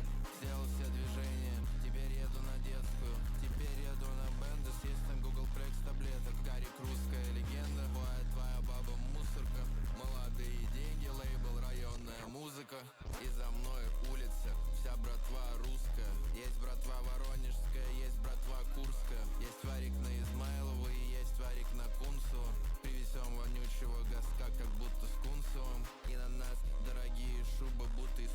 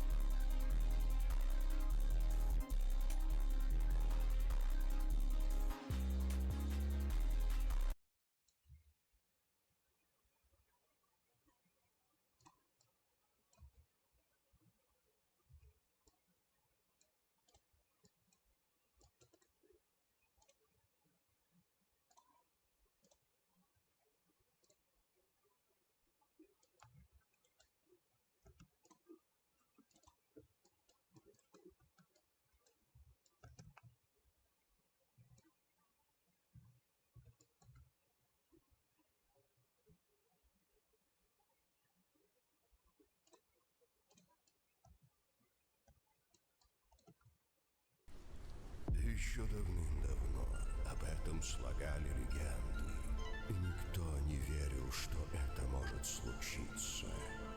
А теперь он может получить безграничную силу. Ну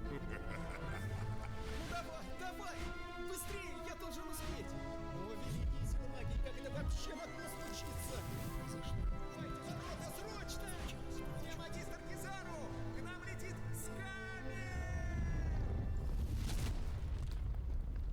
Старинная легенда гласит, после кровавой луны появится он и заскамит все королевство. Но у лорда Кизару на него были совсем другие планы. Смотри, это тот самый волшебник. Он не волшебник, он сказочник. Сказание сбывается. О, неужели это правда? Это же Арун. Я смотрел все его разоблачения. О, Господи, это тот скам из предсказаний.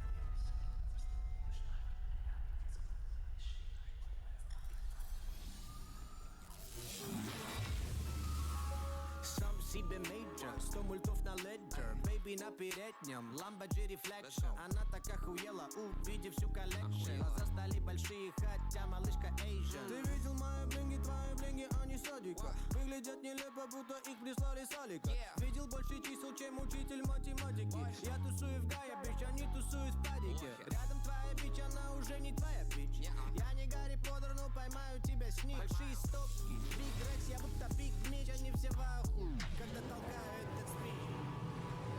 Это блэс, много Виви, я слетаю на котлете. Это мой гейм, мы поднимаемся, я поднимаю фети. Вошел в клуб, сутенер, я на белой шубиете. Я подальше от всех клеймов, потому что они дети. Money, power, я ограбил Рауа. Мама начал рано хоу, и я начал с грамма. И мой кореш шама, на мне Луи монограмма. Теперь я выебу любую суку с инстаграма. Minute after minute, hour after hour. Fat blunt плюс 12 лет макала. Направил их на каут, эти шлюхи из Макао. Собрал свою жену, и я уже в нее макаю. Нет, я не нею, сука, продаю ее. Да, я real player, выиграл эту лотерею. Эйю, дэм, и я трахнул твою фею. Нахуй всех, кто говорил, что не сумею.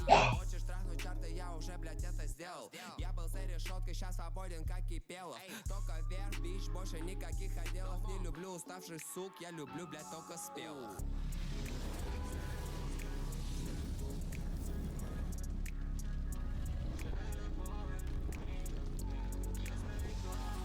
Рады вас приветствовать на финале Кубка 1 X Видича. Сегодня сойдутся...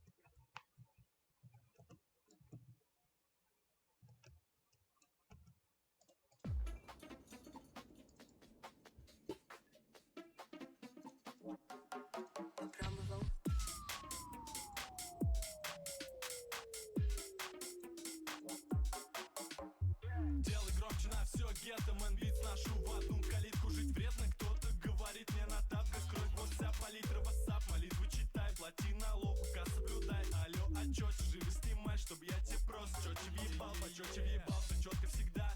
100 скинул, 50 отживал. Жить достойно, платить по счетам, я там, где район, там, где суета. На движухе стопит радар, кто на мой кусок пирога в капкан. На тусовке всю ночь под это кап-кап. Тащу бедро для своим мадам, для своим мадам. Ты как фан Роттера, а я жгу как фан Роттердама. У столичного прайда другая программа. Твои темы смешные, не заходят тут камеры. Как друг твой в переулке здешних кварталов. Летят басы, ща въебало, въебало. Как пули насилуют коленные чаши бывалых, бывалых. Руки вверх, это ювау, ювау. Руки вверх, это ювау, ювау. Руки вверх, это ювау, ювау. Одна ошибка, и тебя нет на радарах. Руки вверх, это ювау, ювау. Руки вверх, это ювау, ювау. Руки вверх, это ювау, ювау. Твой берег левый, мой правый, правый. Бля, ну больше всего мне горит с этого Муджуса ебаного, я его просто не вижу. Я еще говорю, он пидорас, а он реально как питер, то есть гей ссаный. Белобрысое хуйло, чмо ебаное, сын шлюхи, собаки, мразь. Молодость стрип нон-стоп. Похуй на копов, лечу мимо блоков, зови меня столичный Тор.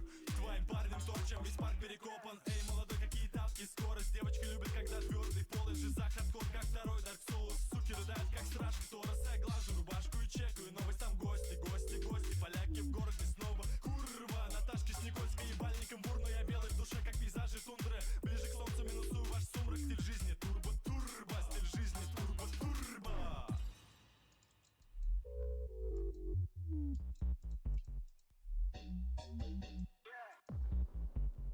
Руки вверх, это ювау, ювау. Руки вверх, это ювау, ювау. Руки вверх, это ювау, ювау. Одна ошибка, и тебя нет на радарах. Руки вверх, это ювау, ювау. Руки вверх, это ювау, ювау. Руки вверх, это ювау, ювау. Твой берег левый, мой правый, правый. Попробовал.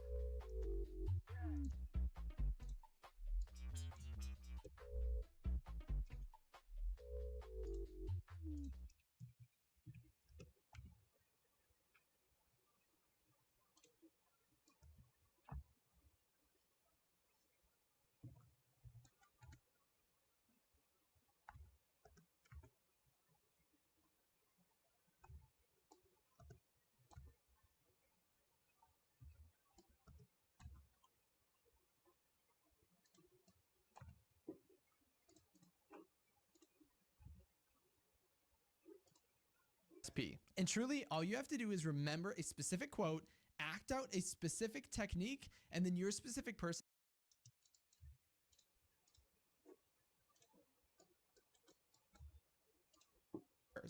But if we deny this in the same way of assumption, if you deny that your affirmations or your visualizations or your feelings or your assumptions are having an effect greater or at a greater distance, then you're going to totally overlook them because you can actually only ever see from the state that you are in right now. So if you're feeling outside of the state or thinking that can't happen, that's impossible, I can only talk to my specific person, that's the only way that things are going to happen or things are going to change, you are going to be missing out on a lot of success and a lot of opportunity. But as soon as we accept that, then we will allow these things to have the effect that they're already having, and we will accept them. So how many times in your reality do you see something, do you experience something, and it doesn't even actually have to be with your specific person, but you just thought that's too good to be true, right? How many times in a day or in the last year have you kind of thought that? Okay? So in that essence, that thought process is the only thing actually keeping us from being with our specific person or being with whatever it is that we felt was too good to be true. Because think about in your end state, you've already been with your specific person. You're already married. You already manifested $1 billion. You're already living your dream life. That's already done in a million trillion, an infinite amount of other ways and other alternate realities in between. Think of yourself in your God's higher state, right? Your God state could not be without the realm of possibility of doing something. Would you say there's something that God cannot do or hasn't done? And you would say, no, God can do everything and God has done everything. And so in that same case, if you're drawing your energy from that same individual and you are just a conditioned consciousness from the unlimited eternal consciousness that you're coming from, then you are also that individual. You also have created and done everything because you're just grabbing from the pool of possibility that was already created from your higher self. And so right now, when you are making these changes, if you think of everything at a quantum level, so this might be even a little better at having everyone kind of have all this make sense so that you can actually act on it. Because once this makes sense and you believe it, you're going to be able to manifest your specific person without even lifting a finger, without even talking to them, without even hanging out with them or meeting up with them or having anyone kind of meet up or talk to them as well. Think about it in the quantum state. So everything, and hopefully I don't bore you with this quantum mechanics. So everything, every atom, every electron is in a quantum state, meaning it's in more than one place at once. And because of the observer effect, when something is observed, it collapses into a singular outcome. So you could say when things are not being observed or when there is no interaction with them, it is in a quantum state. So what's happening behind you outside of your awareness could all be in a quantum state, but we just don't know that. But normally people think of things as being in their immediate surroundings as being in a physical state. So if you were to look at this video, you would say, well, my phone or my camera or my TV that's watching this, my laptop, that must be in a physical state because I'm looking at it. But I want you to think about it in this way. If everything, so again, at the energy basis, everything is in a quantum state. So we're combining these two ideas. So not only at everything at the basis is energy, but everything at its basis is in a quantum state. If that's the case, even when you are looking at something, where does the quantum state begin and end if everything is the same exact thing? So if everything is made up of the same thing, even if you were to bring it up to molecules or atoms, every atom is in a quantum state unless it's observed. So if you were to go down to the basis, I'll pose that question again. Where does the quantum state begin and end? And you would say, because everything is the same and because everything is in a quantum state, technically your entire reality is just one big ball of energy or one big atom that is in a quantum state and thus reacts to the way of the observer. Meaning when you have a quantum state or when you think something and when you assume something now, every single thing in your entire reality, in your entire universe changes as a result and then splits off into whatever kind of reality that you want to be in. So there's a reality where your specific person is obsessed with you. There's a reality where you're already married. There's a reality where you're just dating right now. There's a reality where they're blowing up your phone, right? All of those realities are here. We just have to pick and choose based on our assumption and collapse that quantum state into this reality. But at all times, you're always under a flux of what you are assuming to be. And so nothing actually needs to happen in order for you to manifest your specific person, for them to text you, for them to show up, for them to ask you out on a date, for them to ask you to marry them, right? This can happen right now. But it's that thought of that's too good to be true that stops us from revealing or finding and having that outcome. It's kind of like, imagine if you were walking in the store and there was a raffle that said, put your name in and win $10,000. What would you think about that? Immediately, your mind would be like, that's too good to be true. That can't be real. I can't just put my name in there and then have that happen, right? That would be your immediate thought. And why? Why though? And you'd say, because it's too good to be true, it feels too hard to happen. But that's just from our state. But if we think back to the idea of the energy and the quantum state and the atomic quantum collapse, right, that is happening in our reality based on your assumptions, then we know that it's totally a possibility. We're just denying it. But the only reason I bring that up is because we're doing that with our specific person. The idea of your specific person asking you to marry them tomorrow feels like that raffle. It feels like it's too good to be true. And so we deny it. So even if there was an opportunity that showed up for us in that way, I know this might sound weird at first, but really let it roll around in your mind. There are opportunities right now that your specific person is trying to ask you to marry them, and we're denying it because our mind is saying that's too good to be true. And as soon as we accept it, we don't have to physically act in order for this to create. It's all just this bridge of events based on our assumptions. Then you'll find it occur. And I could even give you an example of this. So this person was in a coaching session, but they had their specific person call them, which might not sound crazy until you understand the background of what their current situation was. So before this point, they were in no contact. They had not met up with their specific person. It's been months since they hung out or texted at all. So they were basically in no contact. You would even, some people in a negative state might even term this as being ghosted. But with their assumptions, with their state of mind, they were able to manifest their specific person calling them, reaching out with absolutely nothing happening beforehand. They just assumed it, acted in the state, acted as the individual who already had it, and understood that their reality is always in a quantum state, giving them exactly what they want. Because on the surface, this would be the idea of it happening as being too good to be true. People would say, if I'm in months of no contact with my specific person, having them text me right now, that's too good to be true. But this person lived it in the way of a phone call, and they're still updating me on everything that's happening, and it's fantastic. But if this person were to think those same thoughts, it's too good to be true, they wouldn't have ended up here because they would have dismissed this entire bridge of events or divine guidance that took them to this outcome. And so, all I want you to think about, and kind of a technique I want you to use right now in order to manifest the same thing, is just to remember there is no distance between you and your specific person. They are acting as the individual and showing up exactly how you assume, and the same with everything else in your reality. So if we can keep this in mind, what I want you to do is just have a thought and think of your specific person immediately responding to it. And what I want you to do is actually comment that thought in the comment section. So comment exactly what you want to say to your specific person, and then imagine them replying to that comment with exactly what you want to hear. And comment it, because that's going to create a cognitive effort on your behalf and actually create those ripples in your energetic reality, creating and altering it in a permanent way towards the outcome you want. So think about it, make sure it's exactly what you want, and then comment it down below. Comment what you want to say to your specific person, and then what you want them to say to you.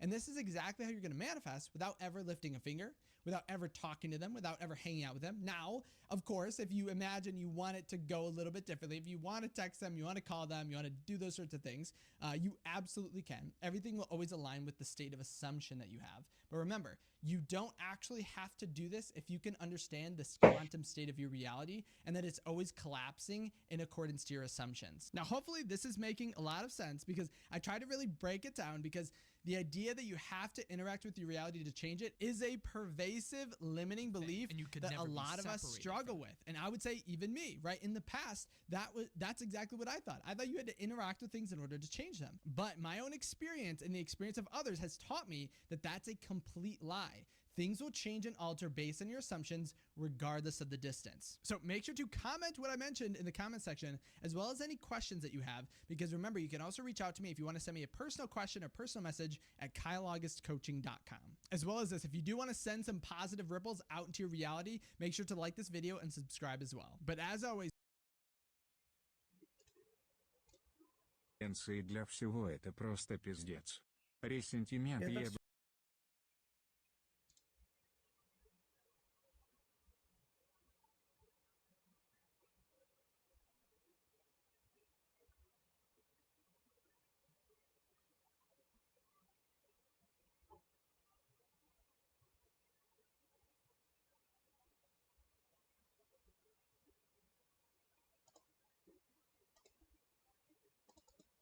Hey, whoa, guys! Come on, hasn't this gone on long enough? Aren't we tired of being so divided at ski? Get out of here, Cartman. Nobody's buying it. Yeah, everyone knows you're the worst. Hey, leave him alone. Eric tries to help and you guys call him names?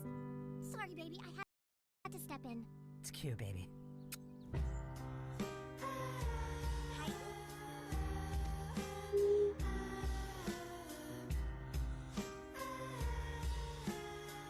You're the worst. Aren't we tired of being so divided at ski? Get out of here, Cartman. Nobody's buying it. Yeah, everyone knows you're the worst. Hey, leave him alone. Eric tries to help and you guys call him names? Sorry, baby. I had to step in. It's cute, baby.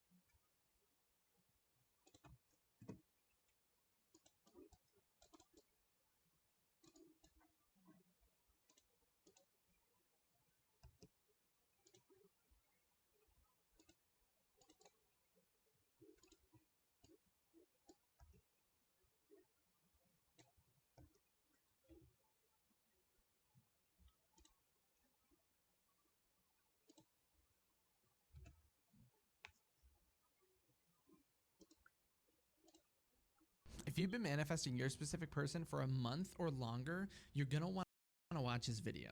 Or if you haven't been in contact with your specific person as much as you would like, this also is the video for you. And I'm gonna explain it through not only the law of assumption, but also through a way that makes sense to our logical mind. Because as soon as you understand this, your entire reality will make so much more sense, and then you'll be able to basically do whatever you want. In a previous video, I talked about this idea as to why you're able to think, assume, or act in a certain state, and then have everything around you begin to be affected by that. I'm gonna do a little review of that because it's going to relate or support the ideas that we talk about. So I talked about at the basis of everything, everything is energy, right? If you take down your organs, down to tissues, you go down to molecules and then atoms, then at the electrons and then energy, right? So you're basically always in this soup of energy where everything around you is fluctuating in, basically. And so that's why when you have a thought or are thinking something, you can have things around you begin to reflect that. For example, have you ever been affirming something to yourself within your mind and then had other people kind of repeat that, or people repeating your self-concept? Or have you ever had a time in which you were thinking of someone in particular and then they ended up texting you? That's the same thing occurring because you are in essence a part of this energy, and when you're making a change in that, so a change in state, it ripples through everything in the same way. If you think of the surface of a lake, if you touch any surface of the lake, the waves are gonna go through the entire thing. But in this case, and the reason I'm bringing this up and why it has everything to do with taking too long to manifest, if you feel like you've been manifesting for a long time, it doesn't have to be over a month, it could be any point in time. It could be a year, could be a week. If any point in time you feel I'm manifesting too long, this is taking longer than I want, this idea is what you need to know to implement to then change that. And I'll give you examples of this. So think back to that idea of the atom, okay? What is an atom? Well, like, what's it made out of, right? We would say, well, the energy. But if we go a little bit larger than that, we have like electrons and stuff like that. But more or less, when you think of an electron, what percentage of it is actually physical? And we would say 0.001%. So everything around you is 0.001%. Okay, it seems physical to us, and that's why we worry about our 3D reality, but in essence, it's 0.001% of actual physical matter. And so we'd have to say, what is the other portion of it? What is the other 99.99% of everything occurring, right? What's going on? And you would say, that's a quantum state. So a majority of every single atom of everything around you, which is this basis of your entire reality, what you're made of, what your specific person's made out of, which everything you want is made out of, a majority of it is a quantum state, which basically means it's in multiple different places and then collapses in the way of being physical when you are observing it. But even right now, a majority of all the atom is actually still in a quantum state. And what this means is when you're focusing on your external reality, you are going to consistently and constantly get the same exact outcome and the same exact effect. So right now, if you are manifesting or it's taking a long time to get exactly what you want, it means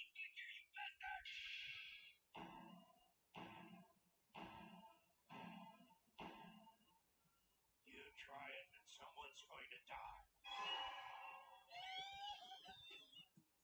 Yeah? Who's that? Me? Excuse me? He's up there. Bastard's mocking us. There's a couple things we need to know. Where are we? And who are you?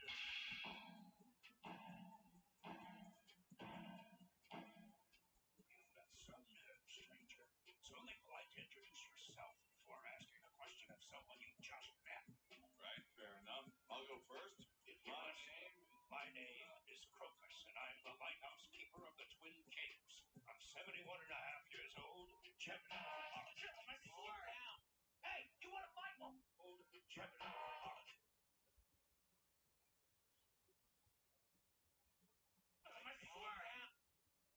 Hey, you want to... Crocus, and I'm Gemini. Gentlemen.